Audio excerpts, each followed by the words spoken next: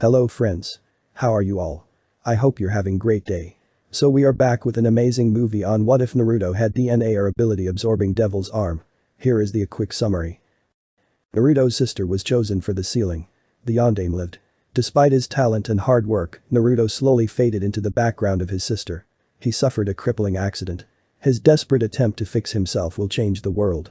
But before we start, we always provide the best and interesting what if videos. So be sure to subscribe to our channel and also like this video. Also share this video with your friends. Now let's back to the video. Minato Namikaze sat in his office, practically pulling out his hair. The greatest of the 9 Biju was getting closer to Konoha with every second, Shinobi dying to stall it, and he sat here without a solution how to stop it. The only thing he found out was that it was impossible to kill a Biju. There had been millions of tries, but not a single success. Sealing was possible, and ironically, it was his own specialty, but sealing a Biju got exponentially harder the higher up the hierarchy it was, and the Kyuubi stood at the very top. There had been a few notes about Jinchuriki and Biju, but the only thing he got on the Kyuubi was that it had never been sealed before and that it was female. Thank you very much asshole, knowing the gender really helps in getting rid of it. What was he supposed to do, offer free sweets, shoes and clothing if it left? Then he found something in the forbidden section. It was a ritual that summoned the Shinigami himself, who then ripped the soul out of your enemy, marking you and devouring both your and the enemy's souls. A last-ditch effort. But what was the point in marking the user if he died along with his victim? Unless it was a sealing. Minato delved into his research with new vigor, and after confirming that it was indeed a sealing ceremony, he started to make adjustments. Since it was a sealing, it should be possible to control where exactly the target was to be sealed. He knew that if he sealed the Kyuubi into an object, it wouldn't take a week and the beast was free once more, being far too strong to be locked in a teapot like the Shukaku. If an animal was used, the Kyuubi would take control before you could say oh shit, since no animal had the willpower or mentality required to keep it at bay. The only possibility was a human. Ideally, he would seal it in himself, then drag them both to hell, but he wasn't sure if the Kyuubi had a trick that would allow it to escape the Shinigami's clutches. Any other adult was out too, seeing that in adults, even a child's chakra network was already too solidified to handle the sudden influx of chakra. The only thing that could adapt was an infant. Minato felt a new height of despair. He would not have hesitated for a second to sacrifice his own life, but to drag an innocent life into this. Especially since he knew that only 2 babies would be born in time for the sealing, his own. Kushina was pregnant with twins, and her water had broke a few minutes ago. He was going to have a son and a daughter. And he would have to seal the Kyuubi in one of them. Even if another mother gave birth early, Minato knew that he couldn't ask anyone to give up their child if he was not willing to give up his. So the only bitter question was which one to seal it in. He weighed his options and eventually came to the conclusion that sealing it in his daughter would be the best option. Sealing a being of one sex into a being of the other sex was always risky, as it kept host and prisoner from properly bonding, something Kumo had learned when they sealed the Nibi into a man. Who during his life not only had little contact with his Biju and never got beyond using a bit of raw chakra that was useless for any kind of jutsu, but had miserable chakra control altogether as the different chakras violently disrupted each other. On the 40th anniversary of the sealing, the man had spontaneously combusted, the explosion taking out almost a tenth of Kumo, the suddenly free Nibi smashing another fifth before it was caught and resealed, this time into a girl. No, it was better to seal a female into another female. The Nibi had destroyed a tenth of Kumo. Minato had no interest in finding out how big of a boom the Kyuubi would make. He spent the next 3 hours designing the seal that would hold the Kyuubi before heading to Kushina, his heart heavy. Kushina held her babies in her arms, smiling at both of them. Naruto looked just like his father, while Natsuki was her spitting image. They were crying, and honestly she couldn't blame them, as she could feel the Kyuubi's chakra, the beast most likely approaching the gates at this moment. It's okay. Don't worry, daddy will find a way to save the day, that's what your daddy does best. Naruto, Natsuki, it'll be fine. Tsunade, who had returned to Konoha to help her friend Kushina through what has been called the most painful time in a woman's life, was not so sure, and she could see that Kushina's confidence in her husband was not absolute either.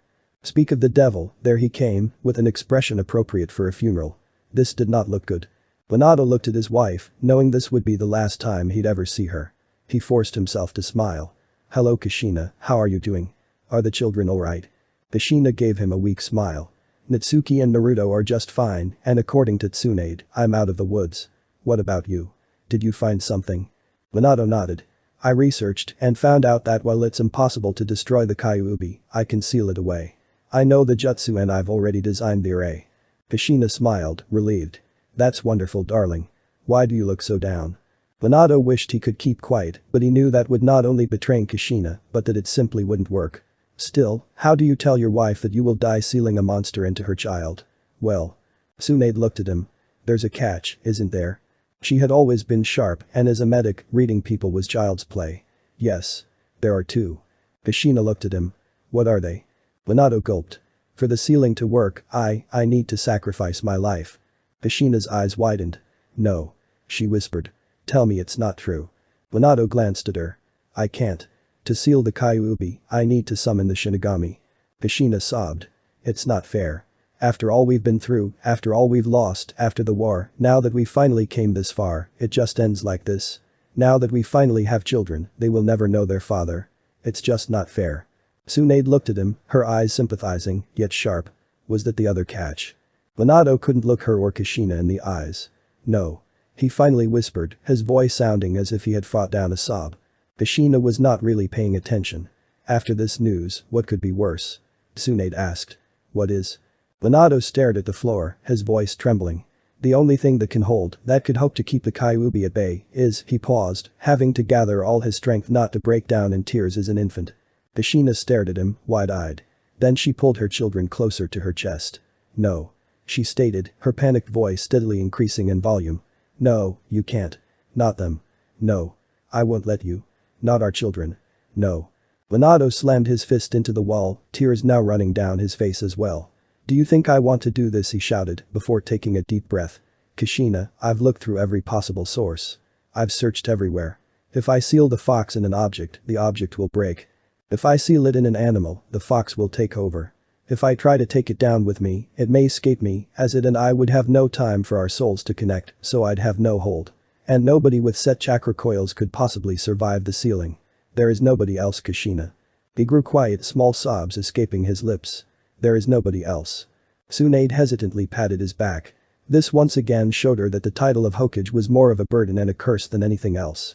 Here stood a man, a loving husband and fresh father, who had to not only sacrifice his life in his best years, but damn his own child to house a demon. The job sucked, and that was it. After nearly an hour, Minato left the room with Natsuki and a broken heart. He knew that he had to do it, but that didn't make him feel any better about it. If anything, it made him feel worse. Minato stood on Gamabunta's head, staring at the fox who destroyed his happiness. He sighed. You ready, Gamabunta? The large toad snorted humorlessly. Nobody is ever ready to face that one, but I'll buy you as much time as I can. Thanks. Tell Jiraiya to get you a large bottle of sake, my treat.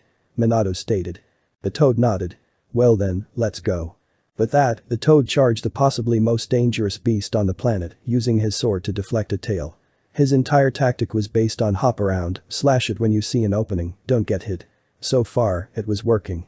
Minato had already drawn the seals on his daughter's stomach and was flashing trough the last hand signs as Gamabunta took a hit, not enough to dispel him, but it would leave a scar over his eye. Hurry. I can't keep her busy much longer. The toad called. But Minato had already finished, the Shinigami was floating behind him. He looked at the fox and calmly spoke the words that would end his life. Shiki Fuin. He felt like his chest was encased in ice as the Shinigami's arm shot out of his stomach, grabbing the Kyuubi desperately struggling, while Gamabunta kept it from escaping before disappearing with a poof and somehow transforming it into red mist that it placed in Natsuki's stomach. The seal Minato had inscribed glowed before fading away. It was over. Minato slowly turned around and looked at the Shinigami, who was also looking down to him. Are you prepared? The deity asked. Minato opened his mouth. Images began to flash before his eyes. His village. His wife. His son. His daughter. The images changed. He saw his hopes for the future. First he saw his village, glistering proudly in the sunlight. He saw Kushina smiling at him in front of their compound. He saw his children growing up, first as children, then young teens. He saw himself and Kushina giving them advice on the shinobi life. He saw them, now older, at their weddings. He saw himself hand the Hokage hat to his children. He saw his grandchildren sit on his lap while he told stories of long past wars. He finally saw himself, now as old as Sarutobi, laying in a bed, surrounded by his precious people, peacefully closing his eyes. Unlike many shinobi, Minato's ideal death had never been to die in a brilliant display, fighting a equal if not superior foe like the Shadame, or facing unbeatable odds to buy his comrades time like the Nidame. He wouldn't mind going that way, mind you, but his dream had always been to die peacefully of old age with a smile, surrounded by his loved ones. It wasn't fair. To have everything stolen from him just when life had finally started to look up. He could stay tough, but facing a god, Minato, knowing it would make no difference, chose honesty. I'm not ready. This statement, while seemingly so easy to make, was the hardest thing Minato had ever done, including choosing to use his children. He gave up his ego, his pride, his image as the fearless confident leader, and revealed his true self. A man who was afraid to die with so much left undone. Where was his courage? His resolve to offer his life as the Hokage. The iron will and passionate love for his village that made him running into more than one hopeless situation with guaranteed death. Where was that passion that had driven him in the library to search for a solution, no matter the cost to himself? Gone. Vanished under the cold gaze of a god that stripped all falseness, that could not be deceived.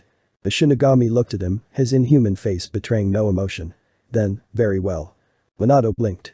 It couldn't really be that easy, could it? What? The deity looked at him. I am death. Everything dies. It makes no difference if I take you now or in 100 years. Eventually, you will die, and as our pact, your soul will be mine. I am patient. I can wait. With that, he vanished, leaving a baffled, slack-jawed Minato behind. Minato then looked at his daughter and smiled. The Shinigami would eventually get his soul. And he didn't care. He was given a chance to watch his children grow up, that was all he needed. He picked up Natsuki and headed towards the hospital. He would take care of the villagers in a minute, right now, he headed for his family. The reunion had been shocking and heartwarming, lasting nearly an hour before Minato decided he couldn't leave his villagers in the dark any longer. He took his daughter in his arms and smiled. She looked exactly like her mother, with the exception of the 6 whisker marks on her cheeks. Naruto on the other hand was clearly his clone, or rather his reflection in the fountain of youth. He stood on the tower, looking down on the masses gathering below, cheering for his victory. He smiled. People of Konoha, we have won. Thanks to our many brave shinobi, I have managed to find a way to defeat the Kyuubi. It will no longer be a scourge on these lands. The roars were deafening. Minato raised his voice. But not I alone am the true hero. The heroes are all those who bravely faced the Kyuubi. Roaring approval. Then Minato spoke again. Nor am I the savior of Konoha. The true savior is right here. He lifted Natsuki up so that everyone could see her. The Kyuubi was so powerful because it is immortal and nothing can kill it. However, this girl is keeping it locked away where it can never cause harm again. She is the jailer for the most powerful Bijuu, and she will make sure that we can live without fear. I present you the savior of Konoha, my daughter Natsuki Uzumaki Namikaze. There was a moment of silence, then the applause and cheering rose to new highs. Their beloved leader, the Yondaime, had stated that the girl, his daughter no less, was a hero who kept Kyuubi imprisoned forever, so it had to be true. The few yelling something about killing were swiftly pulled into dark corners where the truth was beaten into their heads. Minato felt wonderful. His family was complete, he was alive, and his daughter was seen as the hero that she was. And for a moment he had been worried that they would be unable to tell the difference between the jailer and the prisoner. He should never have doubted his people. And even though revealing both his marriage and status as a parent may be slightly risky, Minato was not worried. He had stared both Kyuubi and the Shinigami himself in the face and had somehow managed to make it out. What human did he have to fear? Iwa and Kumo would be too worried that if they attacked the children, their parents would retaliate and bring repeats of the humiliating defeats the war had brought them and their countries. In fact, it was more likely that new alliances would sprout like mushrooms. He would have to deflect the proposals to his children, but somehow, that didn't really seem all that threatening compared to what he had been through. No, the future of his family was very bright. It's fascinating how a man can at the same time be so right and yet so wrong. Kushina looked at the 2 babies that were peacefully sleeping, finally. They were incredibly tiring, as much as she loved those 2, her husband was currently busy organizing the rebuilding of Konoha, so looking after the kids fell completely to her. She was thanking God that at least Naruto was a quiet child who only cried when he really needed something, as Natsuki was a bundle of energy that couldn't be let unsupervised for even a single second. She permanently crawled around, never remaining in the same spot, and she cried more often in 10 minutes than Naruto did in a normal week. Kushina suspected the Kyuubi was at least partially responsible for the exhausting amounts of energy Natsuki possessed. Still, her life was going well.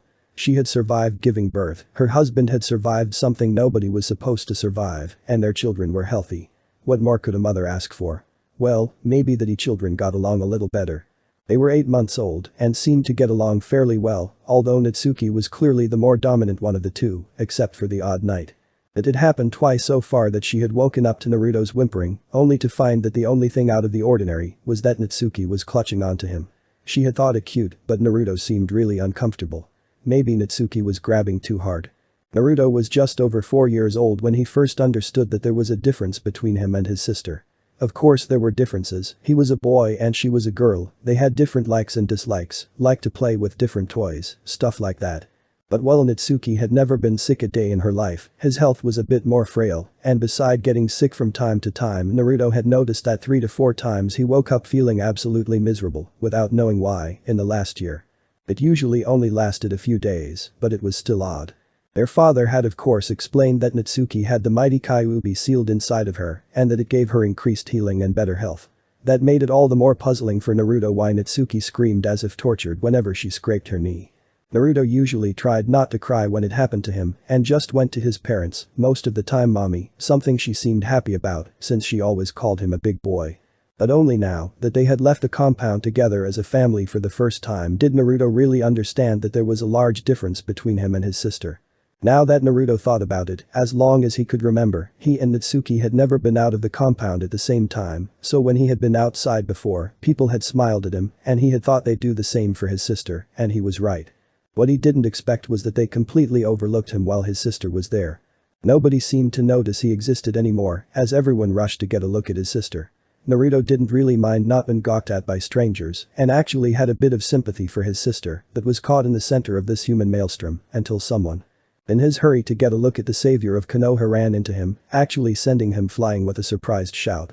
The muddy ground prevented any serious injuries, but his formerly orange yukata now had large patches of brown. He sniffed. He had liked that yukata. Minato noticed that the tug on his leg had vanished and looked down, only to find that Naruto was not there, but a good 4 feet away, rubbing his head while unhappily looking at his ruined yukata.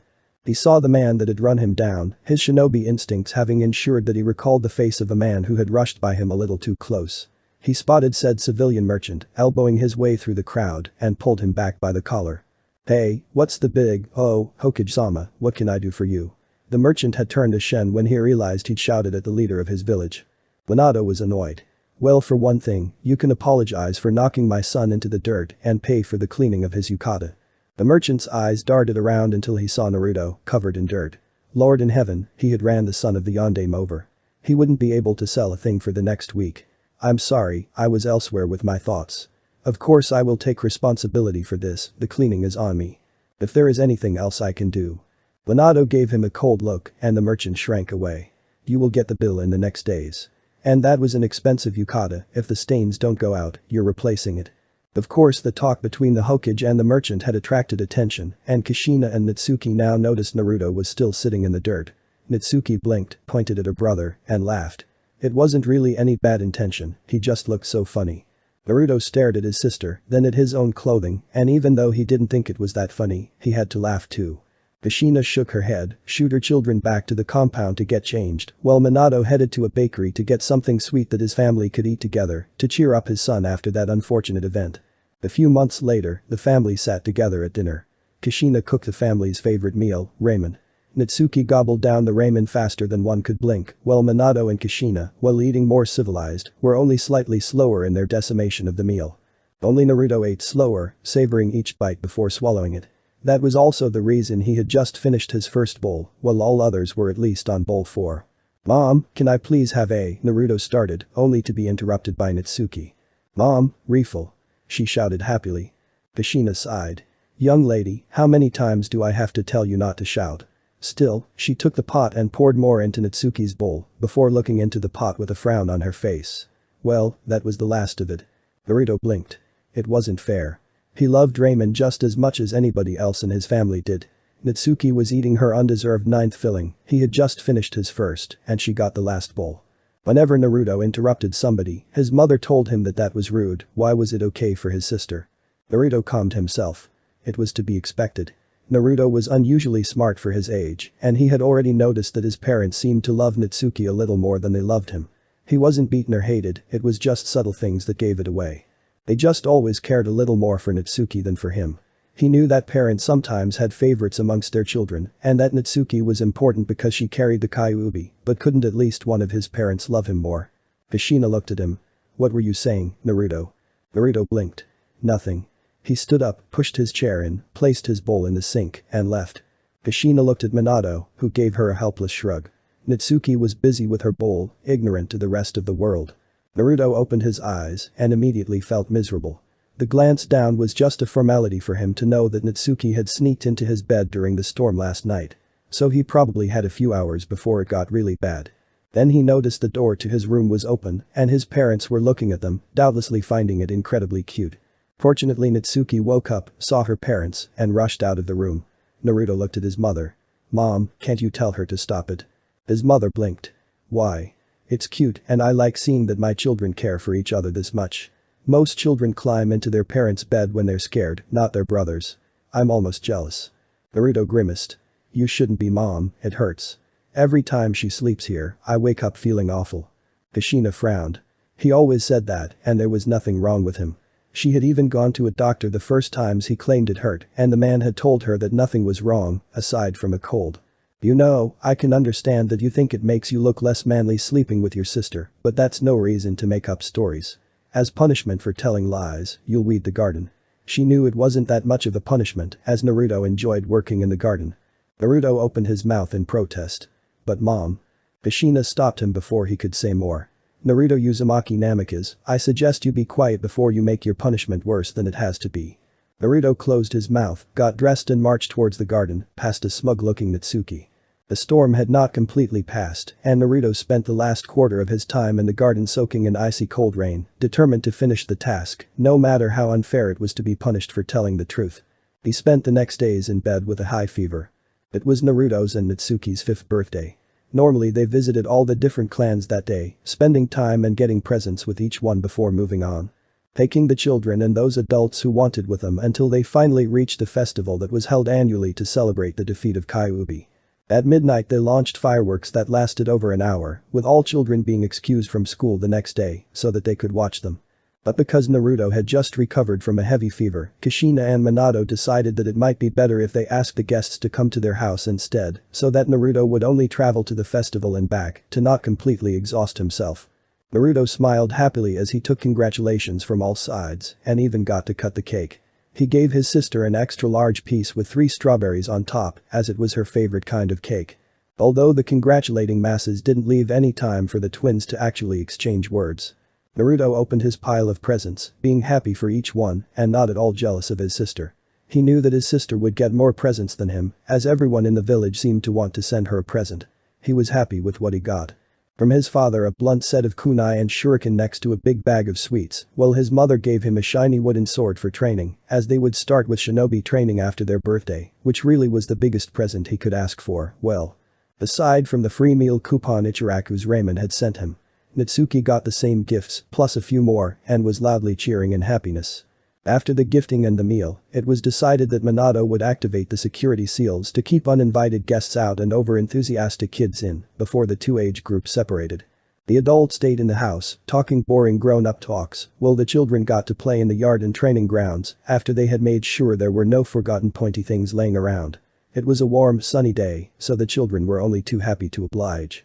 After the adults had left, Natsuki suddenly clapped her hands, pulling the attention to her. I just wanted to say something. Thanks for coming.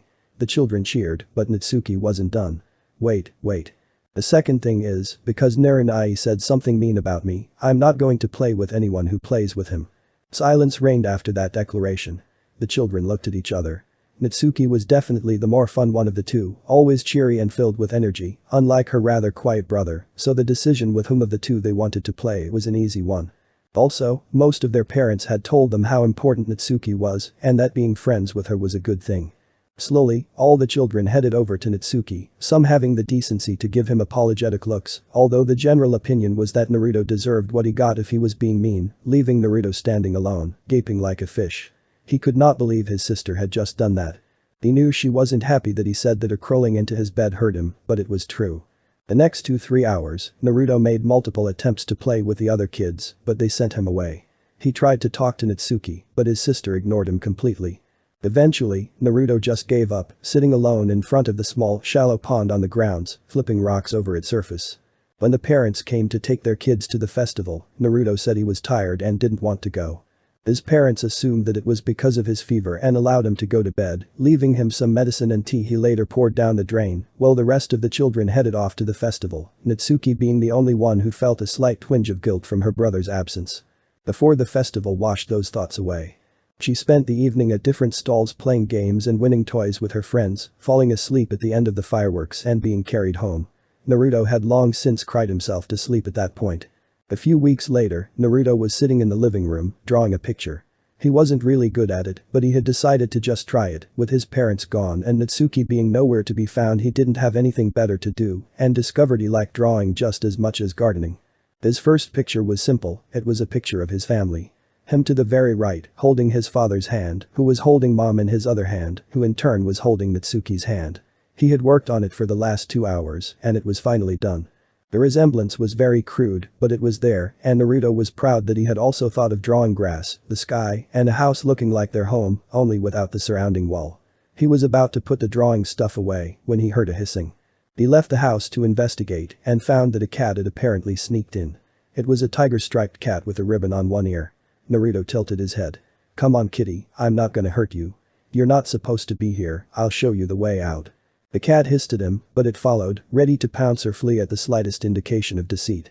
Naruto however simply opened the small hatch that could be used to look at who's at the door before actually opening it. It had seals on it that prevented anything from going into the property, but it didn't have anything preventing going out of the property, as long as it fitted. The cat jumped on his back when he leaned forward, then on his shoulder before jumping through the hatch and out of the compound it had been unable to leave. Naruto on the other hand heard his parents' voices and realized they must have come back while he had been busy with the cat. When he came in, his father smiled at him. "Ah Naruto, nice to see you. How was your day?" Naruto smiled shyly. Because of Minato's duties as Hokage, he didn't get to spend as much time with his family as he would have liked, so Naruto always seemed a bit unsure about him. "I'm fine." Then his mother showed up, smiling. "Naruto, Natsuki drew a great picture." Naruto blinked. "She too." Well, that would explain why Naruto hadn't found her. "Really?" Kushina nodded. "Here it is." She showed it. Minato smiled. "That's impressive. It really looks just like us." Naruto's jaw had dropped. That was his picture. The one he had spent the whole day drawing. Natsuki had taken it while Naruto was busy with the cat and in her shaky writing, had named it hers, writing me in the uncolored spot Naruto had left above her head. Kushina was titled Mom, Minato with Dad, while she had written Eren I above his image. "I made that." Kushina's smile faded. "Naruto, I told you before that it's not nice to lie." "But I'm not lying." Naruto defended himself. Kushina gave him a stern look. "Naruto, I saw Natsuki finishing the picture. If it was yours, where were you?" Naruto tried to explain. "There was a cat in the yard, so I." Minato joined the conversation. "So you were playing outside with a cat. That's fine, so why do you insist on claiming your sister's work? If you're jealous, just draw something yourself. What you're doing can be called stealing, and you know our opinion on that." Naruto tried not to look too upset. "But that's not how it." Kushina sighed. "Naruto, stop making excuses and just apologize for lying." "But I wasn't." Naruto started. Kushina gave him a stern look. "Naruto, go to your room. You won't be coming to Ichiraku's with us today. I didn't want to do this, but you brought this over yourself. It will give you time to think about if the punishment is worth telling us obvious lies." Naruto blinked. Why was he being punished? He was telling the truth. Natsuki stole his picture, lied to mom and dad, and as a reward, she gets to go to Ichiraku's while he had to stay in his room. That was like a thief stealing a painting and being given the insurance money of the painting as a reward. He ran up to his room, slamming all doors that he could, sliding or solid. On the way up the stairs, he looked back one last time and saw Natsuki stretching her tongue out to him. That was the first time Naruto truly hated his sister. Naruto grunted as he was slammed against the ground. He quickly pushed himself on all fours and kicked his left leg behind him. A huff told him he hit the target. He jumped to his feet, but his attacker had already recovered. Naruto blocked 5 punches and sent 3 back before a knee to the gut forced him on his knees. "That's enough, both of you." Minato's voice rang out. Natsuki jumped back while Naruto struggled a bit before getting up. "Good job you two. Especially you, Natsuki. I'm surprised, most girls are weaker than boys." Natsuki puffed her chest while Naruto growled. "Well, most girls don't have a demon in them that make them stronger." Minato gave him a look. "Naruto." "What?" "It's true, the blonde lady with the diamond on her forehead said so herself, remember?" Minato couldn't argue with that.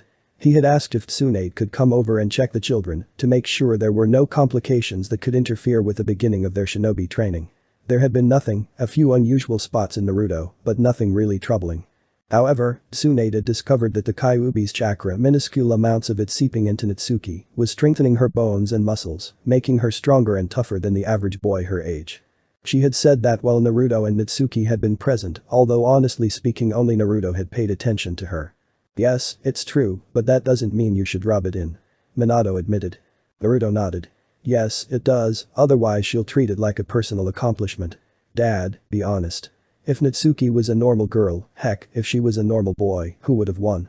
Minato sighed. You Naruto, and don't swear. Natsuki, your brother has a point. In the entire spar, you never once dodged or blocked a single attack, you just took them and kept on striking, quickly forcing Naruto, who did dodge and block, into the defensive. Natsuki blinked. So? It didn't hurt and I still won. Minato looked at her. That's true, but this was a bare-handed spar. In real combat against experienced enemies, you'll almost always be fighting someone with a weapon, if only a kunai. And if you fight them the way you fought your brother, you'll be cut to ribbons before you can inflict any damage. Even the Kyuubi can't heal you if you have a knife in your chest or lost your head. Your strategy is just dashing out hits and relying on the fox to fix anything that happens to you. Well, that is okay now, it has to change. Your mother says that in sword training, Naruto beats you every time. Natsuki was insulted. Only because mom always calls the matches before anything happens. Minato frowned. No, she calls the matches when one side gets a hit that would either cripple or kill them if you were using real swords. Naruto just uses openings to hit those places. Natsuki shook her head. Nah, she called matches when Naruto hit my shin or arms. Minato looked at her. Well, you can't fight without arms and feet, can you? Natsuki pouted, before finally admitting no. Minato ruffled her hair. See, was that so hard?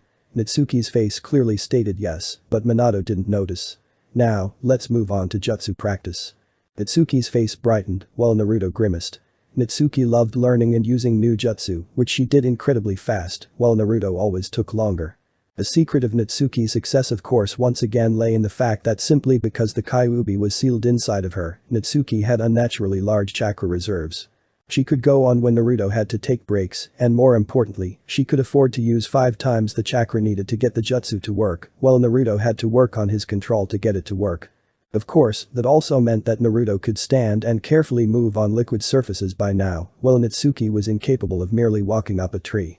While Natsuki was upset when she saw her brother walk over water or just walk up vertical surfaces to avoid her, she saw no need to better her control, as she had no problems doing the jutsu they were taught. Any attempts of Naruto to state otherwise were perceived as bullying, and his parents didn't take his side in those arguments either, going with the old line any problem that I can safely ignore is not a problem, meaning that as long as Natsuki could do the jutsu, they were happy. To their parents' defense, he and his sister were 5, but Naruto still couldn't see what was wrong at pointing out a problem before it became a habit and even harder to correct. What Naruto loved were jinjutsu. He discovered that with his good control, which he regularly practiced, and his very creative mind, they just came naturally to him.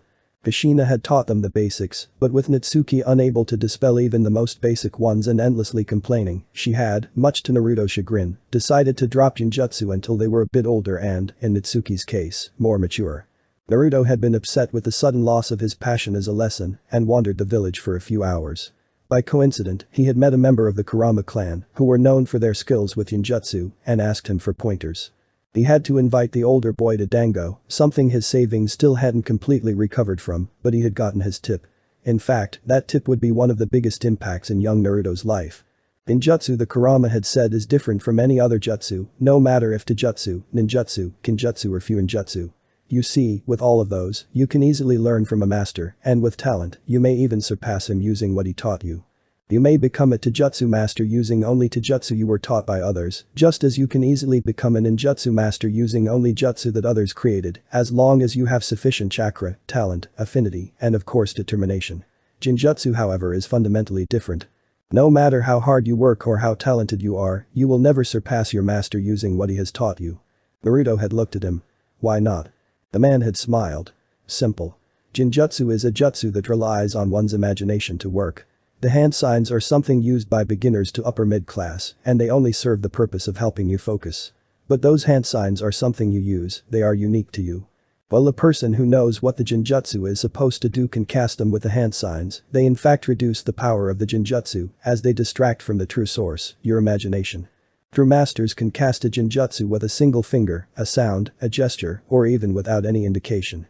Basically the genjutsu that work best for you, that are the most impressive and the hardest to break, are those that you yourself created.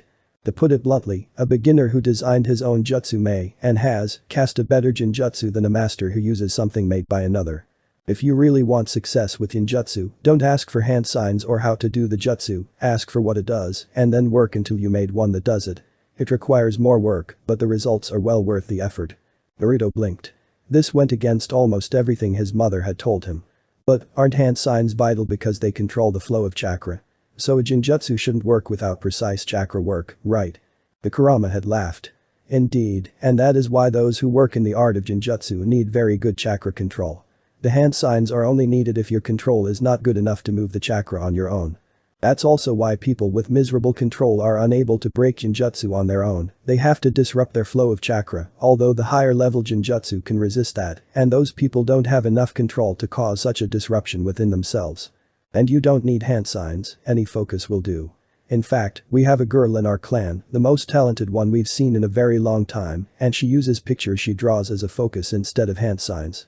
Initially you may need a focus, but what that focus is really doesn't matter in genjutsu. For ninjutsu, it is important because the hand signs are also connected with certain elements of nature and help you tune in better, but that's a different story. So Naruto had started working on creating his own genjutsu, testing them on animals and the harmless ones on random pedestrians. He had also started drawing again, although after Natsuki again took one of his pictures, a rough sketch of Konoha, well he wasn't looking and claimed it was hers, he had started to burn them as soon they were finished. There was another thing that fascinated Naruto, although that was even more difficult to learn. While alone in the house, Naruto had walked into his father's library. Minato had installed seals that ensured nobody he didn't authorize could pull a scroll out of the drawer and that nobody could remove a scroll from the library. He also had the bad habit of leaving things laying around. Naruto discovered that seals, while immensely complex, were actually fairly simple in concept. There were certain rules and guidelines for seal work which could be bended to a certain degree, but not broken without dire consequences, and as long as you followed these, you actually had a lot of freedom in what you do. Of course Naruto would need a deep understanding of seals before he could do anything that was even a 50th as complicated as his father's Hiraishin, but the most basic things Naruto quickly learned to do. The entire concept of sealing somehow making complete sense to him. All in all, Naruto was by far superior in genjutsu, fuinjutsu and chakra control to Natsuki, while having a slight edge over her in kinjutsu due to the fact that he actually dodged and blocked. She was better in taijutsu, although simply stronger and faster would be more accurate, and also superior in ninjutsu, thanks to Kyuubi's increased reserves. Her problems with control were avoided, and when it became clear that the way things were going, Natsuki would never be able to use a bunshin, they decided to teach her the Kage Bunshin, a jutsu perfect for people with high chakra and demons stopping information overload. Natsuki had taken to it like a fish to water, while Naruto had nearly killed himself when in a fit of jealousy, he had tried the jutsu in his room, managing 3 clones, which dispelled themselves to give Naruto back his chakra. As voluntary dispelled clones return everything excluding exhaustion to their creators. Naruto had learned his limit and the Kage Bunshin's secret there and then, and never created more than 2 clones tops, usually 1. To then train chakra control or read available scrolls and books, while he focused on genjutsu, fuinjutsu and physical fitness, in that order.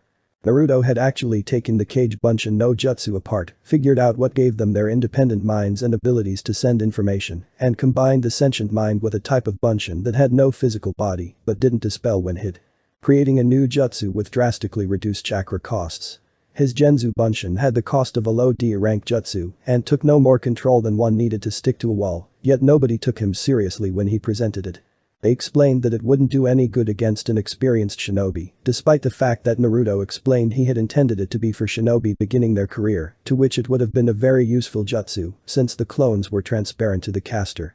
An unintended side effect. Naruto had even created another jutsu based on his first one, a C-rank jutsu requiring a water-walking level of control, the Genzu Bunshin no Yoroi.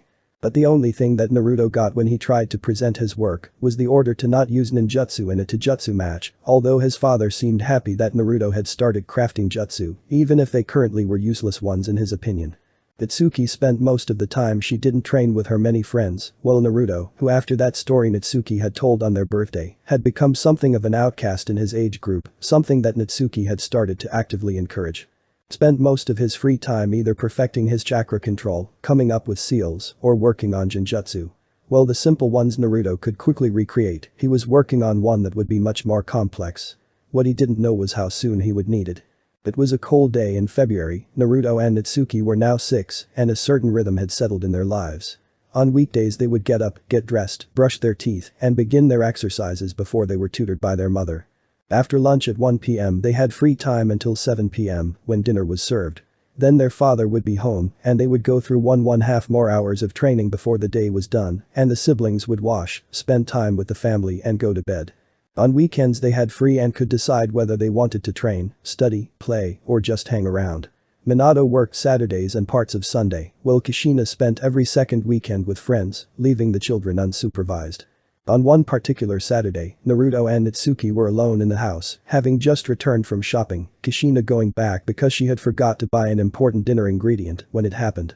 Naruto and Natsuki were in the kitchen, unpacking the shopping bags, when they heard a swooshing sound. Both spending enough time throwing kunai to recognize the sound of one cutting through the air, they both jumped off the chairs they had used to reach the higher drawers. Two kunai embedded themselves in the wall where their necks had been only seconds before. They turned around, only to see a man wearing a headband with rocks carved into it. Natsuki summoned a small army of clones, confident that would be enough, only to stare in shock as the man made short work of them. That shock cost her as she froze, and only Naruto pulling on her arm to get her to run turned the third thrown kunai into a grazing shot instead of a kill. Naruto knew they only had as long as it would take the man to destroy the rest of the clones, which would probably be in roughly 20 seconds if the regular poof sounding out of the kitchen were any indication. A nice part of the Cage Bunshin was that the clones, knowing what they were a lot braver than the originals and had no problem starting kamikaze attacks, which bought them a little time. Naruto's goal was to reach the front door, then the gate, and then they would almost be out of the woods, as there was always some shinobi on the road, usually more than one, and every chunin knew jutsu that served to call for backup. He actually managed to leave the house before the Iwa Nin caught up with them. Natsuki, who had been little more than dead weight the entire escape, cried out in pain when a shuriken sank into her calf. She noticed that her surroundings were getting blurry. She wondered if she was poisoned. Naruto knew there was no way he'd make it even if he left his sister behind. He formed a few hand signs and prayed to every deity that might be listening for this to work. Then he saw that the Iwa Nin had drawn a tanto and was swinging it down. Naruto's eyes widened in horror. He knew he wouldn't be able to dodge in time.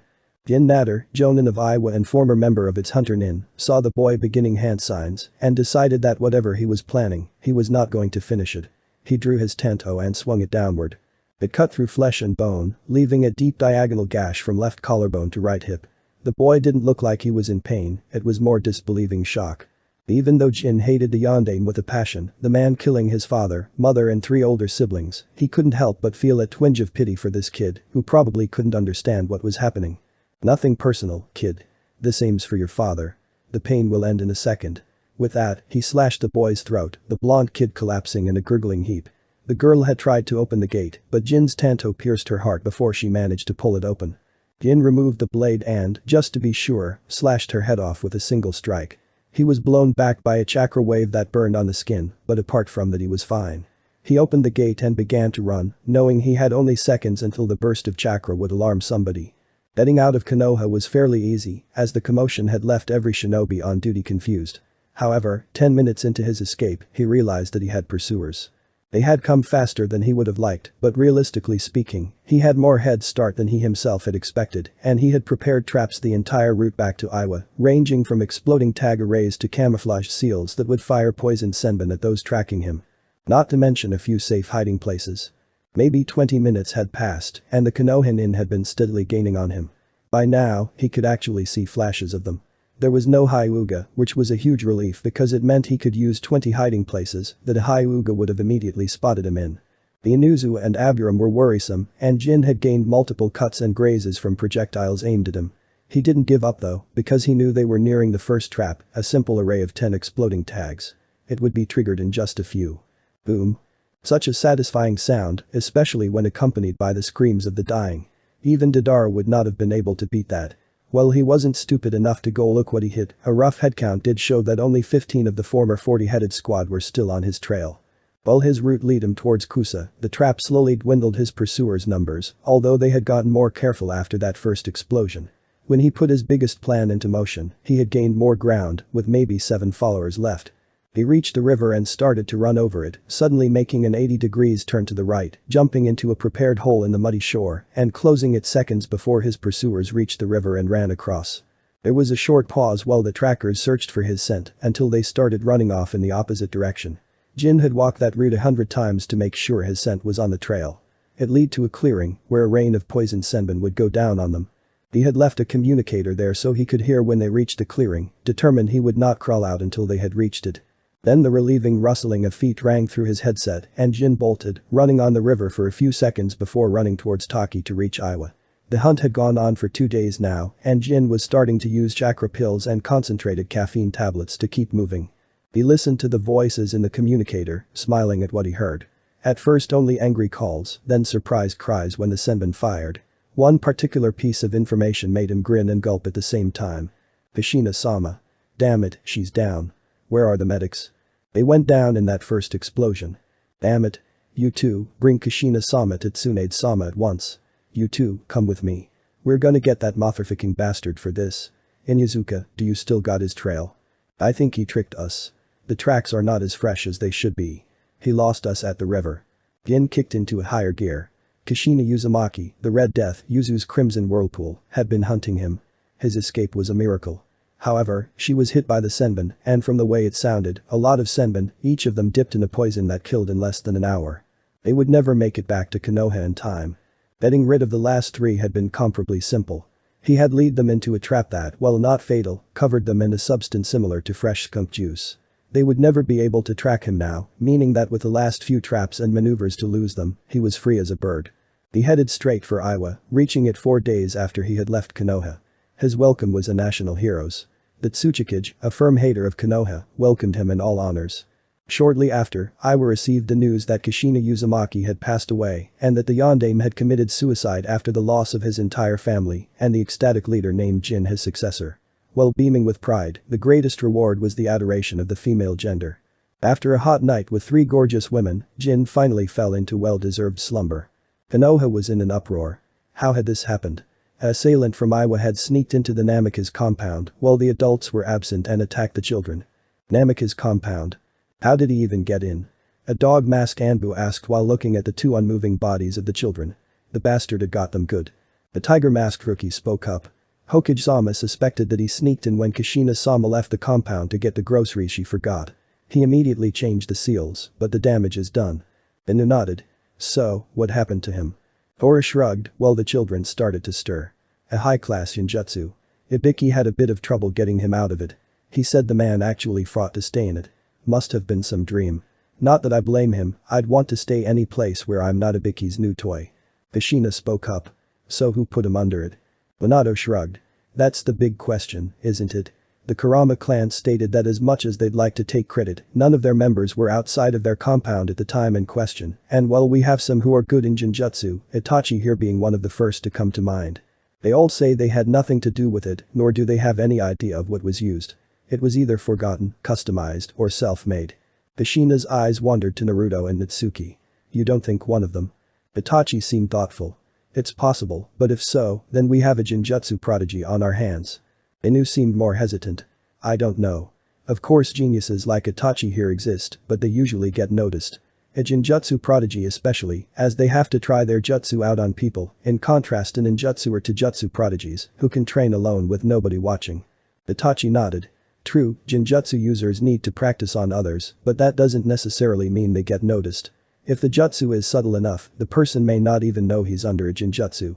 The attacker, who is the insignia of a jonin, would have been able to free himself from the Jinjutsu. The jutsu must have been so subtle he didn't notice he was put under it, working with his logic to make sure that he didn't realize he was caught, and pleasant enough for him not to try and dispel it out of sheer desperation. Also, some minor injuries must have been ingrained, as he has a few wounds that would have dispelled a Jinjutsu that shows the mind no reason to why there is an injury. The jutsu would have to be at least a B rank, maybe A rank to have all these effects. Kushina shook her head. But neither one received such training. I taught one really low-rank genjutsu, then I had to stop because Natsuki was getting more and more upset because she couldn't do it. Naruto did learn it fairly quickly, but there are only few scrolls about genjutsu in the compound, and those are never pulled out. Neither Naruto nor Natsuki had any source on genjutsu, so it couldn't have been them. Inu looked at Natsuki. Do you think it could have been the fox? Minato thought about it. Well, kitsune are known as tricksters and masters of illusion. Of course, we never heard of Kyuubi having any genjutsu skills, but it could be that the fox simply never found itself in a situation where it would need to use them. That seems to be the only explanation. Itachi was not convinced. Wouldn't that mean that there should be at least some traces? Gyaki residue for one. There are sections in Konoha that we still can't even approach because the stuff still lingering in said sections is so dense and aggressive to living beings, like us. 5% of Konoha have been deemed uninhabitable after the attack, and they still are, after all these years. And you're telling me the fresher trails vanished in minutes? Do you have a different explanation? Kushina asked. None so far. Itachi admitted. Still, I can't help but think that something we don't know happened here. Minato shrugged. And I agree. But if what you said is true, even the Iwanin won't be able to help us with that, as he would not know at which point his memories are a genjutsu. Naruto was seething in anger. He had worked months on that one genjutsu, making sure it worked just the way he wanted to, so that he could finally show something unique to him that his parents could be proud of, and now that he had actually activated Zeku Sekai. Driving himself to chakra exhaustion while doing so, his sister of all people got the credit. It was not fair. And of course Natsuki didn't deny anything, granted, she didn't know better. But now she walked around with her head even more bloated, actually threatening him to put him under her super awesome genjutsu if he didn't do what she wanted. Naruto had laughed her in the face, only to be punished when his sister started crying and telling Kushina he was making fun of her. Why did Natsuki get the credit for everything he worked for all the time, while he was being called jealous whenever he tried to set things straight? Even worse, Natsuki had found out that their parents and the teachers in the ninja academy they had recently started to visit didn't trust Naruto when his and her words stood against each other, especially if she had witnesses. So she had started to play pranks and blamed him. And of course the other children took her side, claiming they saw Naruto do it. Some other pranksters like Kiba and Yuzuka had started to do the same thing, meaning that Naruto was slowly gaining a reputation as a troublemaker, despite not doing anything wrong. It went so far that Naruto considered actually playing a prank on somebody, only so that their parents would, just for a change, yell at him for something he actually did. He was sick of hearing "Why can't you be more like your sister?" Resulting in him once yelling back because I don't want to blame others for what I did or take credit for their actions. Which had resulted in a week of house arrest. Really, life sucked. What Naruto didn't know was that life was about to take another U-turn on his 7th birthday, and not for the better. Minato and Kushina were peacefully sleeping in their bed, an actual Western bed instead of a mere futon, when their instinct woke them, telling them they were no longer alone. The worry was instantly gone when they recognized Natsuki's steps before she jumped on them both. Oof. Minato called, exaggerating the pain Natsuki caused. When he opened his eyes, he saw she was already completely dressed in clothes and thick jacket, as winter had come early this year. The only thing she wasn't wearing were her shoes, as it was not allowed to wear those in the house. She smiled at him and Kushina and jumped up and down on the bed. Come on, wake up. It's almost 9. I want to see my friends. Let's go, let's go, let's go, let's go, let's go. Minato laughed. Okay, we're getting up. Kushina looked at her daughter. Don't you want to open your presents first? Natsuki shook her head. I can open them later, they don't go anywhere. I want to see my friends. Minato and Kushina shrugged and got dressed, Natsuki jumping around like a rubber ball on a sugar rush, speaking without a single pause, urging her parents to hurry up, before literally dragging the laughing adults outside, still speaking without break.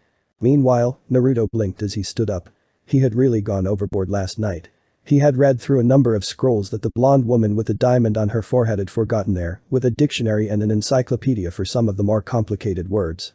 And found a few things that had brought him to put down the basis for 2 new genjutsu that would be as good or even better as Zeku Sekai. It would probably take months until they were done, but his first self-made genjutsu had given him a feeling for how it worked and what he had to do, so he was confident that he could finish these new ones faster. After he had those ideas somewhat worked out, he had worked on some seals before falling asleep at 3 in the morning. Then all he would have to do was get his reserves up to a level where performing them would not be a gamble that always left him unconscious and only worked once every 5 tries. Naruto had wisely decided to try his genjutsu one more time, just to be sure, and was disgruntled to learn that he didn't have enough chakra for it, and that the first time had probably been a fluke caused by adrenaline, increasing the amount of chakra in his body to beyond what was normal and safe.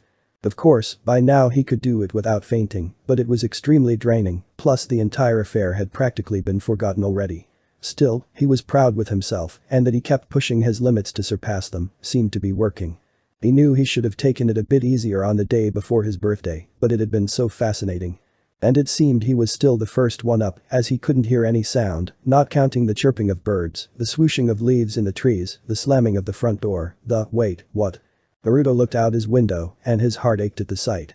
He saw his parents, happily laughing with Natsuki, who was holding their hands and using them as a swing, laughing and talking without rest. At that moment, Naruto was no longer the Genjutsu and Fuinjutsu prodigy, he was no longer the genius that had outmaneuvered a Jonin. He was simply a recently 7-year-old child that had seen his parents go away without him. He didn't even get the idea to open the window and call out to them. Instead he jumped out of the bed and ran, barefoot and only in his thin pajamas, down the stairs in the opposite end of the building and to the front door, the gate to the compound slamming shut the moment he opened the door. Naruto ran as fast as he could, intending to beat on the door to gain his parents' attention. He stretched out his left hand to catch the speed and absorb the impact so that he didn't slam face first into the door, the other hand balled to a fist and ready to slam against the gate. However, luck was not on Naruto's side today. In fact, Naruto's luck had taken the day off, while misfortune was working double shifts to catch up with the workload. The moment Naruto's left hand touched the gate happened to be the exact moment Minato activated the seals in the gate. The first seals went up without a problem, including the sound-blocking seal, which ensured that nobody outside could hear what happened inside. That seal had been placed there back when Naruto and Natsuki had been babies, and latter had regularly cried the whole neighborhood awake. Minato had added them to ensure that at least the neighbors got some sleep. However, as bad luck would have it, Naruto's fingers were touching a number of powerful yet for the naked eye, invisible seals that should not be connected. Those seals used Naruto's chakra pathways, apparently believing them to be mere extensions of the array. However, the influx came from all sides and was simply more than the human body was designed to take. Blood splashed, hitting doorway and ceiling as Naruto's skin ripped open in multiple places. He screamed as he felt the pulse of chakra destroy his muscles and crush the bones in his hand. Then he was blasted backwards, landing on the lawn, his arm little more than a bag of flesh, bone fragments and, unfortunately for Naruto, pain receptors. Through some evil miracle, those had remained relatively intact and were sending Naruto's brain the information that he was in agony. Minato glanced at his gate with a frown. "What's wrong, honey?" his wife asked. Minato looked at her. "I thought I felt a surge from the gate, I'll have to check the seals when we get back, I don't want them malfunctioning when we need them the most." Kushina nodded before Natsuki called the attention back to her. "Later dad, now we're going to Hinata's." Minato nodded. "Of course we are, Natsuki. The gate's not going anywhere." With that, he turned and left, still a bit concerned about that surge. Then his wife kissed him and he forgot everything. Natsuki gagged, earning her a playful smack to the back of the head. Every twitch, the slightest movement, everything sent waves of unbearable pain through his body. Naruto had tried to stay as still as possible while calling for help, but after a minute of shouting and whimpering, he realized that he was wasting his breath. As he recalled that there were silencing seals on the walls and gate. Nobody would hear him. He looked at his arm and immediately looked away. It looked bad and it was still bleeding profoundly. Naruto knew he'd be in trouble if he didn't stop the bleeding, so he tried to stand up. It took 3 tries, but with inhuman willpower, he fought himself to his feet and turned to the house, going for the bandages. The door was closed. Naruto cursed as he tried to open it, but the door stayed stubborn. What Naruto couldn't have known was that when the gate was sealed shut, the house automatically went into lockdown. All doors and windows closed and were impossible to open until the gate was opened, unless they were opened from the inside. Naruto had left the door open in his rush to reach his parents, and now that it shut, there was nobody in the house to let him back in. Which meant no bandages, no medicine, no food, and what would get a problem later, no warm clothing. Naruto wasted another 15 minutes circling the house, looking for any opening that would grant him access. After finally accepting he was locked out, Naruto decided to improvise. "Urg," he cried as he took off his shirt, his arm sending agony through his body every time the shirt even so much as grazed it. The left sleeve had been obliterated when his arm burst, so Naruto bit into the right shoulder and tore off the sleeve, before, with cries of pain, tied it tightly around his arm like a rope to restrict the blood flow in that area. Then he, with great suffering, tightly wrapped the rest of the shirt around the bleeding arm as a makeshift bandage. The scroll he had read yesterday had said that these measures should be taken as soon as possible and that they had saved lives in the past. Also, it had said something about limbs falling asleep with restricted blood flow, meaning that he would no longer feel the limb in question. Which was good, as right now, Naruto really didn't want to feel his arm. Naruto shivered. Without his shirt, he really felt how cold the day really was, but if he stayed in the sun, he'd be fine. All he had to do was wait just a little time, then his parents would be there to save him. Everything would be fine. Minato sighed. He had been looking forward to a fairly quiet day, chatting with old friends about this and that and sipping on some drinks, but it was not to be. The Chunin exams were coming up and Minato had failed to see the consequences for the clan compounds. The outside was being used for training and the entire ground was covered with kunai, shuriken and the odd senbon, meaning that the children had to stay and play inside. As in where they were. Minato and the other parents had to permanently keep an eye on their children and with every compound the group progressed, it was getting more hectic. In fact, things were so hectic that it was by sheer coincidence that he had met back up with his wife. She gave him a strained smile. They're quite a handful, aren't they? I can't remember any time in the war when I was this stressed. She said. Minato laughed, before frowning. Me neither. But I can't shake this odd feeling I'm having. Like I've forgotten something important. Kushina nodded. You too. It's on the tip of my tongue, but I just can't. Natsuki Uzumaki Namikaze, put that down this instant. Said girl pouted, but she obediently placed the jar with the powdered antlers back on the shelf where she got them. Kushina followed her, while Minato turned to his old friend and current host, Shikaku Nara. I'm really sorry. She's too hyper. Shikaku waved him off. Don't worry about it. All the delicate and expensive stuff is sealed where they can't find it. Minato nodded and went in the opposite direction his wife had headed. There were already 6 children running around, including Shikaku's own child who was being dragged by a blonde Ino Yamanaka. Itsuki's presence had to be sealed in a scroll by now when not used, and Minato really wished for a break. The first thing he'd do when they were finally at the actual festival and everyone looked over the kids was getting dead drunk. Still, the odd feeling never left him, but Minato was kept busy by the steadily growing horde of kids, so he shoved the feeling aside, accrediting it to the surge in his gait, opting to take a look when they were back. The bitter irony was that he was partially right. Naruto whimpered. The sun had traveled further, and out of the sun, coldness crept forwards within the shadows. He could faintly see his own breath, and that was bad. He again fought himself to his feet and gracelessly stumbled to the south wall, using his right hand to support himself on the wall, despite the inconvenience. He felt miserable. For some reason, the wounds were still bleeding, as the torn shirt on his arm still hadn't dried. Even worse, his arm refused to fall asleep, sending agony with every motion. But all moaning wouldn't help him get warm, so he stubbornly set one foot in front of the other, before leaning against the south wall and slowly sliding to the ground. For a while he distracted himself by going over calculations for Genjutsu and seals, but the more time passed, the harder it became to focus. He realized he might be in trouble when he noticed that he had to concentrate to multiply 5 meters and 7 meters to get the area of effect for a rectangular 4-point barrier in square meters. He understood that the loss of blood was slowly becoming a problem, his first aid being meant as exactly that, first aid to prepare for the actual medics to do their magic, and was slowly failing in keeping him up. His vision had also started to become slightly blurry. Naruto's mind slowly shut down, the higher brain function slowly ceasing to conserve energy. He had crawled to the west wall, so that when his parents came in a few minutes at most, they would see him more easily. And while his mind dimmed more and more, one thought went through Naruto's mind again and again.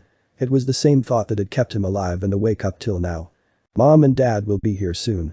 They'll come for you, Naruto. You just have to hang in there for just a little bit longer. He didn't even notice when the sun vanished behind the horizon and a light snow began to fall. Minato sighed. Even directly after the Kyuubi attack, when 7 meetings a day had been considered little work, he had not been so stressed out.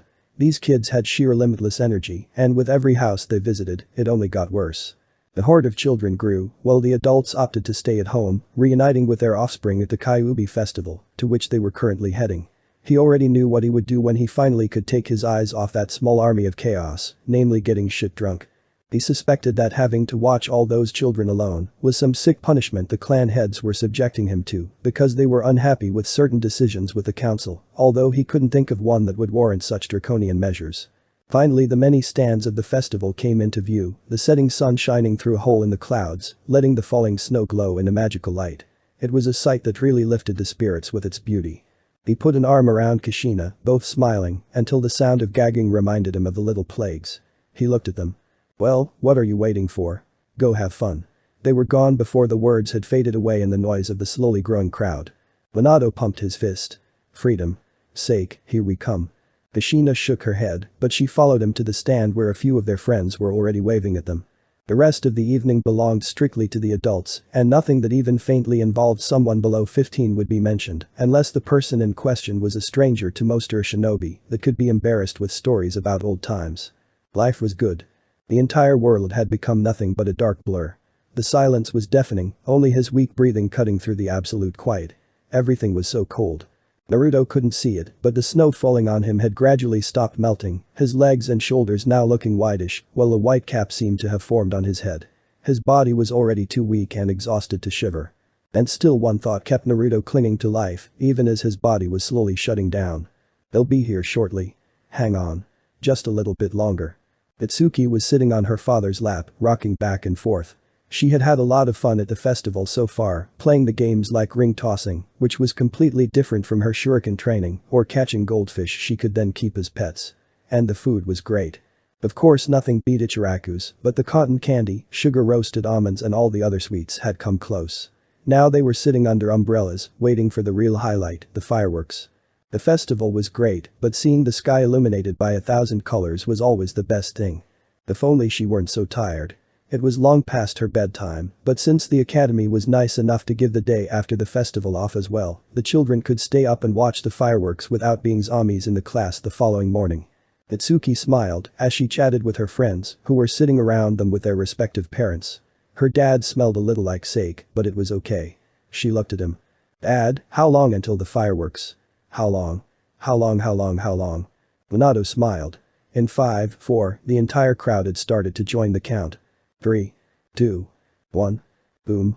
The fireworks had begun, exactly at the time Minato had sealed the beast, midnight.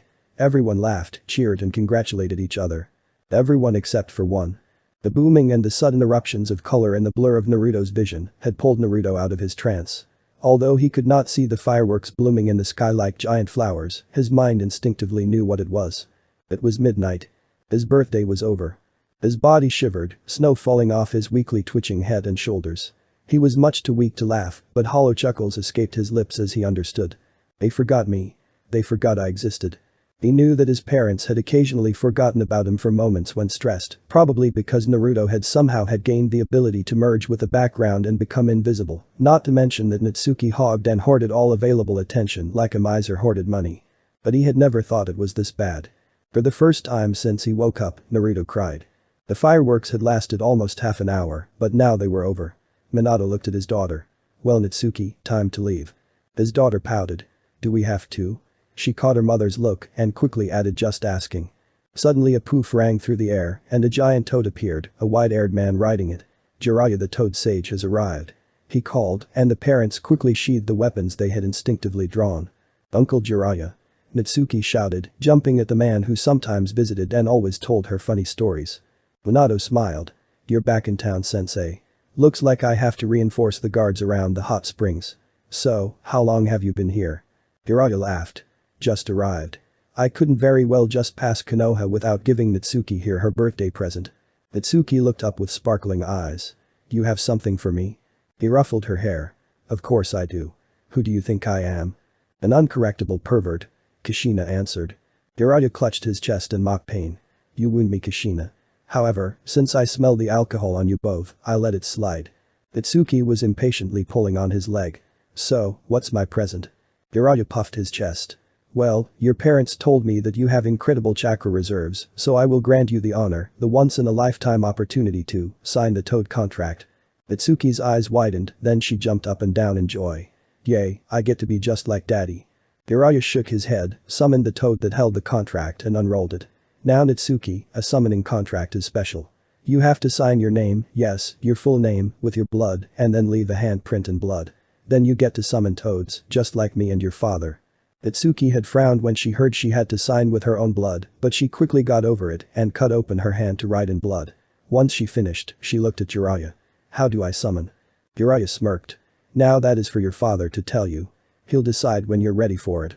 Itsuki pouted. No fair. She shouted, but she ran off to brag to her friends. Jiraiya laughed again, before looking around. Well, Natsuki got her present. So, where is the other one?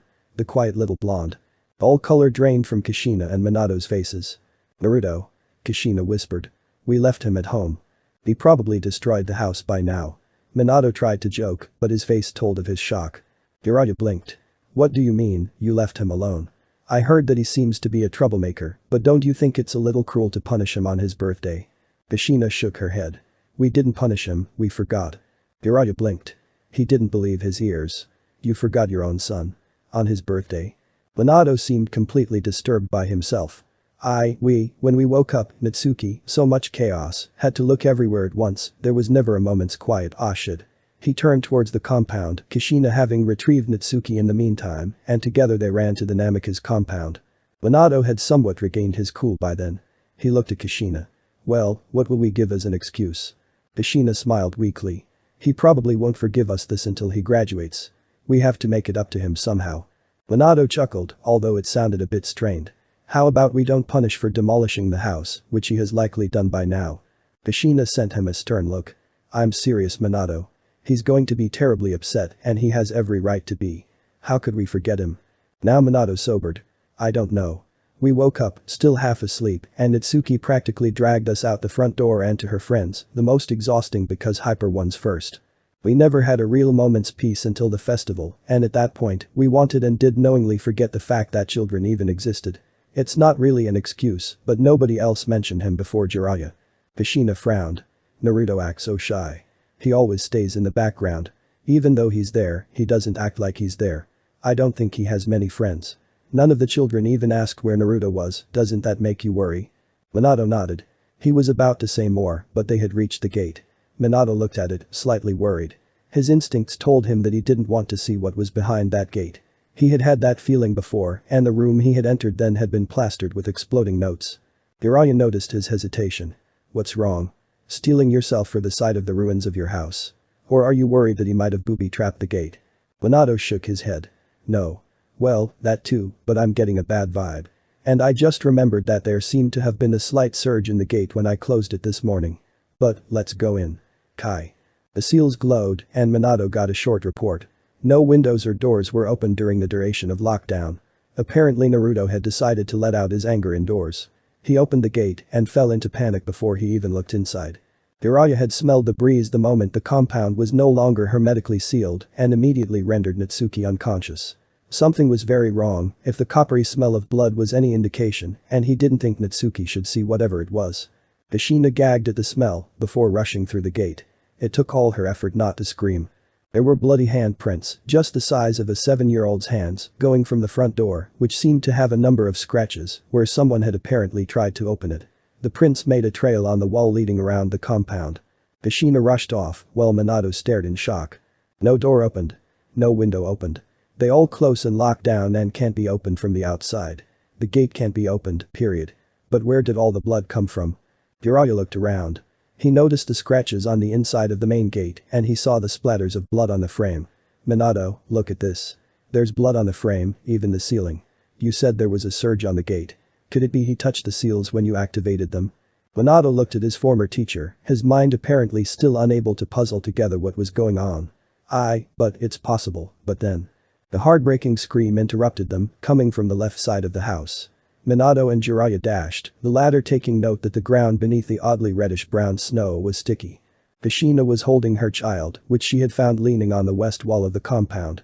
He had, according to the blood on the wall, including larger stains where he had rested, apparently gone with the sunlight to stay warm. Well, that was an admirable show of strength. When she had found him, Naruto had been draped in a thin sheet of white. His eyes were dull and unfocused, tears leaving their marks on the inhumanly pale skin. Kushina wailed, holding her son, rocking back and forth. When her husband arrived, she looked up. Nameless terror was etched on his face. Kami in heaven, have mercy. He whispered. Jiraiya looked between the two of them, before loudly clapping his hands. What are you two doing? We have to get him to Tsunade, now. Jiraiya himself was the most upset one of them all. Admittedly, his contact with the boy, now that he thought about it, had been non-existent, but he could honestly say that he had no fault in what happened to the boy. He had been the one, and shamefully for all clans that were visited, the first and only one, to ask about Naruto's whereabouts, although if he was honest, he only remembered when he had let Natsuki sign the contract, not wanting to look like he preferred a sibling to the other. When they arrived at the hospital, where Tsunade always resided in such situations, because there was always someone, usually a 2 to 3 digited number of someones, who drank more than they could stomach, said Blonde dropped a glass she had been holding, letting it shatter on the floor. "What the hell did you do with the kid?" she asked, enraged. She glared at Jiraiya. "If you had anything to do with this." Said man quickly raised his hands in defense. "I had no part in it. I just got here 10 minutes ago." Kushina, still clutching her lifeless son, looked at Tsunade. "I beg of you, save my son." Tsunade looked at her. "I want an explanation later." She moved a chakra-covered hand to Naruto's head, then to his chest, after prying him out of Kushina's arms and putting him on a stretcher with attached mobile table. "Don't ask me how, but he's still alive." She tore open the jacket wrapped around Naruto's arm, not that it could be identified as such, and her eyes widened. "Dear Kami," she muttered before her eyes widened. His heartbeat's fading. "We're losing him."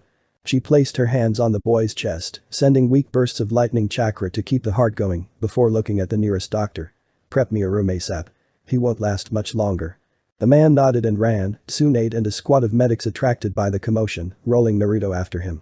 His parents and Jiraiya were not allowed beyond the reception. After nearly 10 hours of surgery, both shinobi-style and old-fashioned, Tsunade returned to the waiting parents. Jiraiya had gone and parked Natsuki at the Yamanaka household, stating that a private emergency made it impossible for Natsuki to stay at the Namikaze compound for a day or two. That was actually true, and he had left before any questions could be asked. Kushina jumped up and rushed to the blonde woman. "How is he? Please Tsunade, tell me he's okay." Tsunade snorted. "He's far from okay. But fine, I'll fill you in on the details before I demand my explanation about what happened." She took a deep breath. He was heavily injured, to be more precise his left arm was, nearly bled dry and suffering from hypothermia to a ridiculous extent. In his limbs, the body temperature was just barely above freezing, the surface temperature of his skin in some cases even below freezing. By all rights and every medical text in the history of mankind, the boy should be dead, but we've stabilized him. What was one of the reasons for his heavy blood loss was that some foreign chakra was stuck in the wounds and prevented the blood from clotting.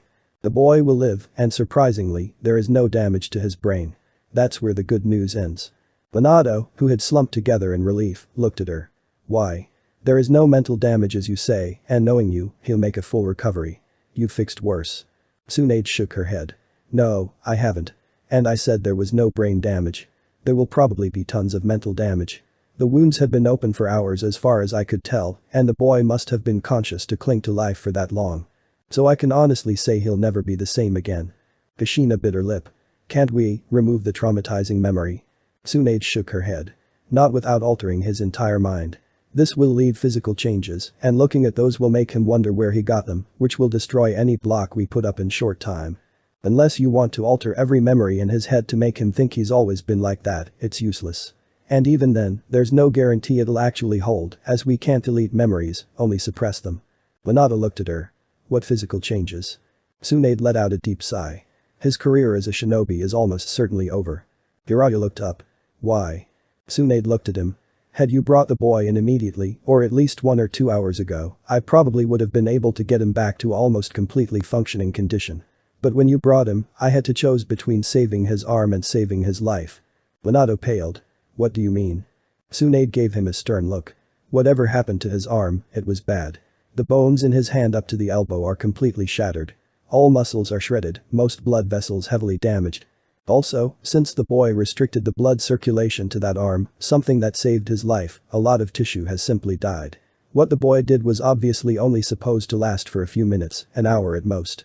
All in all, that arm is little more than grinded meat with splinters. The skin had multiple large tears, so the arm lost mass. All that I can probably fix in a week or so. However, the real damage was done to his chakra coils." Jiraiya looked at her, no shred of his usual cheerfulness in his eyes. Damage to the coils was always bad. Those were the lifeline of a shinobi, and if there was something wrong, especially in such a vital area as the hand, the shinobi in question was a sitting duck, unable to use any jutsu requiring hand signs. "How bad is it?" Tsunade looked away. "They are completely shattered all the way up to the shoulder. Those can't be fixed, and even if by some miracle they do regrow, it will be severely crippled. His left arm will never again mold chakra. Also, the nerves responsible for movement were also damaged. It is almost certain that he will never again be able to move his left arm properly." She gave a stern look to all three, who shrank under her glare. "Whatever you did, it left Naruto a cripple." Tsunade was sitting in her office, Minato, Kushina and Jiraiya sitting before her, all terrible nervous because of the twitch on Tsunade's brow. So let me see if I got this straight. When you two woke up last morning, Natsuki was hopping around on your bed, rushing you to hurry up so that she could see her friends. In your drowsy state of mind, you got dressed and left with her, completely forgetting that Naruto was sleeping only a few feet away. Has something like this ever happened before? Is occasionally forgetting your quiet son in favor of your loud daughter on the list of things you do, or did you just pick a lousy time to try something new? Sarcasm was dripping from her voice. Kushina sobbed, but nodded. It may have happened once or twice. Naruto is just so quiet, you completely forget he's there, especially with Natsuki around. That part Tsunade couldn't deny, as she herself had once taken 5 minutes to notice Naruto was there when the Namikaze family had come to her for a checkup. Anyways, you sealed the compound when you left to ensure that no assassin sneaks in while you're away and hides to kill you in your sleep, like that man from Iowa a few months ago. While sealing the gate, Minato, you noticed a surge in the chakra flow. You didn't investigate, why? Minato looked uncomfortable. A spiker surge in a seal array is usually the first warning that one of the seals is fading, either because the surface it was applied on is wearing down or because the ink is fading off. However, it is not necessarily a cause for alarm, especially not when there have been no prior surges, as it is merely a warning that one of the seals is not in perfect condition. When the first surge comes, that is a sign that you should check the array out in the next few months, or something might fail. I had planned to thoroughly inspect the seals on my free day tomorrow. Also, the surge was weak and gone as soon as it came, which indicates only a minor defect. When I made a rudimentary analysis, the flow was just how it was supposed to be, so I figured that the damage must have been minor at worst. Also, not only the gates, but the walls and my entire house are connected through that array, which means there are almost 10,000 individual seals that I would have to carefully analyze to find the damaged seal, as the surge was weak and didn't give any indication of where I would have to look to find the problem. Which means that it would have taken hours to find the problem, which at the moment I really didn't want to spend crawling into all dusty corners of the compound to check the seals while my wife enjoyed the day alone. And after the incident with the Iwan Inn, I added a second array of security seals working independently from the main array. Anyone not keyed into the system who would enter the compound would have been knocked out and kept unconscious and paralyzed until I woke him up for interrogation, and I activated that system before leaving, and it was working perfectly, so I didn't see a danger in leaving the surge alone for a day. Jiraiya nodded. That is how it works. A surge would suggest that one looks over his arrays, but if it is the first time it happens, you generally have around half a year until any real problems show. Naruto should be grateful then that you didn't decide to camp out for a few months. And Minato, did you at least remember to key Naruto into that system, or did you forget him too while you worked on the seals? Tsunade asked in a sneer. Now Minato was offended. Of course he is keyed in. Tsunade sighed. Anyways, you then visited a dozen or so compounds, and because all of the children running around there, you didn't have time to think of Naruto. Even when you visited the Yamanaka, their blonde hair did not remind anyone that you had a son with the same hair color, correct? And nobody in any of the compounds asked where Naruto was either, or even had a present for him. Is that right? Slow nods answered her. She took a deep breath. And then you went to the festival, where practically the entire village welcomed you, and again, nobody thought of Naruto. You let the kids run around, and when you had your free and calm moment, you all decided to get shit-faced and pretend children did not exist, is that right? And Jiraiya, who I know has been in the country for at least 3 days, decided he'd rather go peep on women in the hot springs rather than visit his godchildren. Meanwhile, Naruto got his arm shredded by your rays because he touched the gate his family had closed in front of his face and spent his entire birthday bleeding into the yard. And let's not forget, the only present he got that day, the ones locked up in your compound don't count, was a crippling injury and the end of his career as a shinobi, long before it officially began. Does that about sum it up? All three looked at each other. It sounded horrible when Tsunade said it like that, but they couldn't really say anything because that was essentially what happened. So they slowly nodded. Tsunade looked ready to explode, but with inhuman effort, she managed to rein her temper in. She took a deep calming breath. Name one reason why I should not pick up this desk and whack you all with it until you look like triplets. She pinched her nose before turning to the door. Shizune, I don't care what you think about it, I need sake right now. As it turned out, Shizune had been eavesdropping and for once actually agreed with Tsunade. When shit like this happened, alcohol was a good friend to lean on. She brought a bottle and 2 cups, one for Tsunade and one for herself. She wasn't a heavy drinker, but you don't spend years with Tsunade without learning how to hold your liquor. Tsunade finished her first cup in one go, before looking at the downcast parents plus godfather. You've caused a wonderful mess. Now you deal with it. You three decide which one of you gets to explain to Naruto that he'll never be shinobi, and especially why. With that, she stood up and left. Silence reigned in the room after the door closed. Slowly, Naruto opened his eyes. The ceiling was unfamiliar, but somehow, he didn't really care. He felt hollow inside. He tried to sit up but dropped back into the cushions, realizing that it was futile. He felt weak, horribly weak. Had Natsuki crawled into his bed again? No, he was alone. Also, this wasn't his room, so he couldn't be in his bed. Why was he here? Then it slowly came back to him. He remembered seeing his parents, laughing happily while accompanying Natsuki outside, without even thinking about him. He remembered running to the gate, then pain. Unbearable pain in his arm. The rest was a blur, but one more thing he did remember. He remembered how colors had erupted in his field of vision, breaking through darkness, while loud booms broke the silence that reigned for what seemed like an eternity. He had laid there on the ground, and for the entire day, for his entire birthday, and nobody had come for him. His parents had just let him lay there and bleed out. That Natsuki didn't say anything even if she remembered wouldn't surprise Naruto. She was becoming unbearable. Still, a part of him could not believe what had happened. That part was dying off quicker than his glutton of a sister could devour a bowl of ramen, but a part of him had still held this belief of the parents that would always be there when you really needed them, and that part was crushed. Naruto looked down on his right arm. It was in a cast. Well, he had suspected that bones were broken when his wrist and fingers had bent backwards the second time he sat down to rest in the sun. Good thing that for all his genjutsu but Zeku Sekai, he no longer needed hand signs. Well, he needed eye contact, concentration and some obvious gesture to get it to work, and they were only low-ranking ones, but a success was a success. Even more so since Naruto was now on his own. While he knew that his parents, who had to have brought him here, as they were the only ones who could open the gate, would probably not discard him, from this point on, the only person Naruto would trust and rely on was Naruto. Never again would he give anyone a chance to betray him like his parents had. And speak of the devil, the door opened, and two patches of yellow and red with two people attached to them entered Naruto's field of vision. Strangely, the sight of his parents filled Naruto with no more emotion than he had before, if anything his emotion seemed to fade away. Minato and Kushina entered the room. To their surprise, Naruto was awake, something Tsunade had said she was not sure if it would happen within the year, depending on how long Naruto's mind would need to get over the shock. Was his almost immediate awakening a good sign for his recovery, or was it bad that it only took a few hours to get over the feeling of being effectively abandoned by his parents in his greatest hour of need? Minato gulped. "Hi Naruto." The boy didn't answer. He simply laid in the bed. Tsunade had said that the boy would probably feel extremely weak because of the amounts of blood he had lost, so it was unlikely he'd be sitting up if he woke up earlier than the day after tomorrow, but the silence was unnerving. Kushina tried again. "How are you feeling?" Naruto's brow raised a fraction of an inch. Kushina cursed herself, it was a stupid question. Naruto looked at her with those strangely empty eyes. "How long?" he finally asked. Kushina blinked. "How long until what?" "Until my arm is healed," Naruto replied. Kushina and Minato exchanged a glance, each not wanting to be the bearer of the news. Minato grimaced before slowly replying. "It'll take time. A lot of time I'm afraid. For now, you may want to learn how to operate with one arm." Naruto slowly nodded. If his suspicion was correct, the bones in his arm were probably little more than splinters, and he had a feeling that a number of those splinters had left his arm with the blood. Fixing all that would probably take weeks, and then he had to go through rehabilitation. All in all, months would probably pass before he was back to normal. Kushina fidgeted. "Naruto, sweetie, please speak with us," she pleaded. This silence was more than she could take.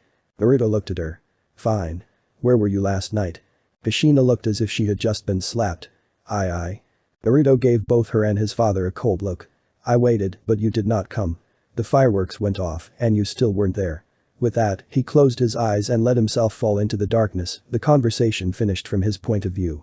Kushina was pale as a ghost. Her lips moved, but no sound escaped them. Naruto had really stayed conscious the entire time until midnight, suffering through what Tsunade had said could only have been living hell, waiting for them. Minato, equally pale, took his wife's shoulder. He tried to speak, but his mouth was so dry, it took him 3 tries. I don't think he wants to see us right now." Kushina nodded and they left. That night, neither of them slept. 3 days later, Naruto was cleared by Tsunade to go home, with clear instructions of taking it easy, not doing any strenuous activity for longer than 5 minutes, putting absolutely no pressure on the arm, and not try and channel chakra with it. Naruto nodded, understanding the need of leaving the arm alone to heal. Of course, that didn't mean he would just sit back and watch his muscles degenerate. He would do bits of light exercise and continue with his genjutsu. He would not channel any chakra into his left arm, the doctor didn't say such things without a reason after all, but the rest of his body was fair game. And seals were something he could work on without putting strain on his body. Good thing he was right-handed, his calligraphy would not be impaired by this circumstance. And he could still draw and paint.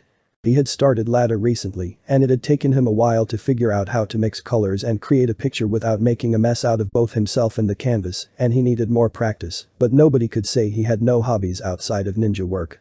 It was also a perfect disguise, as artists were some of the few people who wandered everywhere and roused no suspicion when looking around or checking out places in detail. During the next week, he improved on both his art, although those did not last, as he managed to make a for his standards complicated array that summoned the paint back into their jars when Naruto was done, giving him both the opportunity to practice without wasting paint or canvases. Thus saving money and doing so in secrecy, as whenever Minato and Kushina entered, all they saw was a blank canvas, a remain of something that Naruto, so they believed, once planned to start but never really did. It also kept everything clean, which was another plus. Still, his arm was a bother right now.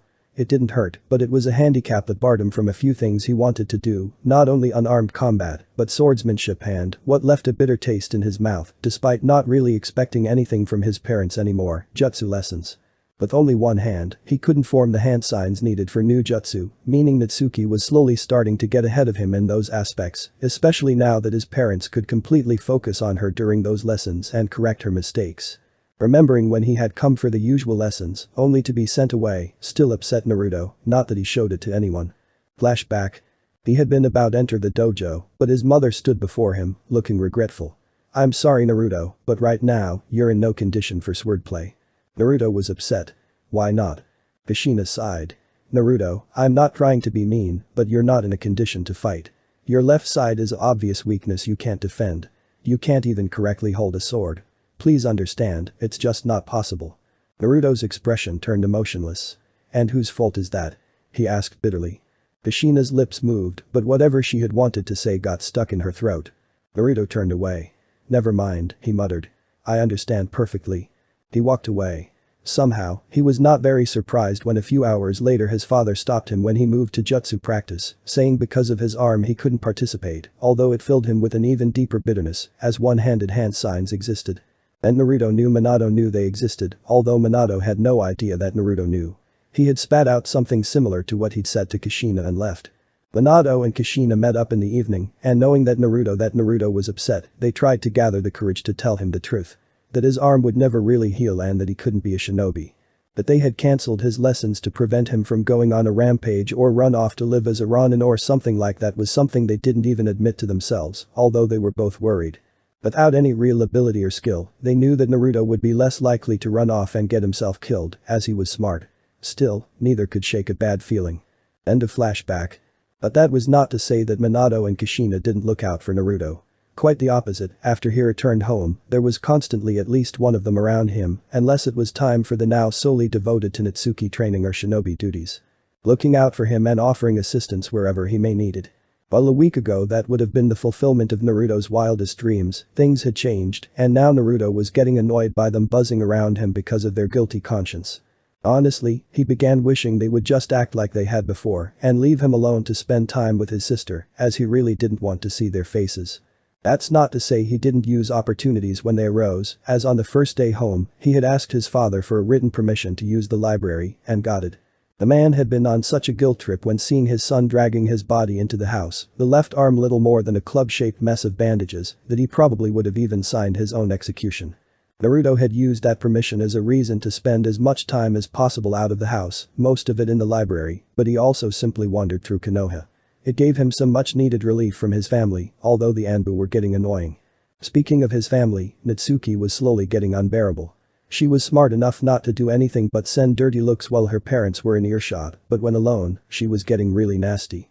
While she couldn't blame any pranks on him right now, she kept taking shots at his injury and kept bragging that she could still take lessons, something that actually got under his skin.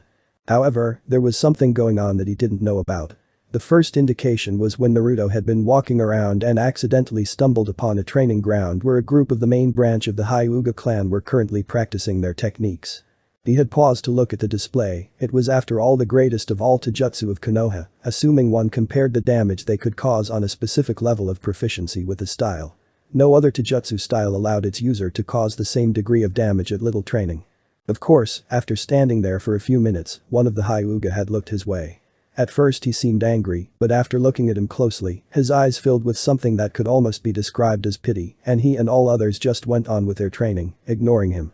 What Naruto didn't know was that the news of the Hokage's son being permanently crippled and was now unable to become a shinobi, since he was unable to even mold chakra correctly, had spread throughout the village, although nobody talked of it often, and the children had no idea. And as is usual with rumors, this one like many others before it spiraled out of control, until everyone believed Naruto was unable to produce chakra or even feel his arm. So the Hyuga, and all others he would observe in the next weeks, saw him not as someone spying on their training, but as a broken figure that out of a masochistic craving, watched others practice what was forever out of his reach, just so that he could feel some connection to the shinobi life. Ironically, the harshest clans, the Hyuga and the Uchiha, were the most tolerant of his existence, both pitying him for the loss of what they considered the most precious gift. The ability to properly move one's body and the ability to use chakra and leaving him alone as long as he didn't bother anyone. After all, what harm could one boy do? They didn't teach him any secrets he could spill, not that it was likely he would even if they did, as he was the son of the Hokage. What could it hurt to let him watch? Naruto didn't understand what was going on, but he would not look a gift horse in the mouth as he observed other shinobi training in their art. As an artist and a genjutsu prodigy, even if unacknowledged, he had an eye for details and a sharp mind that could analyze almost anything. So as he watched the shinobi fight, he learned. He saw how they moved in combat, how they used their bodies to put maximum power into their attacks, how they aimed for the points that would do the most damage, how they held themselves when they threw different weapons. How they held and moved their swords, and what basic principles allowed the different techniques to work. He also memorized hand signs, picking the jutsu apart to see how they worked. Just because he intended to be a genjutsu and seal master didn't mean he had to be helpless if he for whatever reason was not able to use either. However, with his careful observation, he was slowly gaining another ability that he himself did not know about but would perfect in the following months and years. From looking how people moved, how they held themselves and to a certain degree how their chakra flowed, his ability as a sensor was weak, but it was there. He would eventually be able to evaluate a person's talent, determining what training would be best from minutes of observation. But that would not come until after he left Konoha. But even though he did so much, he neither neglected his seal work nor his genjutsu. It was amazing just how much knowledge the library contained, and even though little of it was actual techniques. It turned out that non-clan shinobi and even a few clan shinobi had left scrolls about different theories and rules on all types of jutsu, including a few scrolls on the finer workings of Hyuinjutsu, written by Minato Namikaze himself, in the library for public viewing. Of course Naruto was not foolish enough to take anything here at face value, and always made sure he was not working with some absurd theory before incorporating it into his work. His understanding of seals was now on a level where even Minato and Jiraiya themselves would be pressed to find a rule that Naruto didn't know. Of course, when it came to practical application and the creation of seals, they were light years ahead of Naruto, but he now knew enough that he could soon start with seal crafting, and although he knew enough to start with small, low-power seals to avoid blowing himself up on accident. He had a few ideas that he had developed when he was crippled. His first idea would be basic, but if it worked, it could revolutionize the ninja world. It would be 12 seals, located on basically random locations on the body. What made them special were that they would be the equal to the 12 hand signs, meaning that a shinobi simply had to charge the seals he wanted to with chakra. And he could use any jutsu while having both hands free to fight enemies and give them no warning he was about to blast them with something. The second idea was built on the first one. If it was possible to use seals as hand signs, and Naruto was sure it was possible, then why not put an entire seal sequence into a seal, allowing the user to activate a jutsu with just sending the necessary amount of chakra into the seal. Which would take less than a second compared to maybe even 20, depending on the length of the sequence and the skill and speed of the caster. Perhaps even some additional seals to hide the sequence seal when not used, so that someone knowledgeable with seals could not read the jutsu by simply seeing the seal when inactive. On the field of genjutsu, Naruto had managed to complete and seamlessly activate it. It was not as strong or draining as Zeku Sekai, nor was it as intricate with the hallucinations it caused, but it wasn't supposed to be. The Kura was not designed to be flashy or give its victim a false world to live in. It had one simple purpose: the user would not be noticed. When used, all others simply didn't realize he was there. They would subconsciously walk around him to avoid bumping into him, but they would not realize why they did it or even that they did it. Even better, not only was the user unnoticeable, but so were indications that he was there. To give an example, they wouldn't just overlook him, but footprints made by him on a muddy road. Of course it wasn't perfect. Assuming he activated a security system that raised an alarm, the people would notice the alarm and realize there was something wrong. Although they would not directly see him, at that point they would assume there was a genjutsu and dispel it. Also, if he slapped someone, they would feel it and again know he was there, even if they couldn't immediately locate him. So it couldn't be used for assassination, or at least he'd need a different trick to escape the crime scene. Still, it was invaluable when walking around the village without the Anbu on his heels, although he didn't dare enter clan compounds or the Hokage's tower with it. His efforts to cast ninjutsu using a catalyst other than sight were currently not going so well, but he knew it would take time. By now, his bones had healed, thanks to the blonde woman with a big chest that regularly checked on him in the hospital, but to his frustration, the nerves had apparently been damaged, and he could barely move his arm from the elbow down, nor could he channel any chakra through it. Though on the bright side, he had made a few friends on his wanderings through the village. Granted, they were a bit unusual, but he preferred their company to that of other humans. He was slowly getting sick of all the pitiful looks. Flashback. It was one of Naruto's first walks, few days before he'd stumble onto the training ground. He didn't really have any set destination, as he didn't feel like going to the library today, so he more or less just walked where his feet led him. Simply wanting to get as far away from his family as he currently could. Eventually, when he walked into a dead end, he decided it was time for a break. He looked around, and finding a bakery, he bought himself a small loaf of bread. It wasn't much, but Naruto had not taken his wallet and was limited to a bit of spare change in his pocket, and that bread was not only the cheapest thing, it was really the only thing he could currently afford. So he sat down on a crate that was placed nearby, right at the entrance of that dead end he had walked into a few minutes earlier, nibbling on the sweetened bread while going over different ideas for his genjutsu and fuinjutsu. His train of thought was interrupted by a squeaking noise coming from his right, from the dead end. Alarmed he looked, but there was nothing there. He was just about to try and cancel a genjutsu when he heard another squeak. He looked down and found a rat, gray with a white spot between its eyes looking at him, more precisely the bread in his hand, nose twitching. Naruto tilted his head. Unlike many others, he wasn't afraid of rats. Or spiders, or cockroaches for that matter. He didn't understand why his family's faces scrunched in disgust when they saw the brown insects, or why Natsuki would start screaming when she saw one. They were insects or arachnids, but that was beside the point. They were harmless, most of them anyways, and there was no reason to panic. And how come people screamed at cockroaches, but went all ooh and ah when they spotted a butterfly, a ladybug or a firefly? And why was a rat gross, but a mouse was cute? There wasn't that much of a difference. Naruto turned to the rat. It quickly ran backwards, but after a minute, it carefully peeked out of its hiding spot and inched towards him, twitching nose ahead. Naruto smiled. Somehow, he felt a bit related to that rodent. He was in the family, but he was not really a part of it, just like this rat was there in the great family of Konoha, as the villagers sometimes had the gall to call it, yet it was not really wanted. An odd sense of comradeship rose in Naruto, something he had never felt before. Maybe it was because this rat was not a human.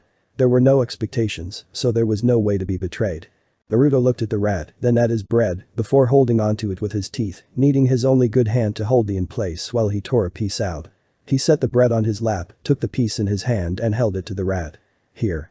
The rat seemed, like all wild animals, distrusting at first, but eventually hunger won out and it started gnawing on the bread, Naruto letting it go to ensure his fingers wouldn't accidentally become part of the menu. After it and Naruto had finished, the rat ran away.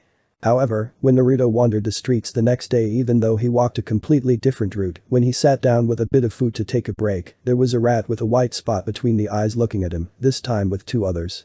Naruto's sweat dropped. Seriously.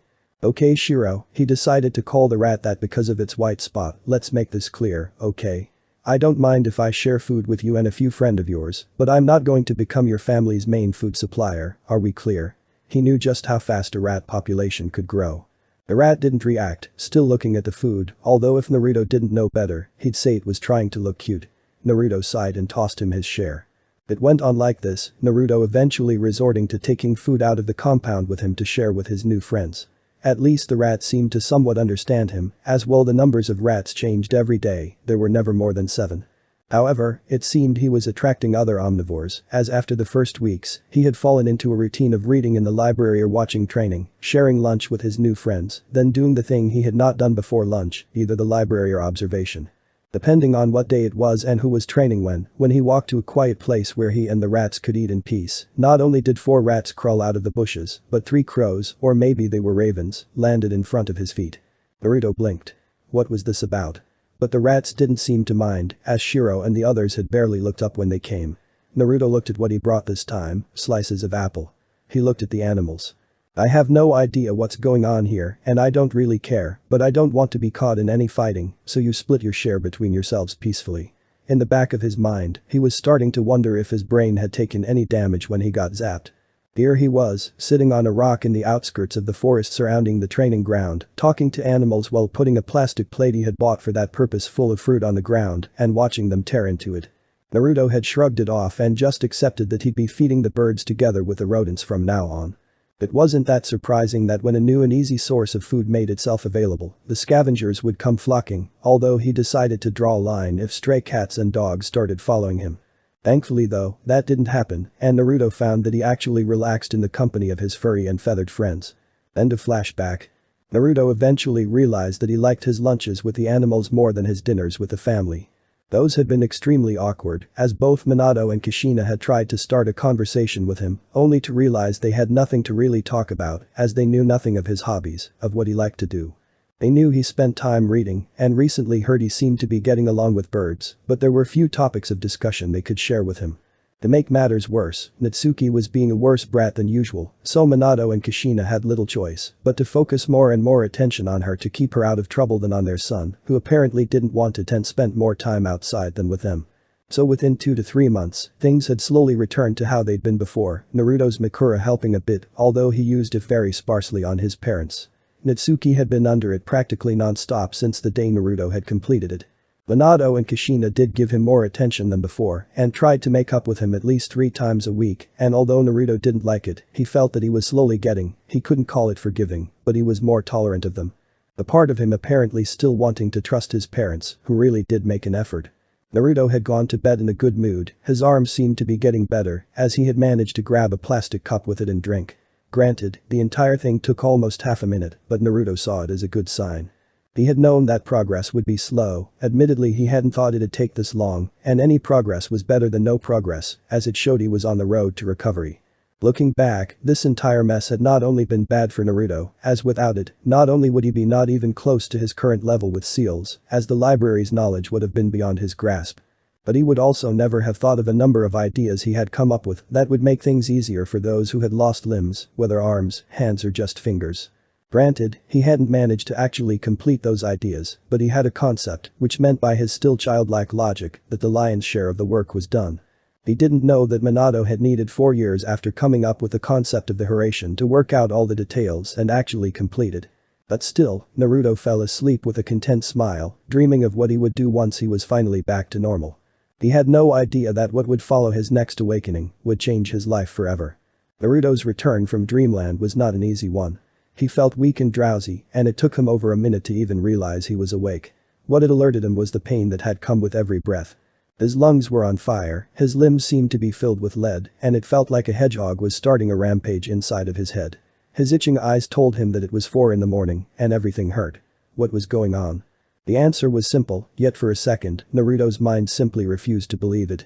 Natsuki, who in the past weeks made it clear, in those few moments he allowed her to notice him, that she hated Naruto's guts, was laying on his bed, beneath his blanket. One hand somehow having crawled into the jacket of his sleepwear, resting right above his stinging heart. How on earth had she overcome Mikura? He knew exactly that he had put her, and for a change his parents, under it just last evening. While he had used a version that faded by itself, it should have taken at least another day until they should become aware of Naruto's existence.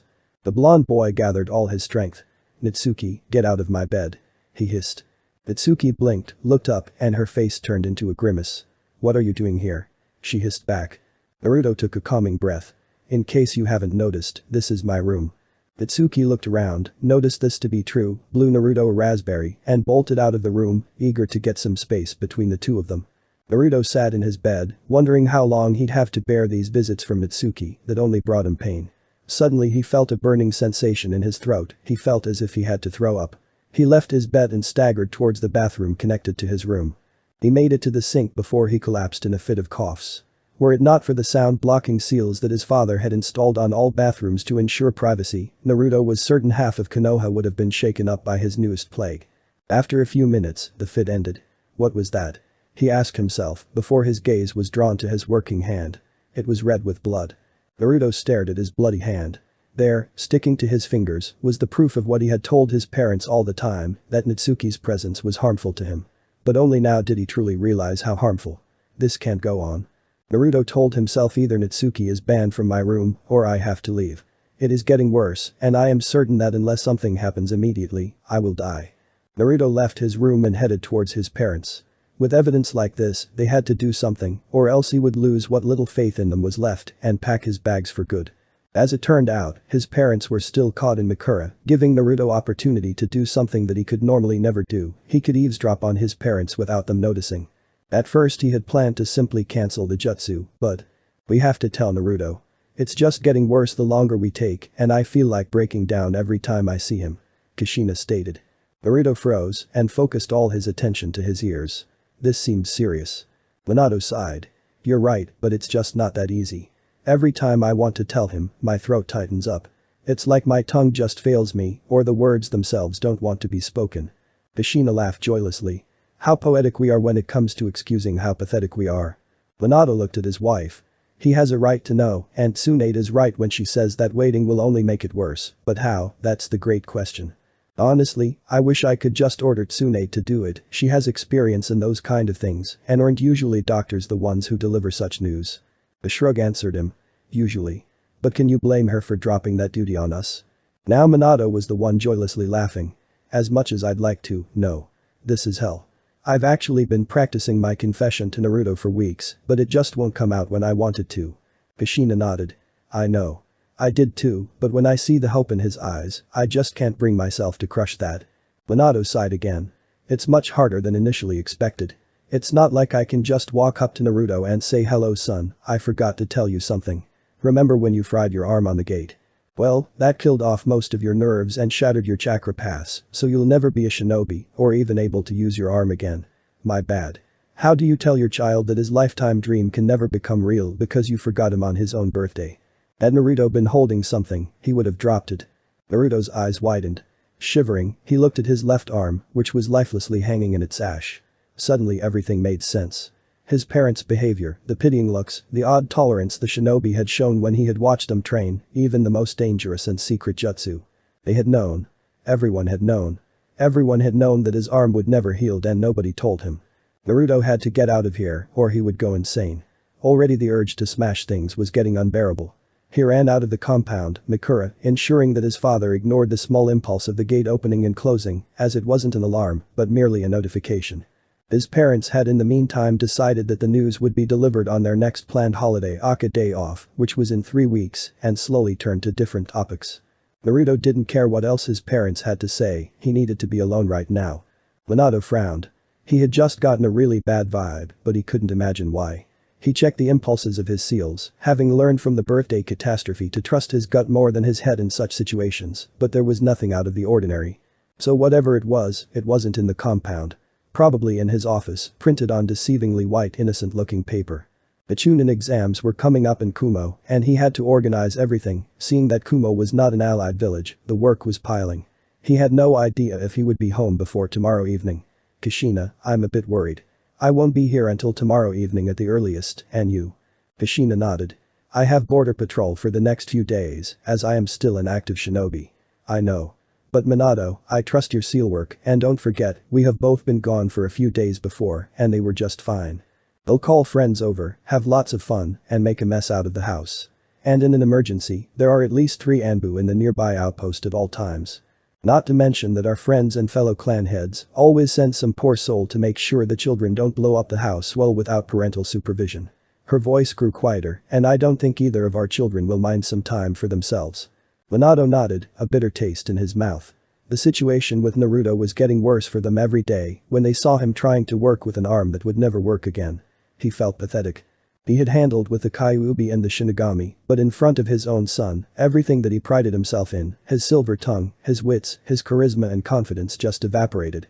He couldn't recall a moment in his life where he had felt as helpless as when he stood before his son and tried to explain the true extent of what had happened to the boy. He only hoped that Naruto would not learn of his crippling from anyone but his parents. As the saying goes, be careful what you wish for, you might get it. The gods had granted Minato's wish, but not in the way he had wanted. Naruto was storming away. He had no goal in mind, he just had to get away. Fortunately, the Anbu watching the sector had, somewhat accidentally, been caught in one of his temporary Makura 2 days ago, so for another hour, he was safe from their eyes, and seeing that it wasn't even 5 AM yet. The streets were practically deserted.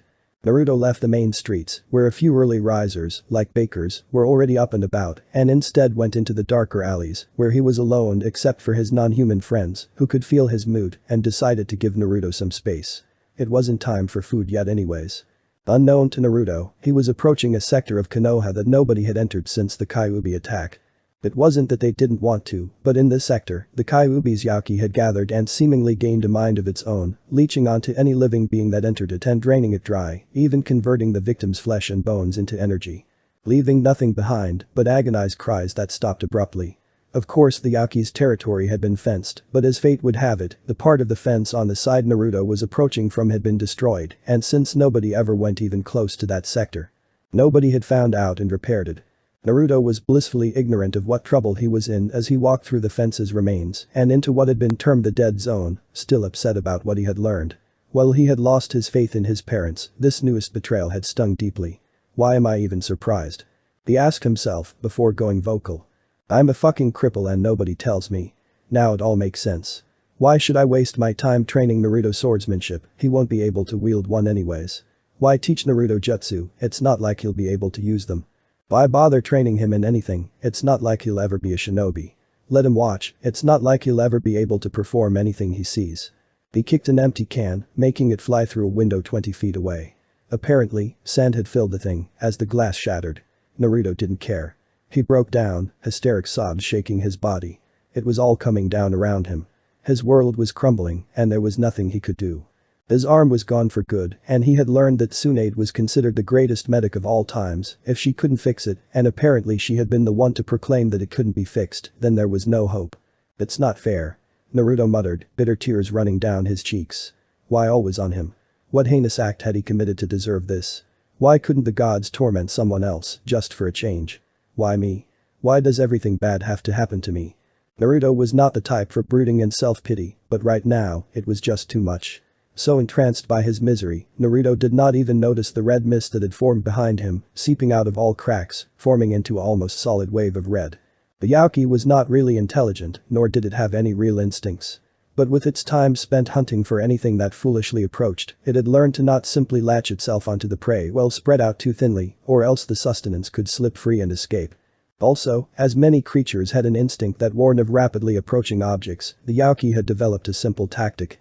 First it would gather, then slowly and carefully approach and glue itself to the body without actually doing anything. Once the prey was secured, the bulk of the Yaki would shoot forward, engulfing the unfortunate victim, drain it of all chakra, before beginning to turn the rest into something that would further support the Yaki as a whole. Following its tactic, tiny strands of Yaki had attached themselves to the newest prey, a much larger one than Yaki usually captured, and prepared the rush. By the time the creature noticed, it would be far too late. Now. The red wave branded against the body, working its way from the bottom of the backside towards the head.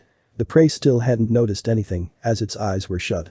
However, it also didn't seem to feel anything. If such a complicated emotion as confusion could be felt by the Yaki, this would be it. However, it spread, covering the entire body. Suddenly it released the creature, as if burned. The Yaki had found that not only was this organism resistant to Yaki, but it was also flooded with itself. The Yaki had sensed itself inside of the organism and released it, deeming it friendly. Naruto hadn't even noticed just how close to death he had just come, although he felt a burning sensation, he accredited it to his grief. By the time he opened his eyes, the mass had dispersed. Naruto had enough of this. He had cried his heart out and it had felt good, but enough was enough. He was not an emo, nor a brooder. He had received a blow that he hadn't expected, it was time to get back on his feet. His left arm was screwed for the foreseeable future. Fine, he had come this far without it, he'd go further without it. His 12 seal set was almost complete, it just needed some more fleshing out and tests. With them, he would be able to erase his jutsu difficulties, not that he didn't plan on learning one-handed seals anyways. As for Tajutsu, there was always a way, he just had to find it. Still, this newest betrayal had hit him hard.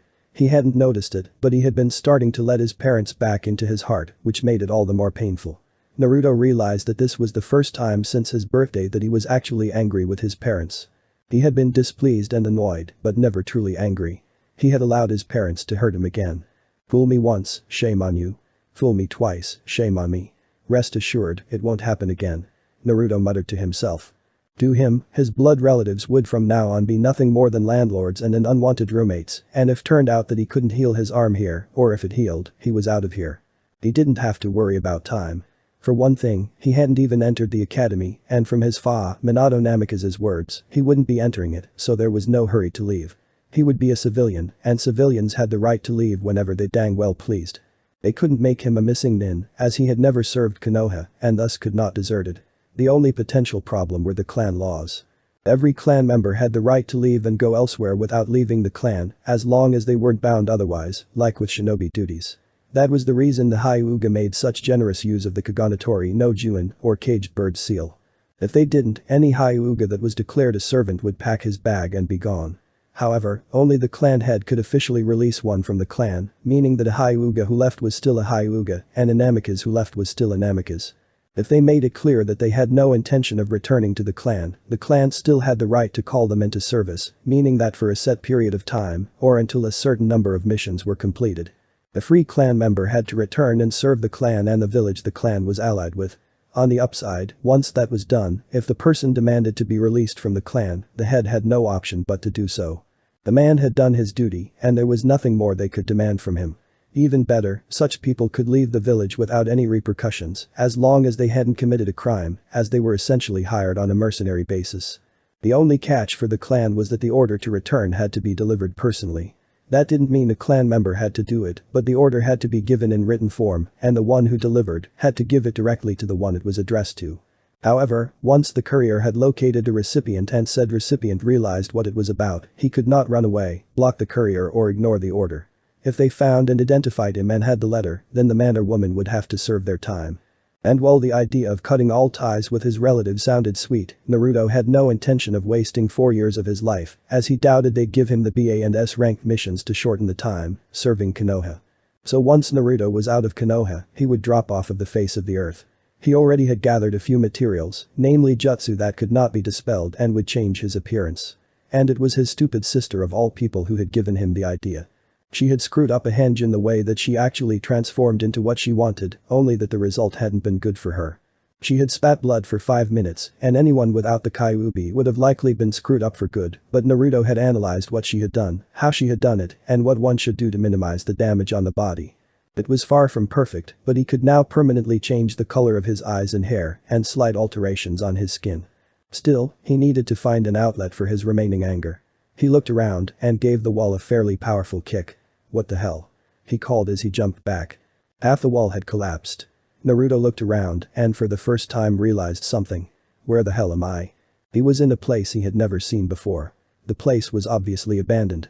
The buildings looked damaged, some had collapsed, some looked like they had been crushed by something, and nowhere even a trace of life could be found.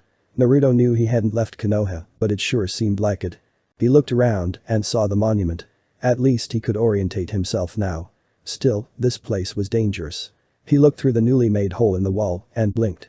The falling fragments had smashed through what appeared to be a hidden door. Naruto knew he should be leaving, but his curiosity was stronger. He carefully entered the building, prepared to jump out of the way the moment anything rumbled, but nothing came. He noticed that the walls and ceiling were supported by steel beams, meaning that it was fairly unlikely that the whole thing would simply collapse. So he carefully approached the hole in the ground. His suspicion had been right, it led to a set of stairs. Naruto had to climb a bit to avoid the rubble, but he could advance. Who would build something like this? Naruto muttered. What is it? A deserted Anbu base. Maybe this was once a route station, before the Sandaime closed that branch. Rats, I can't even see my own hands, if I only had some light. The next moment, he nearly had a heart attack and jumped up in shock. Torches had lit up, lighting the way to the bottom of the stairs roughly 20 feet down in a ghostly blue light. Naruto looked around nervously. Hello? Is anybody there? No answer. Urg, it's so bright, turn off the torches. Nothing. It's obviously not voice activated. What else could it be? He looked around and noticed that there were two seals above the step he had just rested his foot on. Apparently they were a detection barrier, sending a thread of chakra between them and lighting the torches when interrupted. Good. Shit. What if this place is booby-trapped? Hello? I'm lost. Nothing. Naruto decided to proceed with extreme caution. And indeed, he found no less than 7 traps, ranging from more seal threads over fake stairs to a section of hallway behind the stairs where he had to paint a certain array on a piece of paper before the ceiling came down and crushed him. Finally, he was standing in a chamber, apparently the only chamber, as there were no further paths. Again burning torches lined the walls, sending their flickering light and giving everything a creepy feeling. The room itself was a disappointment for any treasure hunter. There was a stone basin let into the floor in front of him, not big enough for Naruto, but it would be enough to bathe an infant or wash his face. The far wall had a desk, a drawer packed with folders, and a few broken clipboards that looked as if someone had thrown them on the floor next to a number of odd machines that Naruto could make no sense of. On his left side he saw a row of 6 long cages, each containing beds of varying sizes. The beds in the first 2 were adult size, the next 3 growing smaller until the final cage, in which there were at least 40 cribs. What was odd was that all were fastened with leather straps, as if to keep them in bed. Perhaps this had been a station for insane ninja. The wall on the right on the other hand gained Naruto's attention. It was filled with jars containing a liquid that in this light looked greenish. All jars were made of glass, the same size and labeled. It was also the wall closest to the basin. Naruto approached, looked if there were any traps. Seeing none, he grabbed the closest jar and held it to his face, trying to decipher the writing. Who wrote this? A chimpanzee. Even Natsuki doesn't write this bad. Let's see, Q-R-A, I have no idea what that's supposed to be, K+. What's that supposed to ouch? The glass had become brittle with the years of exposure, and when Naruto tightened his grip, it shattered. A few splinters pierced into his flesh while the liquid splashed everywhere. Oorg, yuck. I think I swallowed some. Ew. Tastes worse than the medicine for my arm, I didn't think it was possible. He looked around for something to rinse his mouth with, but came up empty. He dropped the broken glass and looked at his palm.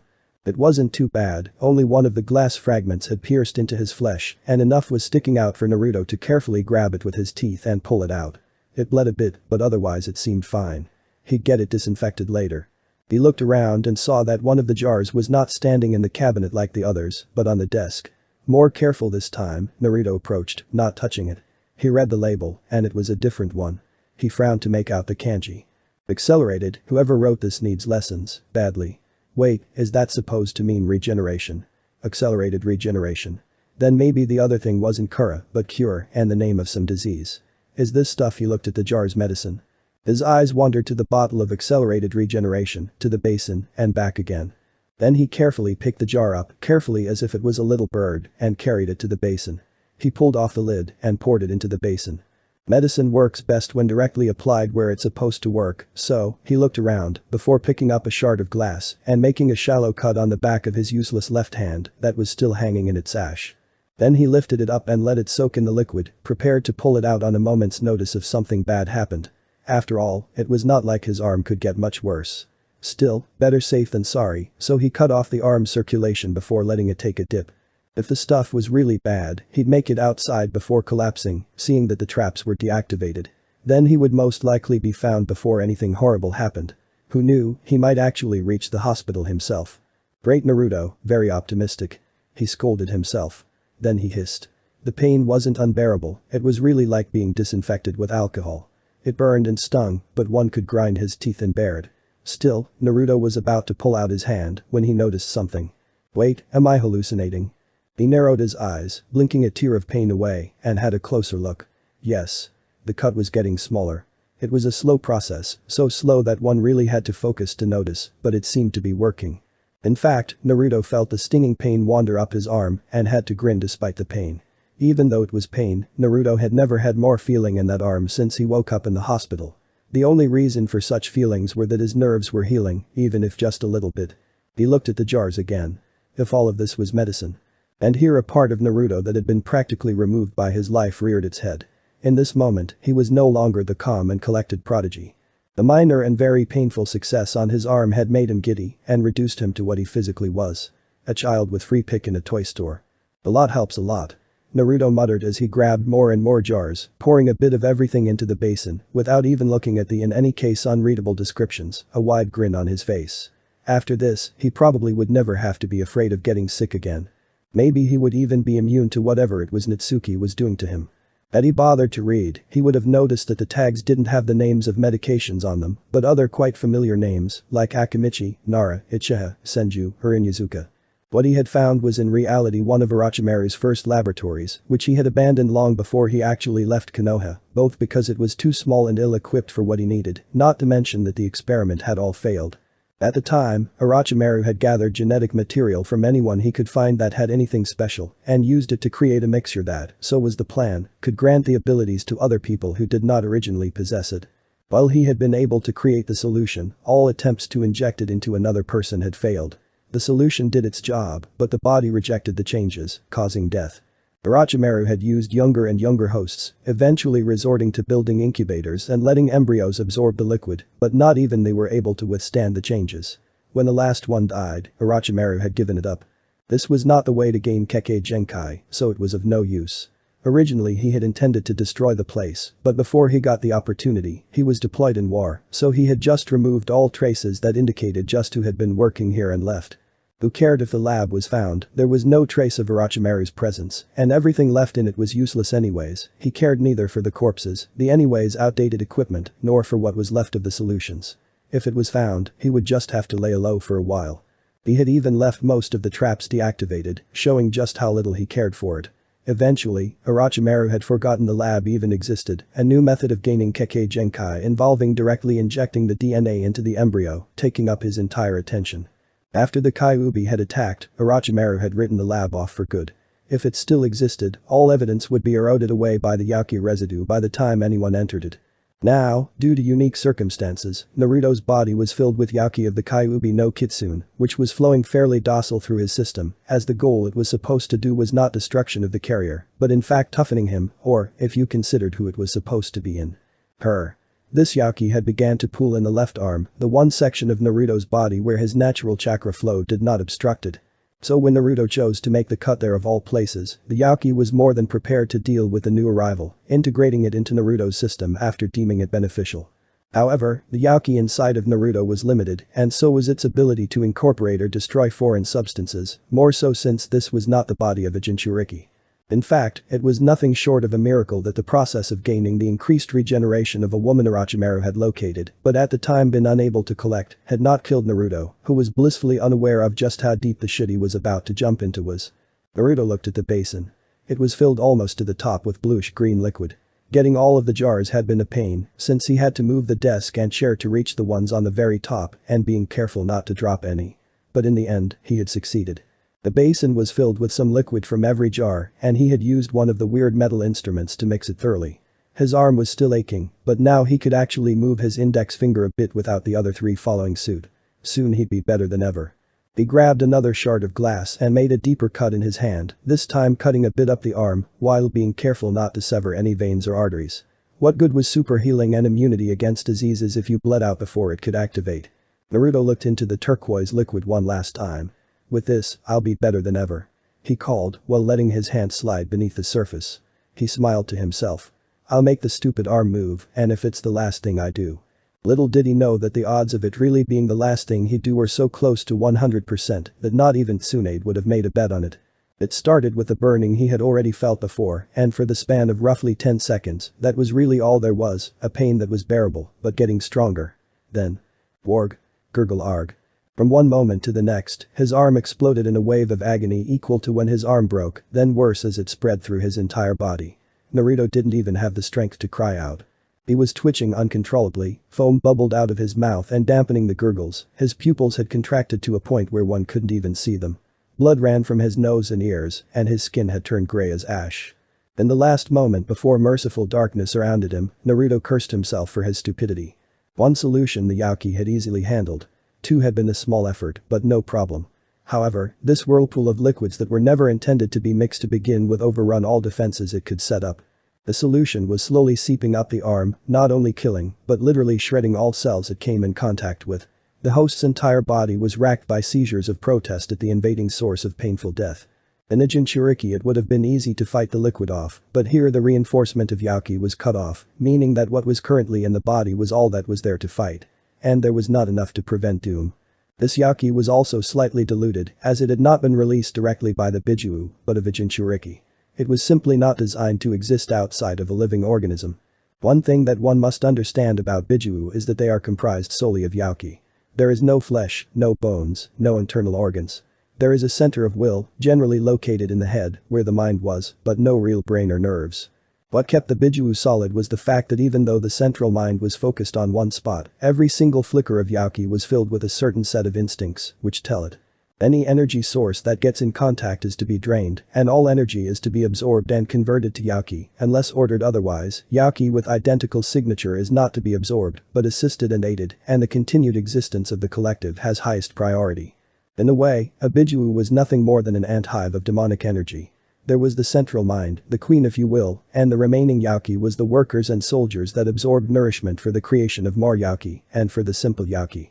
There was no hesitation when it had to separate from the main body to deal with an attacking force, even if the price was its own existence. However, for Yaki that for whatever reason was left behind, the last order changed. Since there was no central will, it gradually changed its main goal to self-preservation until reuniting with the main body is possible. These leftover Yaki was important for the Baiyu, and most of all for the Kyuubi, who had never been sealed away, since such Yaki gained intelligence and could at the time of reuniting very well be smarter and more knowledgeable than the main body. In which case the information and intelligence was shared with the collective to ensure that the mind was strengthened. When a Biju was sealed inside a living host, it generally absorbed information from the host's brain to increase its own strength, a two-edged sword. The information was not mere knowledge and intelligence, but also personality up to a point. The Biju could, if smart enough, purge itself from the tainted thoughts if they were deemed detrimental. But the process had to be done quickly, and the knowledge absorbed from the host should not be used as the center of the personality, as an increasing number of sealings with an increasing number of personality traits taken from the hosts would destabilize the personality, leading to madness. As in the Ichibi's case. Kyuubi, never having a host to milk for knowledge, had been reliant on these residue, which was good for its mental state, but held the problem that if the fragment was sealed away, a new mind could grow, which usually lead to a few problems with a little upstart. But that was a different story. One must realize just how close Yaki of identical signature were to each other to understand what happened next. The Yaki in Naruto's body was getting overwhelmed, and knowing that it needed this host, did something unusual for Yaki residue. It remembered. It remembered that not long ago, there had been contact with a large mass of itself and used the unconscious host's Tenketsu to send a part of itself outside in the form of a wave carrying what was essentially a distress signal. The entire mass of Yaki in Konoha, spread out thinly over a space of more than a square mile, seemed to look up. The shiver went through red mist and it rose from all corners to swarm towards one building, like a giant swarm of red locusts rose up as one poured down the formerly hidden passageway and slammed into the chamber with the force of a typhoon. Whatever happened to be around in that room was pulverized in the steadily increasing pressure of the Yaki, with the exceptions of Naruto, who was lifted into the air almost delicately, the Yaki having successfully identified the source of the SOS signal and the liquid that had caused the mess that was blown out of the crumbling basin and into the air, where the Yaki did a rudimentary analysis of the root of the problem. As the mass interacted with the Yaki inside of Naruto, the outside Yaki found something it had been looking for ever since it had been separated from Kyuubi, a host in which it could rest without dissolving it or being suppressed. In fact, in Naruto the Yaki had found something that was not only rare, but something that had never existed before. Naruto was an anomaly, or rudely stated, a freak of nature. The Jinchuriki was different from a normal human. For one thing, a pregnancy took a month more and was dangerous for the mother's life. Another, lesser-known fact was that as soon as a Jinchuriki was created, no matter if infant or old man, a new function of the body started a new reaction. That had been labeled as surge. The idea was simple. After the seal had solidified and everything settled, the Biju sent waves of Yaki through the host's body. This was not even done out of evil intent, it was in fact to get the body used to the Yaki that would eventually be flowing through the body. The first times this happened it was extremely painful for the Jinchuriki, then the body slowly got used to the surges and eventually not even noticed when it happened. This was necessary to prevent the body from being torn apart if the Yaki had to be unleashed. If a Jinchuriki unleashed more chakra than their body could handle, it usually began with the skin tearing off, going on with damaging muscles and internal organs until the bones were crushed, and if the flow was not stopped by then, the brain stood risk of being liquefied. The case of Naruto and Natsuki was truly unique. Not only was the creation of the Jinchuriki in an unusually early stage of life, directly after birth, but there was a twin. Not an identical twin, but close enough.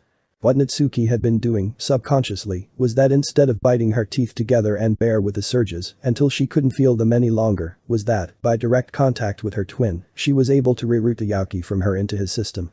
While Natsuki had no idea what was going on, the subconscious knowledge of when it hurts, get to Naruto, and all gets better was anchored in her mind. And while Naruto's body was not the one the Yaki was supposed to be in, its genetic makeup was similar enough to fool the Yaki, meaning that it worked how it would in a Jinchuriki, instead of simply destroying the body. Of course, Naruto was not a Jinchuriki, so he lacked what was really needed to handle the Yaki, namely the increased regeneration. Instead of healing instantly, the damage the Yaki caused to get the body used to it took days, sometimes weeks, to heal. However, as Naruto was an infant at the time and not an adult, his adaptability was at its peak and his body slowly built up a resistance to the Yaki. At first there was no real problem with that, as the surges happened roughly every 2 months, giving Naruto enough time to heal before the next wave came. However, as the years passed without Natsuki being any more resistant to the Yaki than at birth, the Kyuubi was losing patience and started sending more Yaki in shorter intervals. Naruto's body had eventually become unable to keep up with the increasing amount and slowly started breaking down as the Yaki was still attacking his organs, which had eventually damaged the lungs, leading to the bloody cough. Still, Naruto's body had a high resistance to Yaki, and since there was no seal, Yaki in his body was not restricted in any way. For the Yaki, it was as if it had found utopia. The host in which it could rest, in which it could easily gain sustenance, and in which it was not bound to the host's will. So the Yaki decided in that moment to stop its existence as a scavenger and become a symbiont as it felt the need to prevent its host's destruction. While most of the body was lined with internal chakra that would have been a bother, one limb was free of that, the left arm. Coincidentally, this arm was also flooded in solutions of unknown origin, a threat to the future host's life. However, now that the solutions could be easily destroyed on a whim, the Yaki grew curious. What was this? Could it be used for the advantage of the symbiosis? Perhaps a poison that they could accumulate and then produce as a weapon. What they found was even better. It was a mixture of DNA containing several clashing abilities. While this could not be spread through the host's body, it could be used on the limb that would house the Yaki.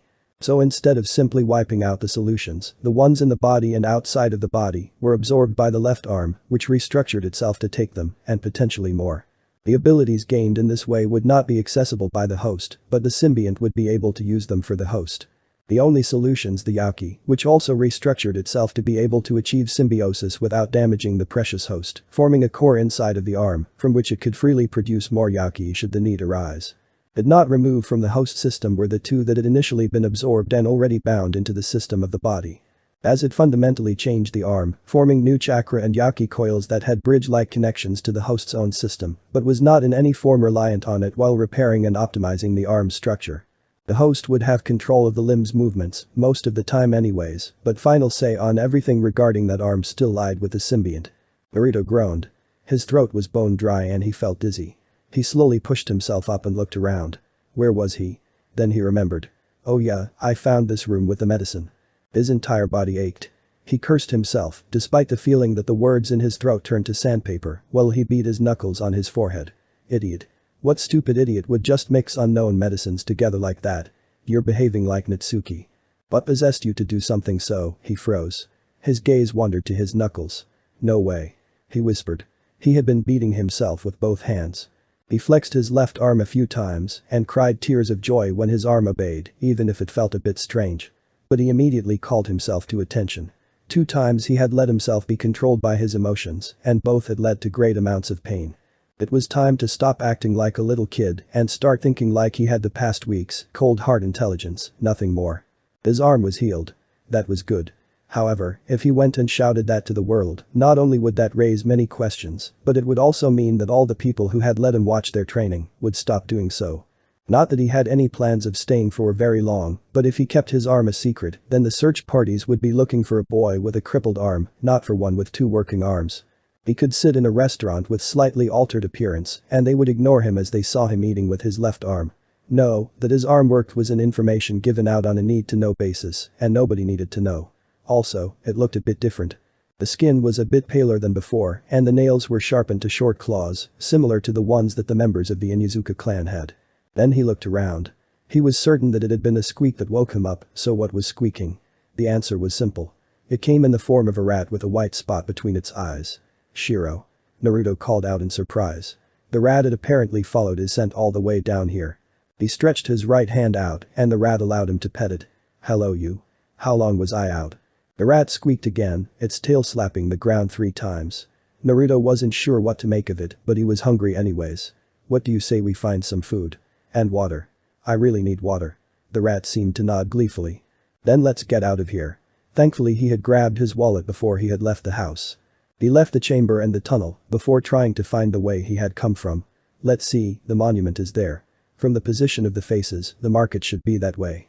With that, he began to jog, Shiro sitting on his shoulder, nose twitching. Something was different about the boy, the rat knew that.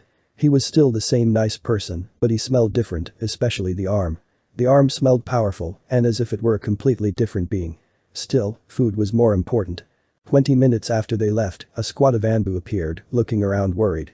That Yaki has been here for years, it can't just evaporate from one minute to the next. One wearing an hawk mask muttered. Another, wearing a beaver mask, looked at the third member, an owl-faced one. Do you sense anything? Owl Mask shook his head. There's no Yaki left, but the traces that it was here are too strong to get any other signal. There is no source of chakra Yaki nearby, but the Yaki has been here so long that everything seems to emit residue. Even if an army of cages had stood right here 10 seconds ago, I wouldn't be able to tell. I can hardly sense you over all the interference, and you're constantly emitting chakra. The hawk mask shook his head. This is pointless. We're not going to find anything out right now. Let's return for now and leave the rest to search parties. Beaver Mask sighed. Do you think the barrier will give any clues? Not likely. Taka answered. The Yauki interference has always been a bother. If one gets into a 1-mile radius of it and the market is closer than that, all the guys from the barrier see is a big blur. Let's call it quits. The others nodded and a second later, they were gone. Fortunately it was a windy day, or they would have noticed some footprints leading out of a collapsed wall and towards the market. Kushina was in the kitchen, making a late breakfast. It was 9 in the morning, and she had returned from her border patrol not even 10 minutes ago, only to find Konoha in a state of chaos. The Yauki that was still lingering and attacking anything since the Kyuubi attack had suddenly just disappeared right after she had left, and even now, 3 days later, nobody knew why. At first everyone believed Natsuki had done something, but that had not been the case. Poor Minato hadn't been home for a single second since that day, as the council held one meeting after the other, and this would likely go on all week. Although now finally some had gathered the courage to enter the dead zone and came back reporting that the Yauki truly was gone. She herself would probably be called away again soon, but there should be enough time for breakfast. She looked up when she heard the door open. Naruto sighed. He had seen Kushina's shoes, so he had to be polite, lest he be bugged even more. He had found out on the market that he had been out for 3 days. I'm back. He called. Kushina's voice rang out of the kitchen, and Naruto, despite having no faith in his parents left, felt like he had been punched in the gut. You were out. Anyways, breakfast will be ready in a minute, could you wake Natsuki? Naruto stood there, gaping in disbelief. He had been gone for 3 days, and they had not even noticed. Mikura had worn off ages ago. This was the straw that broke the camel's back. His face twisted in anger. He would be out of here this very day, one way or the other. They obviously didn't care about him, so he wouldn't force his presence on those who obviously didn't need it. I'm not hungry. He called back, before heading up to his room, a short stop to inform Natsuki of the meal waiting downstairs, calming himself. There was no need to get angry. Anger was counterproductive and wasted on people one didn't care about. He had no time for irrational anger. He had to pack. Naruto had no way of knowing that both of his parents had been gone these last 3 days, that Kushina hadn't even been here half an hour, and had believed him to be still laying in bed. That there had been nobody but Natsuki and other kids in the house, and any adult in the vicinity had kept all their focus on them, as some of them didn't even know that the Hokage had a son. As such, Naruto was determined to be out of Konoha before sunrise, unless it turned out he had to fine-tune his genjutsu, now that his arm worked. He already knew where he would go first. As much as Naruto wanted to leave immediately, he found that a short wait was necessary. Something was wrong with his genjutsu. His control was slightly off, meaning that he had to go to the pond in the back of the garden and spend almost 2 hours to regain his abilities of water walking, but his genjutsu was odd in a new way. It wasn't that he was unable to cast them, quite the opposite. The problem was that he couldn't really control them anymore. He could no longer calculate if a Mikura lasted 5 minutes or 2 weeks. It felt as if all the requirements he had worked with, how much chakra is needed to make it last, how to dose it, had suddenly changed. To use a simple comparison, he had all the right ingredients, but the amounts were all wrong, resulting in screwed up cooking. Well, this would not do, it had unintended side effects, as when he used a color-altering genjutsu on a group of genin that happened to be practicing genjutsu, it took them 3 tries to break out. So, my genjutsu are a lot more potent than before, probably cost less chakra, but because of that, I'm overloading them. Fuck, this won't do. But still, the situation is salvageable.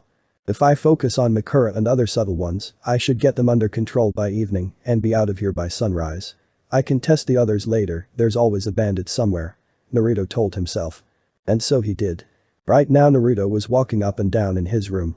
He had sealed up everything he wanted to keep in a scroll, mainly food, his art supplies, his seal work and a few pieces of equipment. With a lot of work, he had gotten Makura back under control, though the rest of his jutsu would need to be fine-tuned all over again. His left arm was still in the sash to keep up appearances. He had everything he needed, as his family was asleep and under Makura that should last until tomorrow afternoon, so there was no problem on that front. The gates of Konoha would be closed, but Naruto had found out that in an hour, a shipment of goods would enter Konoha, meaning that he had a window of opportunity for his escape. All that kept him here, second thoughts were surprisingly nodded, was the question if he should leave a message. He didn't want to write a letter in which he expressed his anger, as that would only make the whole thing look like the thoughtless action of an upset child and destroy the significance and meaning of his decision to leave. However, he didn't want to leave nothing behind and be considered kidnapped, as that would not only put anyone he would meet at risk of being accused of kidnapping, but it would make him look weak, not to mention that if he didn't leave a message, nobody would even consider that he left of his own will. He needed something to deliver a message. It needed to be clear, short, stylish, and most of all, obvious. The best message was useless if nobody noticed it. His throat was dry, so he sneaked downstairs to get a drink. On his way back he noticed a framed picture. It was the picture he had drawn and Natsuki had stolen and described as hers. As he looked at it, his face split into a smile. Perfect. Leaving had proven easier than Naruto had originally feared. A quick Makura to the guards who were arguing with a merchant about something, probably taxes, a little bit of sneaking, crawling under the cart to get through the barely open gates, and then carefully sneaking away. Of course he couldn't have known that the reason it was so easy was that in his training to relearn his genjutsu, some of his guinea pigs just so happened to be the squad that was responsible for watching over the barrier that evening. After a while, Naruto paused. It was odd. Now that he was so far away from Konoha that it could no longer be seen through the trees, he felt different. A bit of regret was there, but not much. What had truly changed was that for the first time ever, Naruto felt free. Here, away from the civilization that he had known and detested most of his life, away from their looks, their expectations, their pity, from those that looked down on him, never seeing just who he was and what he could do, Naruto felt his heart soar. Freedom, sweet, sweet freedom. He understood why people were willing to fight and die for this feeling. Still, now was not the time to get lost in thought. Makura would wear off tomorrow, and in 3 days, his parents should receive his message and then send out forces. In a way, it was a last test for his parents. Makura would wear off tomorrow afternoon, and the day after, it would rain in the evening. If they hadn't sent out anyone by then, it would be impossible to find him. Also, in 3 days of civilian pace, he would reach his destination. He had an improved henjup to ensure that nobody that wasn't looking for him would find him by coincidence, just in case some shinobi returned to Konoha using his route. Where he was going. Well, Suna was an allied nation, meaning that this would be one of the places he would avoid in the near future. Maybe after things settled down a bit, but not yet. Small nations like Taki and Kusa were on his list, but they too were allied with Konoha and would keep an eye out for him the first few months. AIM probably wouldn't care about Konoha, but Naruto had no intention of celebrating his freedom by walking into a dictatorship. Fumo and Kiri were just too far away, he'd be caught on the road if Konoha checked. Iowa was good, as who would expect the son of the Yondaime to travel there of all places, but if he could come up with the idea of hiding in a territory where one didn't initially look for him, then so could the Nara. Somebody would check the vicinity of Iowa, if only to make sure that he hadn't hidden behind the border to wait for them to give up.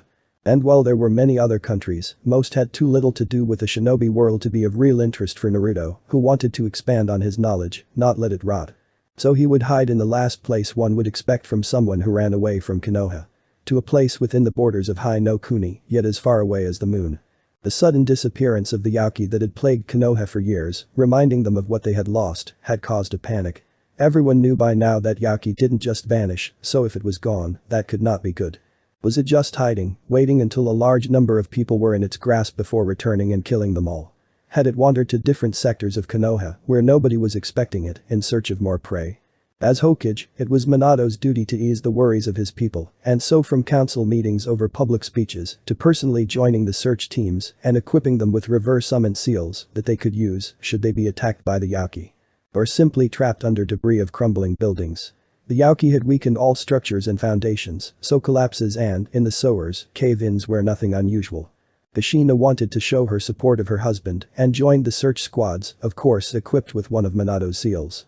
She was the first that entered a building after it had been declared structurally safe enough to enter and was the first to enter the sewers, knowing that nothing was flowing through them as that section of the sewers had been walled off to prevent the Yauki from moving that way. They had parked Natsuki with the Akimichi to make sure she stayed out of trouble and wasn't lonely. Sadly, when they departed, both had still been under Naruto's Mikura, which told them to ignore anything about Naruto, including his absence. By the time it wore off, both had too much work and pressure on them to spare either of their children a thought. Almost a week would pass before the Namikaze family would rejoin at their home. And that was too late. Naruto looked up at the sky. The first drops had fallen a while ago, and now heaven had opened all floodgates. Naruto stood there, letting the rain wash over him, washing away the last connection to his family. Naruto sighed and turned around. It was done. The last bridge was burned, the last chance given and wasted. He was officially alone, an orphan with no family. Without looking back even once, he continued on his path, wherever it may lead him. His first destination was still half a day's journey away, and he needed someone to let him in, not that it would be too hard. Seeing that he was quickly getting used to the new concentrations of chakra needed for his genjutsu, Naruto walked. A week had passed, and the Namikaze family could finally reunite. The entire village had been searched, every sensor had been on duty 24/7, and Konoha could finally be labeled safe.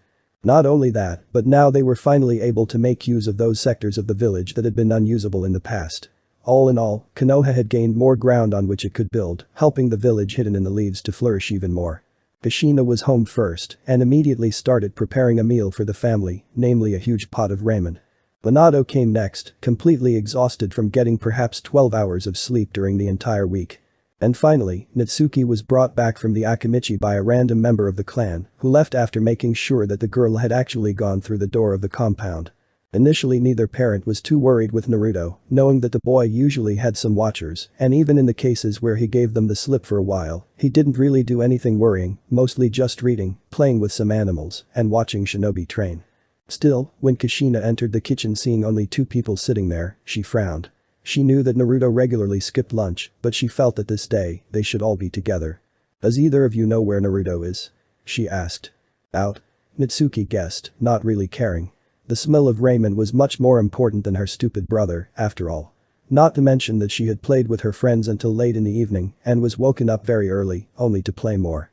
She was tired. But now Minato frowned. "Kushina, do you remember who we asked to care for him while we were away? I know that we were talking about him the night before, but what happened next?" Kushina considered it, racking her memory but coming up blank when she noticed something. Minato, is Natsuki's old drawing giving off light? Indeed, the old picture was giving off pulses of light, as if trying to get attention. "Natsuki, come here." He drew a few seals around her, gave her a slip of paper, and looked her in the eyes. "I'm going to activate a barrier around you. What I just gave you was the key to release it. If something happens, you wait until it's safe, and then you run and get help, do you understand?" Natsuki nodded, now scared by the seriousness in his voice. Minato activated the seal, encasing Natsuki in an azure orb that would stop just about anything. After knowing she was safe, he carefully stepped next to his wife. It seemed unlikely that someone had entered, he had two arrays to stop that, but it never hurt to be careful. Using his limited abilities as a sensor, Minato tried to see if anything was unusual. He could sense his arrays all over the house, his wife, the barrier with his daughter in it, and, faintly, the picture. There was a bit of chakra in it, but it was not enough for anything dangerous. If there was an explosive seal on it, then it would fail with a tiny puff of smoke. Deeming it fairly safe, Minato pulled out a kunai and tapped the frame with it, Kushina looking over his shoulder. The crudely drawn picture rippled. The drawn Naruto looked at the rest of the family, which had scooted closer together, then he turned away, his left arm remaining in Minato's hand, and walked out of the picture, the paper he once occupied vanishing in a fashion that reminded of a falling curtain. Then it was over. Minato stared at the picture, realizing that the part Naruto had been in had been ripped off. "What the?" Minato muttered. Now that it was over, he saw a small seal, a fairly basic one that allowed the user to save a simple genjutsu and play it. It had been all the rage a few years ago when everyone used the seal on chests, wallets and other objects. But how did it get here? He looked at his wife. Did Naruto do this? She asked. Minato shrugged. That seems the only explanation. He wouldn't tip off the arrays and would not be recorded as an intruder. But there has to be someone helping him. There's no way that he could have enough knowledge of Fuinjutsu and Jinjutsu to make this seal. It's simple, yes, but one must at least know what they're doing to craft this. Kushina gave him a glance. Minato, you have the habit of leaving things lying around. Is there any chance that Naruto may have learned something out of scrolls that you didn't put back into their shelves? Minato frowned, but nodded. It's possible, but that alone would not, oh. Kushina looked at him. Oh? What do you mean oh? Minato scratched his head. I gave Naruto the permission to browse the library and he may have learned something there. Kushina blinked. I see. In any case, we should find Naruto and ask him what this is supposed to mean. Look, he tore up Natsuki's picture. Natsuki, after deeming it safe, had disarmed the barrier. She didn't really care about what was going on, she wanted her ramen. Who cares about Nai-san's stupid picture, I want ramen. Kushina turned around, her mother senses giving off a bad vibe. What do you mean, Nai-san's picture? Natsuki slapped her hands on her mouth, realizing that she had just made a mistake. Nothing mom, can we eat? But Kushina was not stupid. Natsuki Uzumaki Namikaze, do not lie to me. Look me in the eyes young lady and tell me exactly what you meant when you said Nai-san's picture. Natsuki squirmed looking everywhere but her mother until she finally blurted out Nai-san made that picture. Kushina blinked. Again, slower. Natsuki bit her lip. Nai-san made that picture. I borrowed it and filled in the names. Kushina stared at her. Well, the crime was really petty, she didn't like being lied to, much less by her own daughter. She remembered the day and Naruto's hurt look when punished. So you were lying to us the whole time? Natsuki looked at the floor. She mumbled something that could, with much imagination, be translated to yes mom. Minato looked at her. Natsuki, you know that we don't like lies. I think you should spend the day in your room thinking about what you did. You will be skipping mealtime today. Natsuki stared in horror. What about the ramen? Please daddy, not the ramen. She begged, but her father would not be moved. What punishment would this be if we gave you ramen? Of course you're not getting any ramen, that's part of your punishment. Now, are there any other things you'd like to tell us about?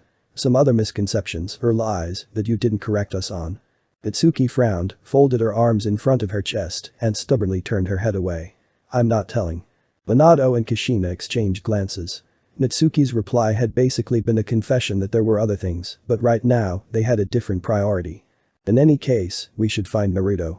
I'm going to ask the guys watching the barrier for help. Minato told his wife before vanishing in a yellow flash.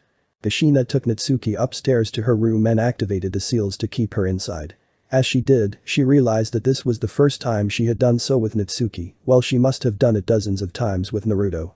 Considering that she was doing to punish Natsuki for lying and claiming Naruto's work as his own, she started to wonder if there had been times when she had punished Naruto for something his sister had done. Afterwards she herself started to look for her son. The first step when looking for someone was to ask friends and associates, so Kushina decided to do the same. It was only then that she really realized an anomaly in Naruto's behavior. He had been watched ever since his accident, and while he had occasionally slipped away, those moments were few, and there usually was some witness that could dimly remember seeing him on the training grounds, the library, or just strolling through town. But in all the time he was observed, there was not a single time where Naruto had sought the company of someone his age, or any human contact beyond observing shinobi train. She had to ask herself why her son acted that way, being so solitary. Even if the injury had put him in a bad mood, at least one of his friends should have at least tried to talk to him. Was it possible that Naruto didn't have any friends among his peers? What do you mean, he may not be in the village? Minato demanded. While the barrier was more for detecting intruders and had a few faults, it could be used to look for a certain signature if it was registered. Naruto's chakra signature was registered, so he should have shown up as a red spot on the map, but it had stayed blank. The current watcher had stated that this could mean two things. Either Naruto was dead, a rather unlikely scenario, as residue in the coil should be enough to detect a corpse as long as he was fresher than 2 weeks, or he had simply left the territory the barrier encased. Needless to say, Minato had not taken the information well.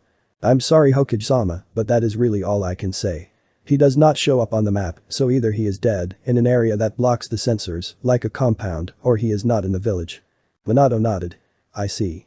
Thank you for the advice, I'll check the compounds that may be the one in question. Here I shined away. Appearing in front of the Hokage's tower, he looked around, trying to distinguish the one Naruto would most likely be in.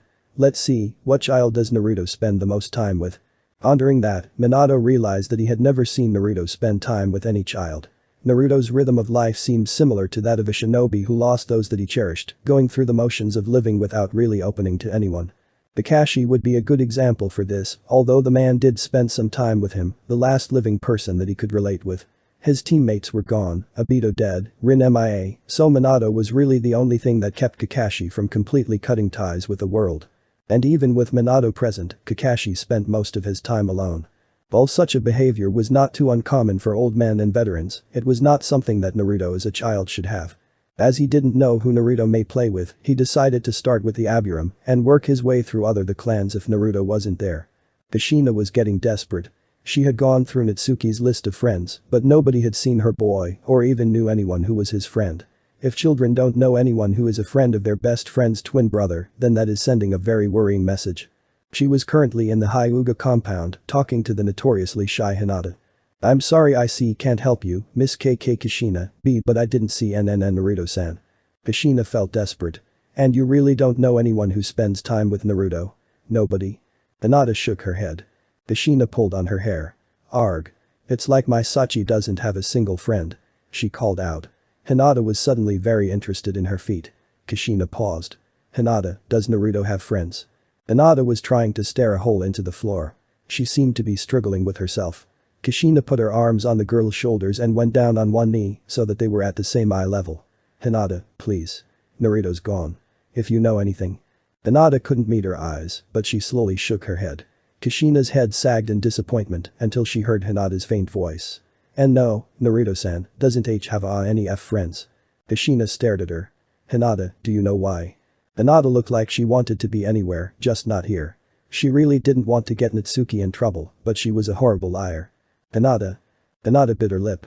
Well, I can't know how it started," she finally admitted. Kushina looked at her. "Really? How?" Hinata gulped. Well, it started really harmless." And so Kushina learned of the birthday party and of Natsuki's behavior. Needless to say, Kushina was shocked to hear of such behavior from the daughter she had believed as innocent as a kitten. Especially since she had to this day not lifted the ban she had placed on anyone who played with Naruto, confirming that it was still active whenever asked. That was beginning to worry Kushina. Together with a few other hints that Hinata had dropped, the pieces of the puzzle seemed to match to form a picture that she didn't like. It looked like Natsuki had started to use her brother as a scapegoat. But maybe she was overthinking things. Minato had gone through all compounds that may have blocked the scan, only to find nothing, and in many cases hear that his wife had been there first. So he returned to asking the barrier crew if Naruto had returned, only to hear that this was not the case. So after he reunited with his wife, they decided to ask Kakashi for advice, as he was a tracker and should be able to find him fairly easily. Kakashi obeyed the call of his old sensei and had promptly arrived, for a change not late. "So you want me to find your son?" Kakashi summarized after hearing the rather distraught parents out. "That shouldn't be too difficult. I know that he spends his time inside the village, so he shouldn't have much experience traveling. When was the last time you saw him?" Minato and Kushina exchanged a baffled look before Minato took the initiative. "I'm not sure about Kushina, but I haven't seen anyone not involved in the Yaki hunt in a week." Kushina nodded. "I was also involved in that, the last time I saw Naruto was before the sweep started." Now Kakashi's brow twitched once. "You're telling me that he may have a week's head start. The boy knows how to water walk, so he can do shinobi travel, which means he could be practically anywhere by now. And even if he traveled the civilian way, he could still already be well out of High no Kuni. Not to mention that we had heavy rain a few days ago, so if he left before that, then I'm afraid there is nobody who would be able to track him. All footprints are gone, and the rain will have washed away every scent. I'll try to get a trace, but if he left before the rain, then I'm afraid there's nothing I can do." Kushina looked downcast, but still nodded. "Please do." Kakashi nodded and headed out. He had barely left when another visitor entered. Minato managed a tired smile. "Hello, sensei." Jiraiya nodded in greeting. "So, where is this message that your son may have left?" Minato handed him the picture. Jiraiya charged it with chakra, and the scene replayed itself. Jiraiya charged it again, taking the scene in again. Finally, Kushina couldn't stand the silence any longer. "And? What do you make of it?" Jiraiya scratched his head. "Well, if it is from Naruto, then the message is pretty clear. He is telling you that he no longer considers himself a part of the family and left." Minato shook his head. "But why would he do that?" Jiraiya gave him an almost apologetic look. "I'm not in his head, but I think I can guess part of the reason. Look closely at the picture." You're still holding his left arm. Minato grabbed the picture and realized that the picture was indeed torn in a way that the Minato in it was still holding the arm of the drawn Naruto, although the rest of the drawn boy was, of course, not there. Oh god. Kami have mercy, you think he found out about his arm? Jiraiya nodded.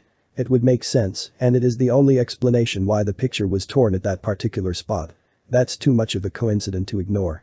Either somebody else let it slip or he overheard you talking about it unless either of you told him. He finished with a questioning look. Both parents shook their heads, then Kushina clapped her hands in front of her mouth. Oh no. She gasped. We talked about his arm just before I left for the border patrol, remember?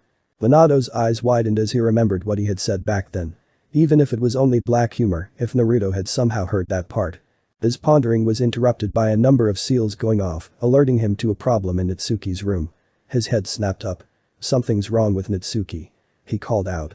Jiraiya and Kushina immediately jumped up and ran to Natsuki's room, Minato leading the small stampede. Natsuki had spent the day in a rage, throwing stuff around. She was never sent to her room, and she definitely wasn't denied ramen. That stuff happened to her brother, not her.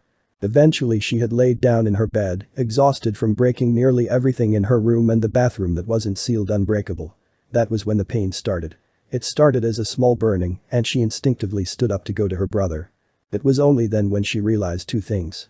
1, that she could not leave her room, and 2, her brother was not here, so even if she got out, it would do her no good. The burning got more intense, and she barely managed to reach the toilet before all that was in her stomach stormed out the way it came in. She heaved again and again, even after she had thrown up everything that was in her stomach and only tasted the bile on her tongue. However, it didn't get better. Her lungs were burning, millions of freezing cold needles were rammed into her skin, while said skin was being burned at the same time. Everything seemed to tighten, her joints felt like they were bending in the wrong direction, her blood was boiling in her veins, burning all tissue it came in contact with. Her internals were melting, her ears were popping under pressure, and 2 spinning drills were slowly being forced into her eyes. Natsuki had never been in such pain before, she had never even known such pain existed. She could not even scream, the pain was just too much. All she could do was whimper. The door flew open, and shadowy figures entered. Natsuki. Natsuki. What's wrong with her? That was her mother. I don't know. That was her father. A hand touched her, and she latched onto it, just wanting the pain to stop. Arg. That was Jiraiya Jaichin. The hand was pulled away, and Natsuki whimpered again. It hurts. Get Naranai. She stammered. He makes it all better. Need Naranai. Jiraiya, what's wrong? Her mother. Hurts, Naranai, she muttered, then, finally, everything turned black. Jiraiya stared at his arm, which had the imprint of 2 small hands glowing in an angry red. He looked at Natsuki. Minato, I think it's a surge. Minato stared at him. A surge. But she's been a Jinchuriki since birth.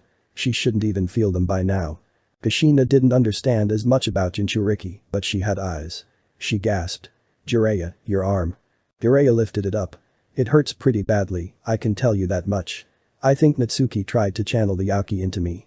Minato gaped at him. That's impossible. You're not a Jinchuriki, your body can't handle Yaki. The older man looked at his arm. Yes, I think we can see that. Minato stared at Natsuki, at Jiraiya's arm, then again at his daughter. Now that you mention it, I never noticed any surge pain even when she was a baby. But that's impossible. For her to feel it even now, she'd have to have channeled practically every surge into someone else. I think someone would have told us if something like that happened. Jiraiya frowned. What did Natsuki say before she fainted? Get Naranai, he makes it all better. Minato's jaw dropped. You think she? The Toad Sage nodded grimly. Yes, I do. Kushina looked at both of them. Can someone explain to me what's going on? What's wrong with Natsuki? Minato sighed wearily. Nothing's wrong with her, Kushina. Jiraiya thinks, and I agree, that Natsuki is going through a for Jinchuriki completely normal thing known as a surge. That basically means that the Biju, in our case Kyuubi, floods Natsuki's coils, and by extension her entire body, with Yaki. Don't worry Kushina, it's harmless. It happens to get the body used to the Yaki, so that in a situation where she has to call upon it, it won't immediately damage her body. The Jinchuriki normally only feels the first few surges, before the resistance against Yaki is high enough to ignore it. The first surge is the worst, and it only gets better from there. Kushina pointed at her daughter, who, even in unconsciousness, was writhing in agony. This never happened before. Minato gulped. Well, Jiraiya had a theory. He paused when he caught his old teacher giving him the evil eye, and I agree. He hastily added that this is probably the first surge Natsuki has ever really gone through. Wait, I thought that happened as soon as the Biju settled. Natsuki has been a Jinchuriki since birth. She asked, remembering reading something on the topic a few years back. Minato looked away. Normally yes, but Jur, we suspect that Natsuki's case is a little different. Jiraiya took over. She tried to pump the yaki into me when I touched her, and before she fainted she asked for her brother, since he made it all better. We think. But Kushina had connected the dots herself and remembered what Naruto had told her every time Natsuki was in his bed. It hurts. No, you think she pumped the yaki into Naruto? She was deathly pale, and tears welled up in her eyes when she remembered dismissing and scolding him every time he tried to tell her. Minato nodded. It seems the most logical explanation. Now Jiraiya spoke up. It would also be one more reason why he up and left. Before today, when was the last time Natsuki was in his bed? Kushina frowned through her tears. A few weeks ago. A month. Minato shook his head. No, the seals I placed around the house also look who's in what room. Natsuki was in Naruto's room little over a week ago. Jiraiya nodded his head. I thought so. A surge is only supposed to happen roughly every 2 months. It looks like Kyuubi is getting impatient because there is no progress and shortening the intervals, probably while increasing the amount of yaki. Naruto was probably able to recover from the surge in 2 months, but with the way it is now, there is no way he can last when he is injected twice a month. I'm no expert, you'd have to ask Tsunade, but my guess would be that his body is starting to break down. So if Naruto realized this and somehow learned that you kept the true state of his arm a secret from him, well, we have a motive. Minato sighed. In any case, we should get her to Tsunade, just in case we're wrong. Jiraiya looked at his arm. And how do you suggest we do that? Kushina rolled her eyes, grabbed a blanket and threw it over Natsuki's twitching body before wrapping her up in it. Like this Jiraiya, how else? The older man raised his hands in defense. Hey, I'm single and have never been a father, so how should I know how to take care of a child? Man. The mother mumbled as she headed to see her good friend Tsunade, who would probably not be amused to hear that they still hadn't told Naruto about his arm and that said boy was now missing, looking at his room most likely because he ran away. The two men followed her like obedient puppies. As they headed to Tsunade, knowing that they would soon get a scolding like little children, Minato felt like the weight of the world had been dropped on him. How could he have not noticed what was going on? Kushina had told him that Natsuki was one of the reasons Naruto had no friends, disturbing as it was. He and Kushina exchanged glances and knew that they had made the same decision. After Natsuki was back up, there would be some changes. For both their children. Natsuki groaned. The pain was less, but she still felt it. Why was this happening to her? And where was she? This wasn't her room. The room was dimly lit. It looked almost like a throne room, but something was wrong. She couldn't say what, but everything was wrong, like in a caricature. The proportions were all wrong, the entire setting looked fake and twisted. What furthered the headache was the fact that the room's angles were all wrong. There were no right angles, the entire place had a cartoonish edge to it, only that you got the feeling that this was all wrong. The wall to Natsuki's right, the one behind the throne, was almost completely covered by a horrible painting, depicting what only on third glance could be identified as a winner's podium, simply due to the fact that it looked more like a square tower. The middle spot, which signified the winner with a big 1, was shooting high into the sky, looking to be at least a mile high. On it was a horribly proportioned figure with a head that was much too big for its body, showing off an evil grin that in turn seemed too big for even the huge head. What unnerved Natsuki was that there was a minimal resemblance to her in that ugly figure. The reason why it took so long to distinguish the podium was that the spot for the second was probably only 30 feet tall, occupied by a few figures the size of fleas, too small to be identified. The third spot was practically invisible, nothing more than a small spot. The only thing that didn't look like it was designed to mock nature was the wall to Natsuki's left. It consisted of bars the size of trees, way too far apart to imprison anything smaller than an elephant. She carefully approached, peering into the darkness, to jump back with a cry when a red eye larger than she was snapped open. So, my jailer finally lowers herself to greet me. A voice growled, loud as thunder. Who are you? Natsuki demanded. But you really have to ask. I already suspected which sibling inherited the brains of the family, and I guess I was right. The voice muttered. Natsuki looked at the eye. It had moved, and a second eye was visible. Kyuubi. She gasped. Up to this point, she had heard of the demon trapped in her guts, but if she was honest, she had never really believed it. It was something she could brag with, something that brought her friendship and admiration. Now, face to face with a being whose existence she had never really acknowledged, it was suddenly not so great. The demon grinned, presenting rows of razor-sharp teeth. Correct. What was your first clue? Natsuki's brow ticked. She hated being belittled. Stupid fox, do you know who you're talking to? I'm. Silence. The fox roared, sending Natsuki back with a shriek of fear. Petulant child, an arrogant brat is what you are. Such a boring thing, never achieving anything, only stealing glory. You're weak, equal only to maggots and vermin. Natsuki puffed her chest out. I took care of an assassin from Iowa all by myself. The man was an Anbu, and I ran away in fright after realizing your own helplessness. You did nothing. Kyuubi interrupted. Natsuki frowned. Okay, so I used your Jinjutsu abilities, so? You're sealed in me, so that counts. My Jinjutsu abilities? The fox seemed honestly amused. Whatever gave you the idea that I had any Jinjutsu abilities? Natsuki looked offended by the idea that she might not have an ability that she bragged with. BB but, you're a kitsune. Kyuubi rolled its eyes. I have the appearance of a kitsune. I am Yaoki, and Jinjutsu is an art designed by humans, therefore fueled mainly by human chakra. I do not have any Jinjutsu capabilities, nor do I have a need for them. Why couldn't I get sealed into the intelligent sibling? Natsuki pouted, but answered because Narunai is a boy and sealing something of one gender into something of a different gender is not good. The barking laugh answered her. I am a massive highly intelligent Yaoki, do you really believe I have a gender? Natsuki stared. But Nibi has a gender. Toussaint said that when they sealed it into a man, it was a catastrophe. The two-tailed one? Kyuubi asked. It has taken intelligence from its hosts and gained the personality of a female, of a mother. I do recall that event, one of my seekers was present. The problem was not that it was a man, but that he, believing it is right, attempted to rape a woman. One of the traits the two-tailed one absorbed was the hatred of rapists, as such, being sealed into one was unacceptable. Natsuki shook her head. She didn't care about history, but she wanted her Jinjutsu powers. You're lying. Of course it was me who took out the Anbu, who else could it have been? The great fox looked at her, the expression similar to someone that found a mildly interesting beetle on their path. Who else? Your brother. The one who made a habit out of putting you in a Jinjutsu so you wouldn't bother him. The same one that is gone, meaning that now you can no longer use him as a lightning rod for the surge. Annoying insect. Natsuki stared at the fox. I'm not an insect. And if you're not a girl, how come everyone says you are? Huh? Answer that.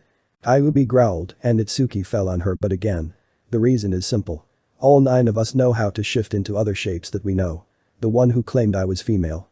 The red whirlwind broke out in the cage and when it vanished, the fox was gone. Instead there was a woman in the cage. She looked to be in her early 20s, the long red hair that flowed from her head like red water reaching down to her shapely butt.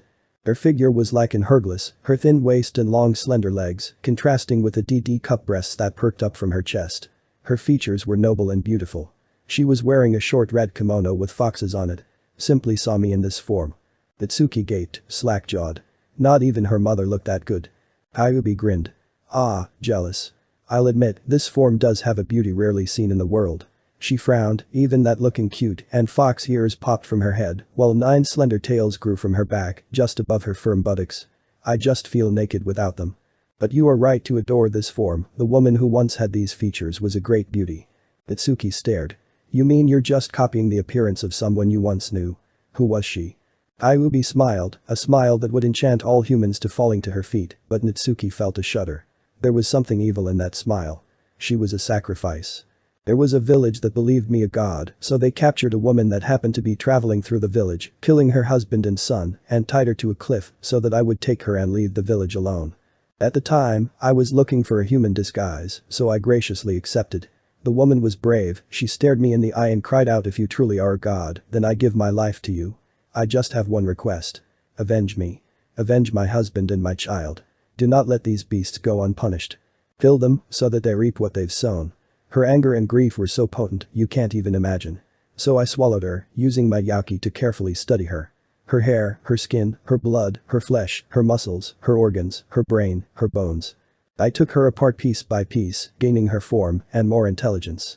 Afterwards I fulfilled her request and massacred every being in that village. Natsuki shuddered. This woman was evil. But she was curious. So, do you have a male form too?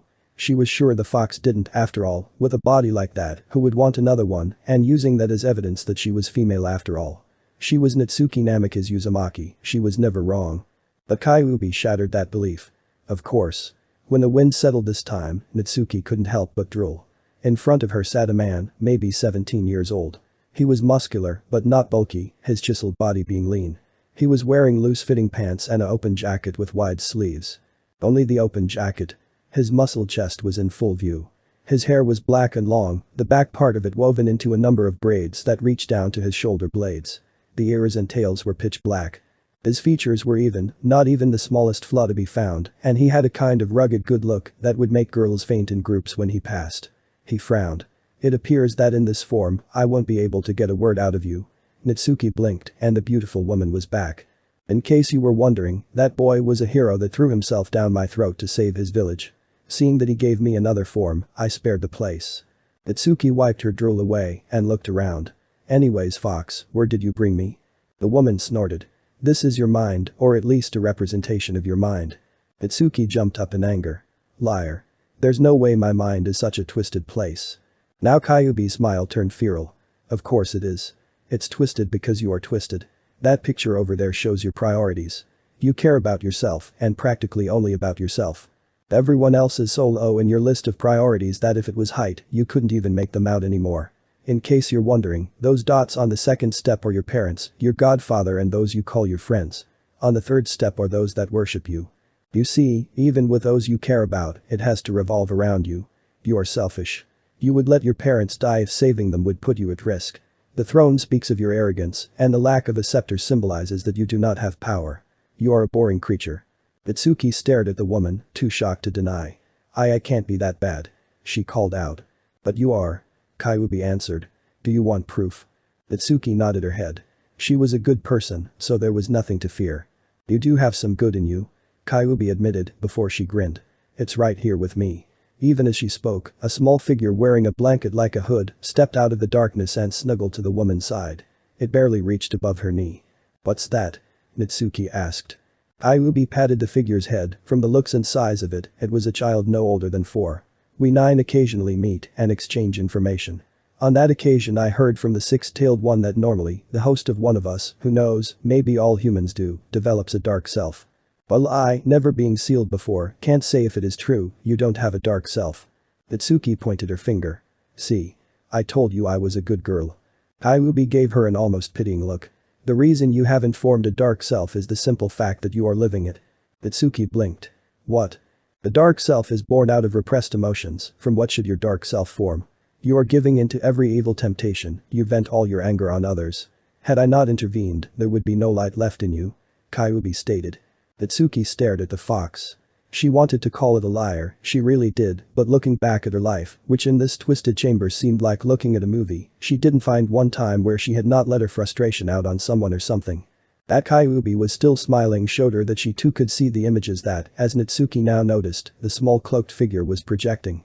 Finally, her throat oddly dry, Natsuki asked, what do you mean, you intervened? Kyuubi smiled. Before I get to that, I'll explain why you are in so much pain. You see, to get you used to my yaki, I have been sending it through you ever since the day I let myself be sealed into you. You, however, in some pathetic attempt to ease the pain that would have faded anyways, channeled it all into your twin.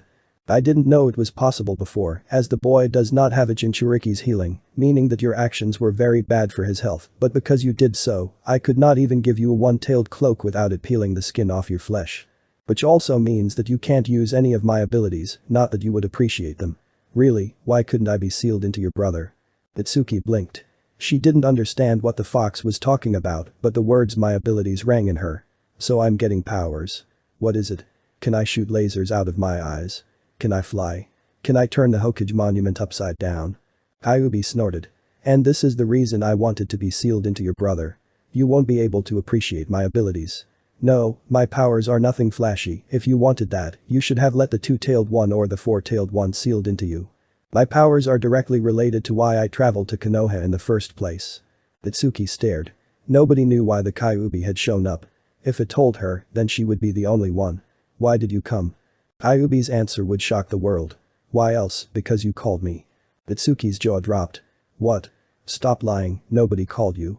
Kyuubi laughed. Of course you did. You even say it in your legends, the 9-tailed fox appears where malice festers. That is true. You see, my power does not reign over lava, steam, the desert, or the dead. No, my power involves the mind. Emotions. It's as simple as that. I can feel emotions of others, I can manipulate them, I can even harvest them and bind them into my power. That is the reason why I never bothered with Jinjutsu. I don't need it. I can drive humans into deepest despair, wildest passion or murderous rage with but a snap of my fingers. What do I need illusions for? And emotions are a powerful force by itself. They can linger in a place centuries after the humans that brought them forth have turned to dust. The moving feeling at looking at a great work of art, the fluttering in your stomach when you see a romantic spot, the shivers running down your back when you enter a house with bloody history, all this is caused by lingering emotions. I can harvest them and use them to give myself these traits. Admiration, love, sheer terror, I can cause them all with my sheer presence. Unlike the others, I have never had the need for a host to gain intelligence. I drained it from the ones that gave me my shapes and used those shapes to enter your world and learn. And not long ago, I felt a pull towards a certain city, or village, as you call it. By Konoha? A new voice asked. Natsuki was startled by its feeble sound, realizing only after a second that the cloaked figure had spoken. The voice sounded like it belonged to a girl. Kyuubi patted her head, the demon's eyes taking on a dreamy expression. Simple. Because in the entire world, there was not a place so rotten as Konoha. Sloth, gluttony, envy, lust, pride, wrath, greed, the 7 cardinal sins were practically spilling out of your village, together with all forms of lesser evil, such as misery, abandonment and cruelty. It was simply too tempting a maelstrom to resist. Corruption in amounts that have not been seen for centuries. Then your father came and summoned the Shinigami of all beings. I knew he planned to seal me away, and I let him. Had I truly wanted to escape, I could have just separated from the Yaki that the god of death had in his grasp. But as a being living off emotions, I was curious. What emotions do humans feel? What are those finer emotions that don't last long? Those fluttering feelings that vanish so quickly? Imagine my disappointment when I learned that I had been sealed into an arrogant brat with the emotional depth of a rock. Itsuki was insulted, but the figure interrupted her. It's true. You are a shallow, empty being. That was too much. Who do you think you are to say something like that to me? Kyuubi laughed. You really haven't figured it out. Let me enlighten you. You started with the same potential that all humans have, a potential for both good and evil. However, you grew arrogant and addicted to feeble feelings of power. You embraced these darker parts of your being and slowly crushed all good that was in you. But in doing so, you became worthless for me. You had nothing left to offer that I don't already know. Perhaps I would have made you a mere battery, but most likely I would have simply overloaded your body with my Yaki and killed you. Some of it would have escaped and I would have reformed from that, like all of us do when a host dies. However, I was able to gather those dying embers of goodness, of selflessness, of true companionship, of honesty, and what was crushed first, of your love for your sibling. All those little emotions crumbling under the weight of your insufferable personality I gathered, I gave it form, I nurtured it back to health. You see, just because you have not formed a dark self does not mean that your soul is not divided into a light part and a dark part. The only difference is, the positions are reversed. Now the other figure spoke, slowly removing the blanket it was wrapped in. You who stands on the other side of the cage, do you not understand? The blanket fell to the floor, revealing a younger Natsuki. You are the dark self of the one who calls herself Natsuki, as I am the light. This new Natsuki looked identical to the one outside the cage, only smaller and less cared for. Her hair was messy, and you could see tear stains down the entire length of her face. She looked slightly underfed, but there was a fire in her eyes. It had taken much of Kyuubi's admittedly limited reserves of positive emotions to nurse the little lump of goodness back to health, but it had worked. The reason for its appearance was now not weakness, but reaction to the girl's behavior. Still, Kyuubi had hoped that once they merged, this girl would be able to show her something interesting, which was the only reason Natsuki was still breathing. While the older Natsuki started to crawl backwards until her back hit the throne, somehow instinctively deathly afraid of the small child in front of her, the younger one walked through the bars until she was right in front of her darker part. Then the young figure kneeled down. Call it a gamble, but I think we've been separated for too long. Things have changed, you've become a complication. Kyuubi told me that our parents have learned of you channeling the Yaki you were supposed to take. Do you understand that you were killing our brother? And I think they also found out that it's your fault he doesn't have any friends. How long do you think they'll need to find out that you and everyone was just blaming brother for your own actions? Natsuki paled. This was bad, this was really bad. Go away. She called out. Her younger self shook her head. No. You've been in command too long. It's time we become one. She hugged the old Natsuki, and the girl screamed as they merged in a hiss. The entire mindscape flickered before normalizing, although now everything had a wet shimmer to it. Kyuubi laughed. Well, it will take a few months for the merge to completely finish, so it should be done by the time you grow used to the surges. And make no mistake, I will personally ensure that you won't flee into unconsciousness again. The next time I see you, the merge will be complete, and if you then still cannot interest me, But that, Natsuki, the Natsukas, were thrown out of the mind and into true unconsciousness. While his sister's life would soon change completely, both mentally and physically, Naruto learned that he had made a minor miscalculation. When he had checked the maps for his destination, he had looked at shinobi routes. With those routes, his goal would be only half a day's travel away, but posing as a normal civilian, he could not just run through treetops and up cliffs, and most importantly, he was stuck with clear roads. And couldn't just travel in a straight line.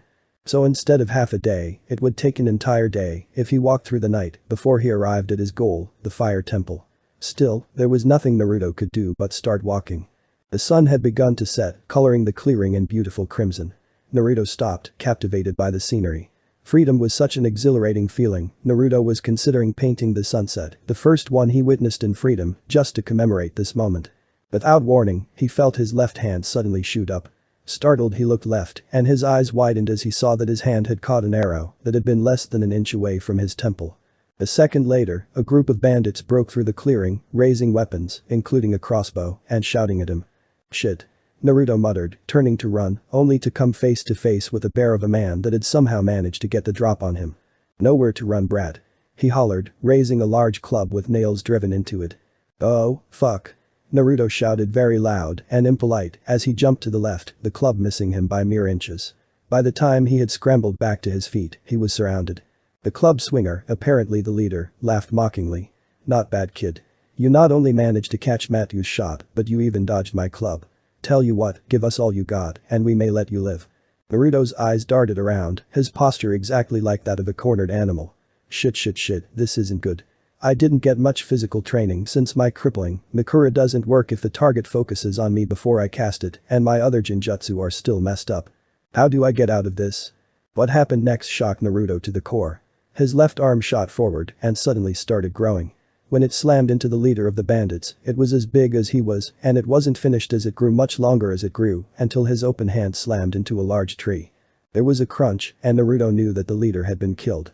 As his arm shrank again, it used the motion to ram its razor-like fingernails, each still almost a foot long at time of impact, into the back of the bandit who stood closest. Absolute silence reigned, and Naruto could literally smell the fear gripping the hearts of the bandits. However, a different scent was also in there, slowly overpowering the stench of fear. Anger. This little shit killed the boss. Let's butcher the fucker. Hang him with his own gut. Those and other calls reached Naruto's ears, and the frightened boy took a step back. As if waiting for something like that, the entire mob charged at Naruto, aiming to tear the monstrous boy to pieces. Naruto's left arm made what appeared to be an incomplete hand sign, and beneath the bandits, round wooden pikes rose, skewering them all and dragging them into the air, before branching into trees, tearing the bodies to shreds in the process. Naruto stared wide-eyed as a rain of blood and body parts went down around him. He slowly turned his head from side to side, taking in the scene of carnage. Blood still dripping from the branches, arms, legs, fingers, and heads scattered around the formerly so peaceful clearing. A few agonized gurgles were heard from above, where torsos, some torn in two, still hung skewered on the trees. Bwurg. Then Naruto threw up. After there was nothing left in his stomach, Naruto managed to drag himself away from the gruesome clearing, shivering like a leaf. In a small spring that fed into the waterfall of the Valley of the End, Naruto washed himself clean. Finally, he was again standing on the street and walked forward, only wanting to leave the clearing behind him. As he walked, Naruto shed a single tear. He knew he had lost some of his innocence on that clearing when the blood had rained on him and a severed head had landed in front of his feet. He had felt it break, and now the last remnant of the innocent child inside him had died. Now, he truly had left everything behind. It took 2 more hours, but finally, mentally exhausted, his thoughts traveled back to the clearing and he realized belatedly that something was wrong. He sat down, his back leaning against a tree, and lifted his left hand to his face. Pale, with long sharp fingernails, but aside from that it seemed to be just an arm. Normally he would feel quite foolish, but after the earlier display, such notions had become obsolete. Staring at his arm, Naruto finally spoke. "Do something."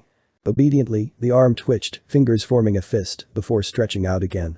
Naruto remained absolutely calm. "What are you?" he asked. In response, the arm was suddenly surrounded by crimson yaki, Naruto instinctively recognizing it. Then it placed the index finger on Naruto's forehead, and the blonde boy suddenly had flashes. Of Kyuubi, of a red haze remaining in Konoha, of the haze surrounding him, of himself putting his arms in the solution, and of the yaki coming to his aid. Naruto stared at his limb. "What do you want?" In reply, flowers began to bloom around him. Looking close, Naruto noticed a pattern on his fingertips, as if his fingerprint had become that pattern, 3 Tomo, forming what could be both a triangle and a circle. Then Yaki began to dance around the hand once again, before everything stopped. Naruto blinked in confusion. What was that supposed to mean? Shaking his head, he decided to solve that later and now ask a more important question. So, are you on my side? The arm pointed to Naruto's shoulder, where he and the arm were merged. Naruto nodded, more to himself. A symbiosis, huh? I guess I can live with that for now. The arm didn't react, and Naruto placed it back into its sash. Of course, trusting a part of Kyuubi in his body was a stupid idea, but so far, it had only been advantageous for him. His arm was working again, somewhat, and it had saved him both from a death by arrow and bandit. He would have to teach it subtlety, but until it proved to be a risk, Naruto would keep an open mind. Of course, that didn't mean that he would not make preparations should his arm turn against him. Naruto paused, then shook his head in disbelief. He was worrying about his own limb attacking him. Man, his life was messed up. Unknown to Naruto, he wasn't as alone as he thought. From the moment he had left Konoha, no, before that, he had been watched. His observer had followed Naruto's every step, never letting the trail run cold for even a split second. He had seen what happened to the bandits and how the arm had acted seemingly without any regard for its owner's wishes. While the Watcher wasn't sure what was going on, he was determined to follow the boy to the end of the earth if need be. Naruto leaned against a tree and let his body slide down until he was sitting. Now that both the first rush of freedom and the shock from what happened with the bandits had passed the full extent of his situation. He was alone, a 7-year-old boy in the middle of nowhere. He had very little money, only limited food and water, and hardly any supplies that would help him living outdoors. He had a few kunai, some shinobi wire, and a few other tools that would do for camping, but nothing for more than a few days camping. His knowledge of survival in the wild were limited to what he read in a few scrolls or pestered out of shinobi. Even worse, the past events had also driven another point in. He was practically defenseless. His physical abilities, while above the average civilian, was completely insufficient for lone travels. He knew only a few ninjutsu, his few ninjutsu at this point would take far too long to arrange in a combat situation, and to top it all off, his genjutsu control was shot to hell. And the final nail in the coffin was that the arm he had believed healed now hosted some kind of remnant of the very demon that had almost destroyed Konoha, and its control over the limb overrode his. While said limb seemed interested in preserving his life, Naruto still had no idea what it wanted. Adding all these facts up, the situation was a disaster. The more Naruto thought about it, the more Naruto realized how hasty his decision had been. Granted, he had had good reasons to leave, as the actions of his Minato and Kushina were inexcusable, and combined with whatever Natsuki had been doing, could have very well led to his death. But Naruto had let his temper get the best of him. Instead of leaving like he had, he should have spent a bit more time in Konoha, gathering supplies and getting his genjutsu back under control. He would definitely have to get his temper under control to prevent something like this from ever happening again. The way he was now, he was completely unprepared for what awaited him. Honestly, if it weren't for his arm, he might have actually considered turning around and heading back to Konoha, but now even that option was blocked, as he had no intention of becoming a guinea pig or having his arm removed and dissected. Taking a deep breath, Naruto pushed himself up. In the end, despite all the self-criticism, the situation was what it was, and sitting here moping would not change a thing. He could not go back to Konoha, so the only thing he could do was follow his original plan as good as he could and adapt to changes. He would go to the Fire Temple, probably remain there a while longer than originally planned, and once he deemed himself ready, he would head towards Iwa. It still was the village where Konoha would least expect him, and after checking that he hadn't followed that thought and headed there anyways, Konoha would send their feelers elsewhere. Of course, he couldn't simply head there as Naruto Namikaze Uzumaki, but he had come up with a disguise a while ago. By taking the henge Natsuki had messed up, refining it by making the changes internal as well, and stabilizing everything with a few well-hidden seals, Naruto's disguise would not only be perfect down to voice and fingerprints, but it would also fool henge detectors. And even the good old punch him in the face and see if they go poof test. His identity was also completely planned out, the young crippled orphan and wandering artist being a good excuse, especially since it wasn't even a lie. His arm didn't work the way it was supposed to and would be kept in a sash. He considered himself an orphan, and he liked to paint and was pretty good at it. But he was getting ahead of himself. First he had to reach the Fire Temple, then managed to hide there until the first wave of panic blew over and get his genjutsu back under control. After that, he could see what travel plans were viable. But perhaps it would be a good idea to prepare something that would make his hopefully unnoticed stay in the Fire Temple easier. Kushina collapsed into her couch, physically and mentally drained. Where had things gone so wrong? Was it last week when Naruto learned of his arm? A few months ago when his arm was crippled? Or had the problem started much sooner when nobody realized that Natsuki was using her brother as a lightning rod, channeling the Yaki that was never meant for him into his coils? She felt like crying. What bitter irony that just this morning, when she had finally returned from the Yaki hunt, she had actually believed that her family was slowly but surely growing back together after the disaster with Naruto's arm. She wondered if she had offended a deity somehow or if the god simply enjoyed laughing at her.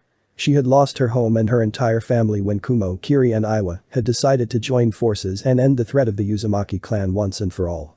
Barely escaping the massacre with little more than the clothes on her back, just barely making to Konoha. There, she had been ostracized for her being a foreigner, her round face, and her long red hair. After a lot of blood, sweat and tears, she had finally managed to gain some friends, only for the war to break out and take most of them away from her. After the war, she had married and gotten pregnant from the love of her life, Minato, and things were finally looking up. Then Kyuubi attacked. More friends died, and for terrible minutes, she had believed her husband dead. When he returned to her, exhausted but alive, she had felt happier than ever before. Her dream of a family could finally come true. She laughed joylessly. And again the gods laugh at me. Without even realizing it, Natsuki, whose personality seemed exactly like her own, coupled with Minato's charisma and the burden she carried for the village, had weaseled her way into the hearts of Konoha, becoming everybody's darling. Without anyone realizing it, she had filled the hearts of her parents, slowly but steadily taking over the parts her calm and quiet brother occupied. Things had gone from bad to worse, and eventually it reached a point where both parents had lost sight of their son in the bright nature of Natsuki, which resulted in his crippling, caused because a child had been forgotten on his birthday by his own parents. After that, things had changed. Both parents had realized what they'd done and tried to somehow make up for it, but it had been too little, too late. When they finally tried to give him the proper attention, Naruto no longer wanted it. Kushina poured herself some sake and downed it in a single gulp. And again, we did the worst possible thing. Looking back, it had really been the single most stupid course of action. Fearing that they would lose Naruto forever if they told him the true extent of his injury, neither of them had done so. Instead of sitting down and explaining the situation to Naruto, they instead excluded him from training, further alienating him. To Naruto it had to have looked as if the family was once again rejecting him, he being the only one in the entire family who could not join in their bonding. In response, Naruto had distanced himself even further from them, going as far as to spend as little time in the compound as humanly possible. And what did we do? We let him. Give him time, he needs to be alone. What he needed was someone to show him that he wasn't alone. Everything was so clear in hindsight. Even worse, as they had learned today, first from Hinata, then with Inoichi's help, Naruto's own sister had torn a permanent rift between him and all other children, over a childish dispute and despite attempts of reconciliation. So Naruto had been effectively abandoned by his family and was experiencing what Kushina knew to be one of the most terrible feelings ever, to be alone in a crowd. Going through the reports again, Naruto's only friends had been a few rats and crows that he fed. The 7-year-old that turned to animals for attention because he didn't get any from his fellow humans. It was only after Naruto had left that Kushina realized just how far Naruto and his family had grown apart. Looking in the mirror, Kushina looked at a broken woman. What kind of mother am I when I don't know anything about my own son? She could immediately name Natsuki's hobbies, friends, favorite color, favorite food, likes, dislikes, dreams, fears, personal strengths, embarrassing secrets, favorite clothes, but when it came to her son, the only thing she could say was I think he liked ramen. She couldn't even name his favorite flavor, for crying out loud.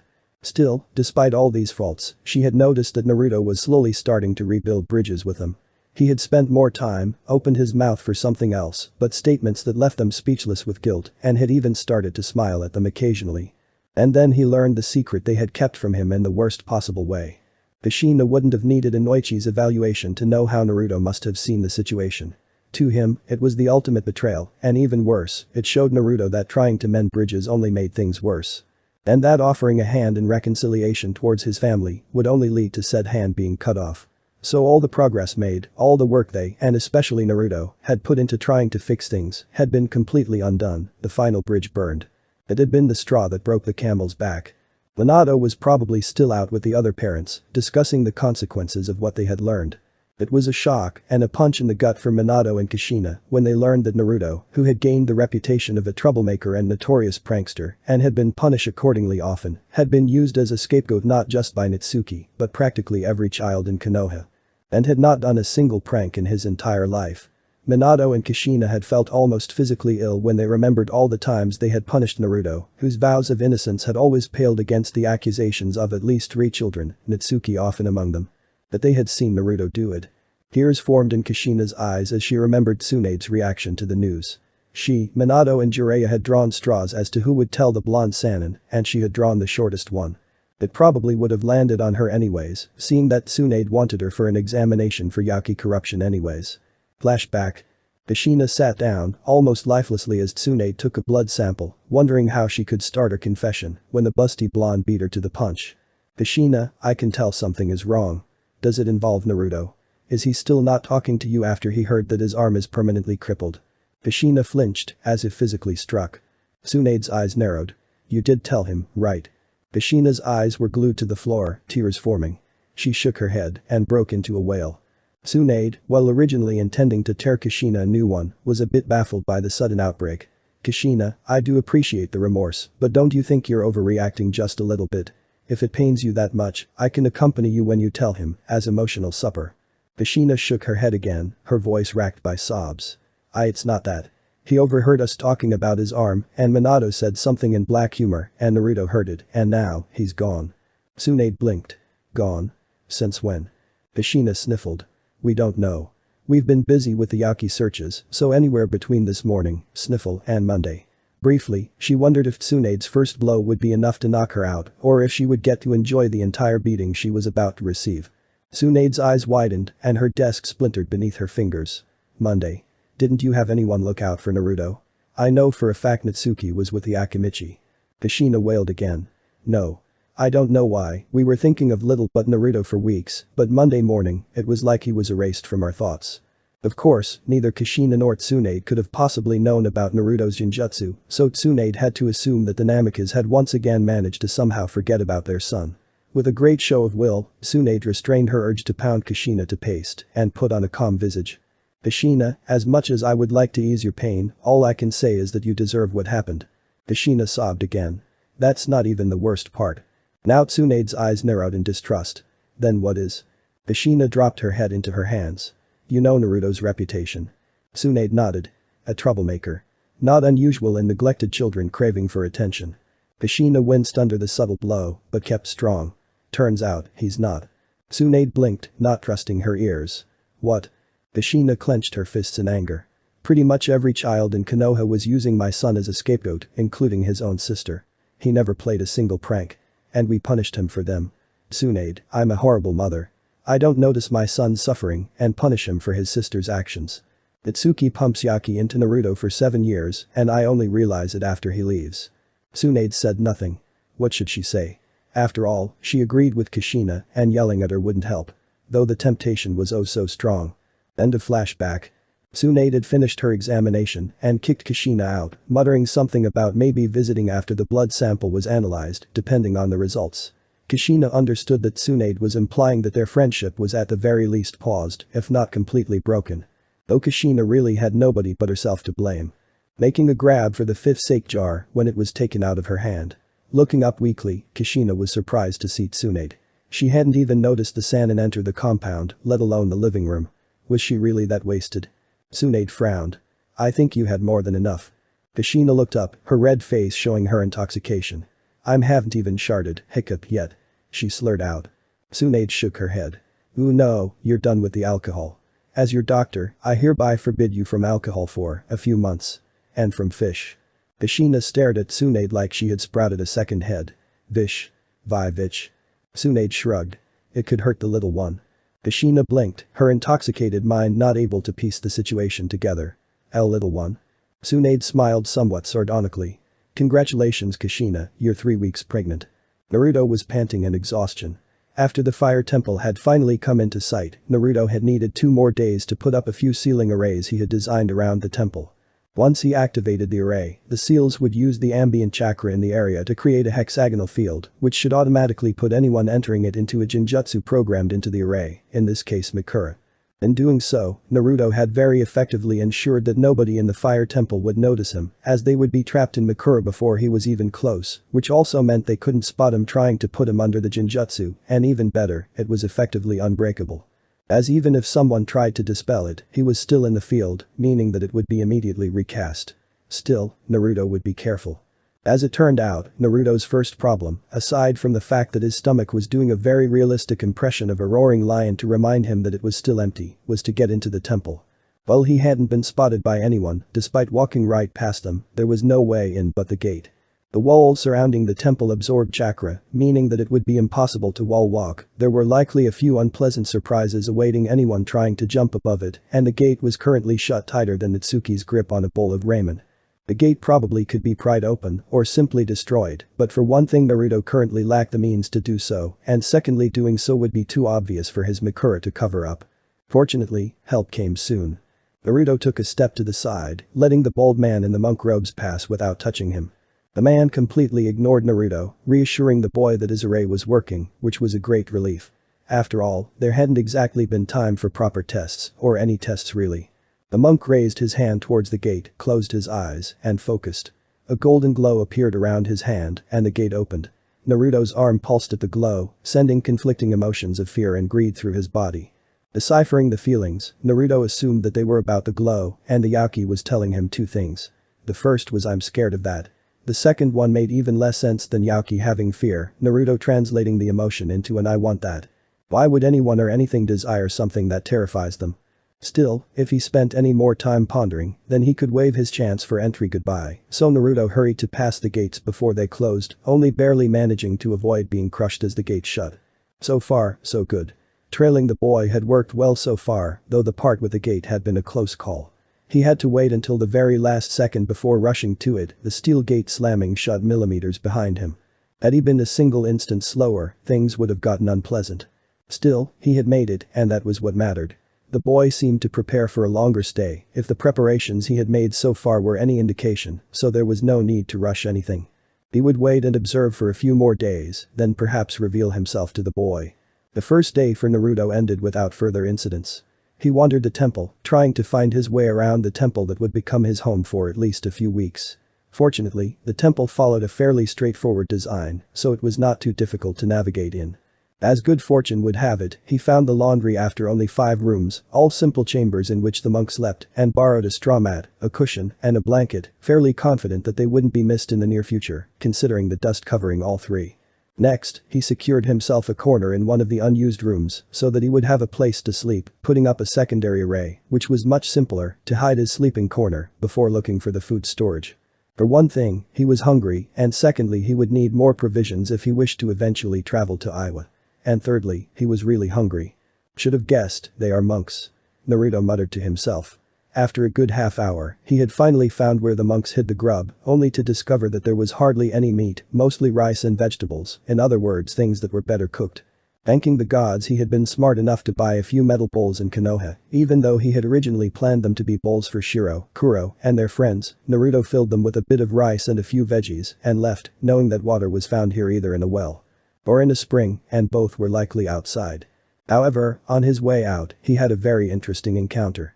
A boy, roughly his age, was walking towards him, talking to the head priest, Chiriku of the 12 Guardian Ninja, Naruto dimly recalled. There were a few things off with the boy. For one thing, as far as Naruto had seen, he was at least 10 years younger than any of the other monks, and his behavior, angrily arguing with the head priest, didn't fit into the profile of the resident monks, who as far as Naruto had observed so far, seemed calm and serene, spending a lot of time meditating. Another thing that stuck out was that he was the only one who hadn't shaved his head, giving him the classical monk look that Naruto had secretly dubbed the egghead, his dark hair growing past his ears. Even though it could be considered rude, Naruto decided to eavesdrop, especially when the boy started waving around a 3-pronged claw. "Jiriku-sama, please. You say this belonged to my father, but you won't tell me anything about him. Why?" The monk sighed. "Sora, I gave you this because I believed you were mentally prepared and deserving of it. Please do not make my faith misguided. Your father was a powerful man, and one I knew quite well and respected. However, he was misguided in his beliefs, a fact that regularly brought him into trouble. All in all, he was a good man, but you are not ready yet to learn everything. The other monks believed that I should never tell you anything, however I find that disrespectful against both you and my old friend's memory. Please do not try to push me further than this." The young boy, Sora, bit his lip but reluctantly nodded, though it was easy to tell that he was not happy about it. In fact, he seemed to barely be able to contain his anger. Jericho frowned at Sora's expression, but nonetheless gave him a kind smile. Thank you. Now I'm very sorry for having to cut this short, but as you know, one of our temple's most sacred ceremonies is in less than a week, and I must prepare. Sora's eyes widened at the casual dismissal, before he gave stiff nod. Jericho gave a short bow and left. After roughly 10 seconds, Sora punched the wall in anger. Why does nobody trust me? He asked loudly. Of course there was no answer, so after another moment, he spun on his heels and charged down the corridor. Naruto's eyes widened, he had to jump to avoid the angry boy from running right into him. What happened next shocked him. His arm twitched, and Sora suddenly seemed rooted to the floor before his head snapped in Naruto's direction. Silence reigned as the two boys looked each other right in the eye, Naruto's wide in shock and fear, Sora's drawn together in a frown. After a few more seconds, the young monk shrugged and continued on his way, while Naruto slumped together in relief. For a second, he had thought his Makura ray had failed, which would have meant serious trouble, as the people for one thing, would be very interested in finding out how he managed to sneak in, before they would wrap him up like a Christmas gift and send him back to Konoha. And that was if he was lucky. Of course he knew that logically the array shouldn't have failed, as it was in essence the same array he had used on his old picture, attached to a so-called blank field array and an ambient energy gatherer as a battery. All in all, it was actually a very simple array that any intermediate seal user could whip up on the fly, the only really difficult part being entering a genjutsu as complex as Makura into a seal sequence, though here Naruto had the advantage of knowing everything about it. Seeing that he was its inventor. Still, something was special about the boy. Even though he was at the moment physically incapable of noticing Naruto, he had not only somehow sensed his presence, but actually pinpointed his location. Which shouldn't have been possible seeing that Naruto had done nothing to warrant any attention from even the most distrusting of people, not to mention that at the moment it was impossible to dispel the genjutsu, and Naruto had the only key seal that protected him from the array. Not to mention that Naruto didn't believe that the twitch of the arm at the time of the boy sensing him was a coincidence. He would have to keep an eye on this Sora. As it turned out, the temple had both a spring and a well, Naruto using the former for water, as there were a few rocks he could take and use as support for his improvised walk, on which he had drawn a simple seal that converted chakra into heat. As he didn't want an open fire to draw attention from someone who might worry about the temple burning. That, and it was quicker. After the first warm meal in days, Naruto contentedly retreated into his chosen sleeping corner, and while planning his next steps, which mainly involved stockpiling essentials like food, drink, and clothes, and finding a sleeping bag, he fell asleep. It had been a long day. The next morning came far too soon. Naruto was blissfully slumbering, for once completely content with the world, dreaming harmless and innocent dreams, when… Boong. He stood straight and wide awake. It took nearly a minute until his pulse went down to what humans could even remotely call normal. Who could have expected that these masochistic monks would wake themselves by pounding on a 20-foot gong? Either way, there was little chance for sleep, so Naruto drowsily fraught himself up and started his morning wash, ironically ending up doing so amongst the monks. He snatched some of the breakfast, and after the meal, he sat down and watched the monks at their daily routine. He was surprised when he saw them spar against each other, before he remembered that the fire temple consisted of battle monks, not the normal ones, so it would be only natural that they did some fighting, though he did see many sitting and meditating. Around noon, the trot was broken when the gates opened, and a single shinobi entered, his headband identifying him as a Konoha. It seemed that Minato and Kushina had finally realized that he was gone. Not interested in what Konoha had to say, Naruto turned away and left to search the temple for anything useful. Had he stayed, he would have heard an interesting conversation between the head monk and the Konoha. Jericho smiled. Ah, Asuma. Good to see you, old friend. Asuma smiled back. Good to see you too.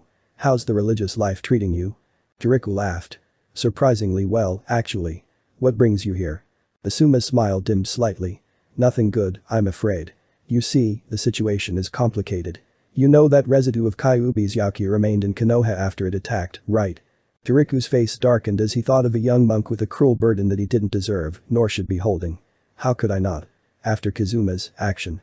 Asuma followed his friend's gaze until it landed on a young monk practicing with an oddly familiar claw. Is that? Yes, that's Sora. Jericho replied. I see. He looks a lot like his father. Asuma noted, before remembering the original topic. There was little point dwelling over things that they couldn't change, and Kazuma had paid the ultimate price for his actions. Either way, last week the Yakis suddenly disappeared. The search was started without success, but it seems that while everyone was busy, the Hokage's son used the chance to run away. Learning the facts, I can't even say that I blame the kid, his situation was bad. Turns out his sister, the host of the Kyuubi, was unknowingly pumping Yauki into him and it was killing him from the inside. Nobody noticed because, well, nothing like this has ever happened before. Adding to that, the kid was a scapegoat for the village's children. Either way, his parents are very worried about him, especially since he can't use his left arm after an accident involving seals, so I was sent here to ask you one of your monks saw him. He's 7, average size for someone that age, blue eyes, and spiky hair so blonde you'd think someone dumped a bucket of yellow paint on his head.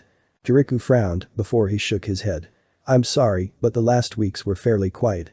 Aside from a few deliveries, there has not been a single soul here, aside from the monks, and certainly not someone who would match your profile. I'm sorry that I can't help you, but the boy was not here. Asuma sighed. Well, I didn't really expect anything else. Still, thanks. He pulled out a cigarette. Jericho frowned. Asuma, this is a temple. I would ask that you don't light that until you have passed the gates. The bearded Jonin looked at his friend, at the cigarette, and finally the temple, before he nodded, taking the cancer stick into his hand. Of course. Well, there's nothing left for me to do here, but please keep an eye out for the kid, his parents are going crazy with worry. Jericho nodded. Of course. We'll notify you immediately if we find something. Have a safe journey. After the Konohan Inn had left, the gate being a very good indicator, Naruto came back out, having made a decision. Jericho was the head priest, and he was a former member of the 12 Guardian Ninja. If there really was anything interesting here, Jericho would know where it was, so he'd tail the man for a few days. Fortunately it was not a long wait. That very evening, after dinner, the monk walked past his room and into a hidden chamber. He patted a large scroll, spoke a few prayers, and mumbled to himself. After an hour, he left and Naruto was alone in the room. There were pictures everywhere, all showing a group of people in different settings, though not in all pictures the group was fully assembled. One of them caught Naruto's eye, as in it, the entire group, 12 people altogether, standing in 2 rows, a 13th figure in the center, one that Naruto immediately recognized. The daimyo of Hai no Kuni. So these had to be the 12 Guardian Ninja. Apparently Chiriku had built himself a shrine of sorts, a personal refuge for him and him alone. Honestly, were it not for the scroll that Chiriku had hidden in a secret compartment, Naruto would have immediately turned around and left. However, he wanted to know what was in that scroll. Carefully pulling it out, though not before carefully disabling an alarm array, he opened it and had to bite back an outburst of hysteric laughter. It was even better than he could have dreamed. Written and explained in the scroll were the jutsu of the 12 Guardian Ninja, even their most infamous one, Limelight. It was literally a godsend, as even though Naruto had decided to be a seal and Jinjutsu master, he had no intention of being rendered helpless in a situation where neither of those techniques were effective. Of course he knew that there was no way he would be able to learn all of these techniques, especially since Limelight required 4 people, but that didn't mean he shouldn't know the jutsu, even if he couldn't perform them. And he hadn't given up on his idea of crafting a seal that would perform a jutsu on its own when chakra was poured into it, so having the arsenal of a group as famous as the 12 Guardian Ninja to craft into seals would not be a bad thing either. The jutsu, or at least some of them, could perhaps even be used as a bargaining chip, though Naruto would have to be very careful with what he gave to whom. Naruto had heard that the daimyo had once asked his guardians to place their knowledge into a scroll, so that in an event where all of them would be wiped out, the next generation of guardians could still benefit from their predecessors' knowledge. After the attempted coup and the effective although unofficial disbanding, one of the survivors had taken it for safekeeping. And even though Naruto had no idea what possessed Chiriku to hide the scroll instead of destroying it, Naruto sure wasn't about to complain. In fact, he had a new goal. When he left the temple, he would have the entire scroll memorized. The next few days passed in a blur for Naruto, a routine of waking up courtesy of the Gong of Doom, washing, eating, watching the monks train in the morning, lunch, and learning from the scroll in the afternoon, when all the monks were busy meditating. However, his 6th day would be quite a surprise for the young boy. He had observed long enough. The boy had settled in and had developed a behavioral pattern that allowed him to predict where the boy would be. He had even found out what the odd field the boy had set up did, though it irked him that it turned out to be something that made others forget and ignore him. He himself had found himself back in the forest outside the temple twice, when he had for a single moment lost focus of his target, after which he was unable to even think about locating the boy until he had left the field, and even then only after a while. It was time to make contact. Naruto froze. He had just entered the hidden room and was about to pull out the scroll when he felt a pair of eyes resting on his back. A moment later, he heard a light sound that seemed familiar, though Naruto was unable to place it. He gulped and spun around, expecting Chiriku or perhaps another monk looking at him, only to find nothing. Both the room and the doorway were empty, though he still felt like was being watched. Then again, he had felt like he was being watched ever since he entered the temple, so perhaps it was only his nerves. Yeah, that was it, his mind was playing tricks on him, he probably was exhausted from all the reading with too little sleep. That, the permanent fear of being found and carted back to Konoha, plus the stinging pain in his chest he had for a few days, had made him paranoid. Yeah, that had to be it. What was that? Naruto's head shot left and right, searching for the origin of the noise, growing frantic as there was still nothing. The sound came again, and this time Naruto could pinpoint it. He slowly looked down, and his eyes nearly fell out of his head. "Shiro?" he called out. And indeed, it was Shiro, the rat that Naruto had befriended back in Konoha. Naruto hesitantly held out his hand, and to his surprise, the rat jumped on it and scaled it to his shoulder, where he sat down, seemingly completely content with the world at the moment. Naruto blinked in shock. "Did you follow me all the way here?" he wondered, the rat simply giving a small squeak in response. Naruto's face broke into a smile. "Thanks." He gently scratched the rat's head, who clearly didn't mind the attention, leaning into Naruto's finger. Naruto frowned, then shrugged with the unoccupied shoulder. The scroll wasn't going anywhere. "Let's find you something to eat." Shiro squeaked in agreement. After Naruto had gotten Shiro some grub, the rat apparently perfectly satisfied with raw rice, he was somehow not surprised when he found a raven outside. Kuro and Shiro had been all but inseparable in Konoha, so it really was only logical that the raven had also followed him, though Naruto found himself slightly relieved that they hadn't brought any other friends. He wasn't sure just how much food he could smuggle out of the temple without causing a disturbance, which really was the last thing he needed. Still, for the first time in ages, Naruto felt truly happy. He had lost his faith in others, having bonded with the rats, crows and ravens, precisely because unlike with humans, there was no attachment, no expectations. He brought them food, they gave him company, and when either party felt it was enough, they would not meet again, as both parties could and had lived well enough without the other. A simple system, and it had worked without hitch, and with both sides aware that it was strictly temporary. To find that they had followed him, going miles and miles and leaving their territories, their entire existence behind, just to be with him, moved Naruto to the edge of tears. He didn't know why they did it, as here it would not be so simple to bring food, and knew that it was very possible that both would one day be Kon when he went somewhere too far away for the animals, but for now he was grateful for their company. It was nice to know that someone cared.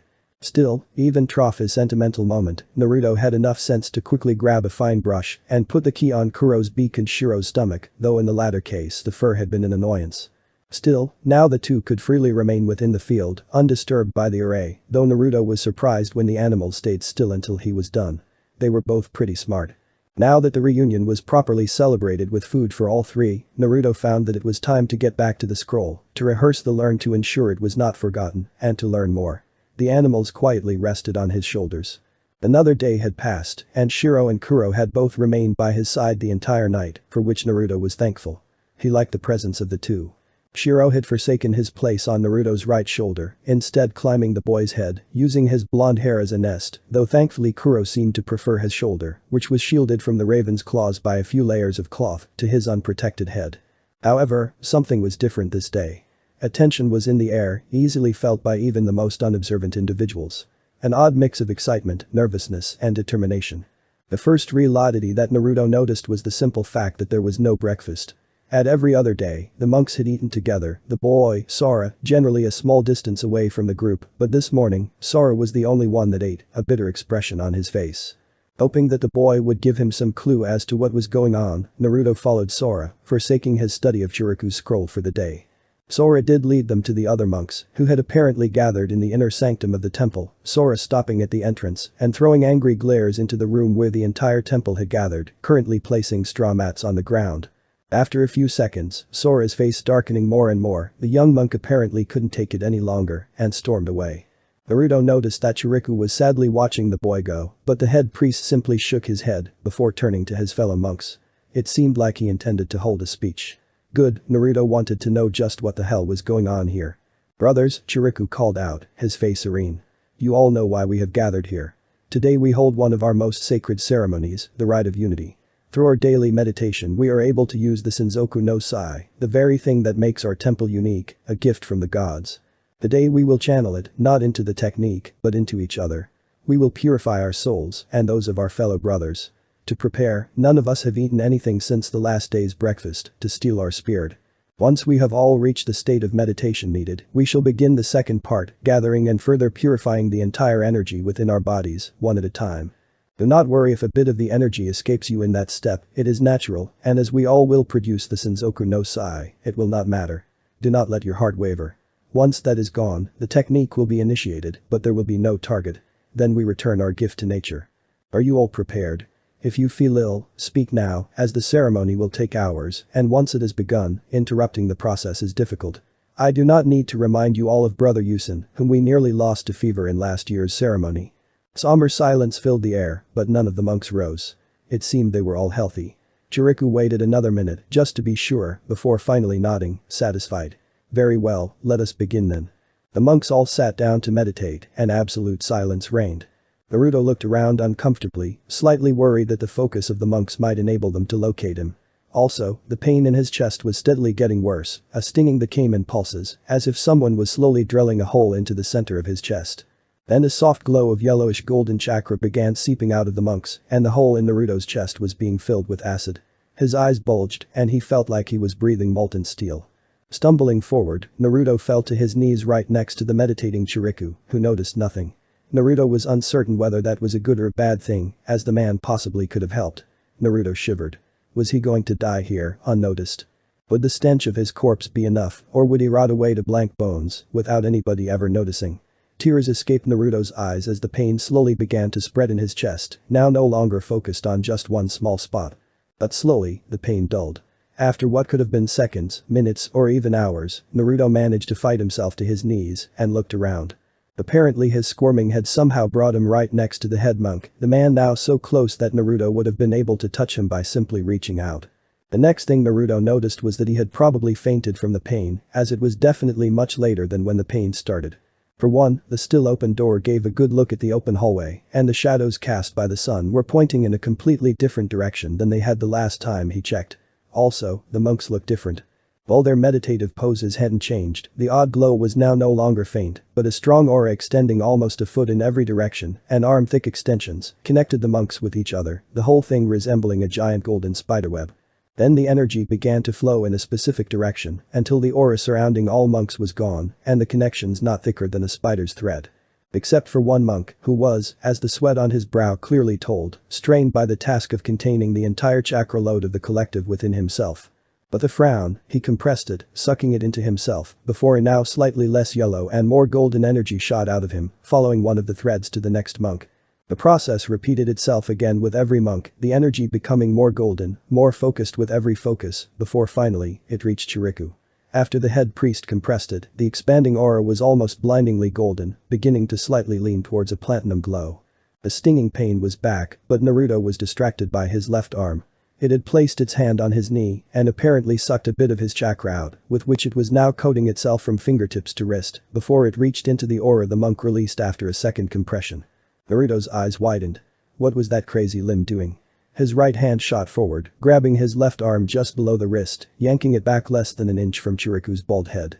The left arm struggled for another second before it blindsided Naruto by going with Naruto's pull, slamming the hand, which held a glob of the platinum glow, encased by Naruto's blue chakra, into his chest, right where the pain was. Naruto felt the strangest feeling ever. It was like an empty space in his chest was filled before the edges seemed to clamp down on whatever was filling it, causing not pain, but a feeling of pressure inside of Naruto's chest. Taking a few deep breaths, Naruto decided that it was best to leave the ceremony while he still could. That instance with the head priest had been too close for comfort. However, just as he had reached the doorway, he heard someone standing up. Turning around, he saw that Chiriku had risen, his right arm pointing down with the palm down and parallel to the ground, while the left one was in a half sign, rat, he believed. Though it wasn't easy to tell from the distance and with the glow surrounding him. Then Chiriku spoke. Raigo. Senjutsu. Naruto felt himself engulfed by an outburst of energy and feeling it extend in every direction, for a second worried that it might shatter his barrier, before he remembered that the barrier would not offer any resistance to the energy. And thus neither attempt to repel nor absorb any energy that could disrupt the arrays. Still, he had seen something interesting today, and it was best to leave it at that and return to his sleeping place. As ridiculous as it sounded, he and his arm had something to discuss. Naruto glared at his arm. Kuro had temporarily given up his perch in favor for Naruto's leg, seeing that the boy was sitting. Look, I was okay with the idea of a symbiosis, as odd as I found that my arm suddenly had a mind of its own, but that stunt just now went too far. I don't care what you are or what you're planning, but I can't allow you to endanger all that I have worked for like this. If something like this happens just one more time, I'm wrapping you in bandages plastered with suppression seals until you can't even twitch, capito? The arm was unresponsive, but Naruto felt a surge of calmness wash over him and guessed that the arm understood. A second later, two voices were heard as two monks walked by Naruto's hidden lair. The ceremony was draining as always. The first spoke. Indeed, the second replied, but at least there were no complications. Last year was bad enough, but do you remember 3 years ago, when that brat actually tried to participate? The first snorted. Of course. In the end, we had to cancel the ceremony because the demon child was not only disrupted the entire connection between us monks, but collapsed. I know that the head priest has a kind heart and it's not like I think that giving a second chance is fundamentally wrong, but anyone could have told him that Sora and the ceremony would not mix. The barking laugh came from the second. Yes, a demon participating in a holy ceremony, that had to go wrong. The head priest does not like that word used in reference to the boy. The first scolded, though one could hear that he secretly agreed. Well, the second answered, if the shoe fits, then again, he's not even real, just a cheap knockoff. The imitation of a demon made with scavenged remnants of the real deal. Almost sad when you think about it. What is he even doing in a temple? I can see the potential value for a shinobi village, but a temple? The only village we could give him to without committing treason would be Konoha, the first one pondered, and if the rumors are true, Konoha already has the original, so for what would they need an inferior copy? Yeah, useless in every sense of the word. The second one finished, so looks like we'll be stuck with that brat for quite a while. As the monks passed, Naruto sat there, deep in thought, absent-mindedly scratching Shiro's back, the rat leaning into his finger, while it and Kuro were tearing pieces out of the piece of bread Naruto had given them. Interesting, very interesting. The blonde boy mused, a smile on his lips. Perhaps I should meet this Sora. And cut. I hope you enjoyed this movie. If yes, then make sure to drop 2 red and a green heart to show your love. Also remember to subscribe and like this video. See you in the next video.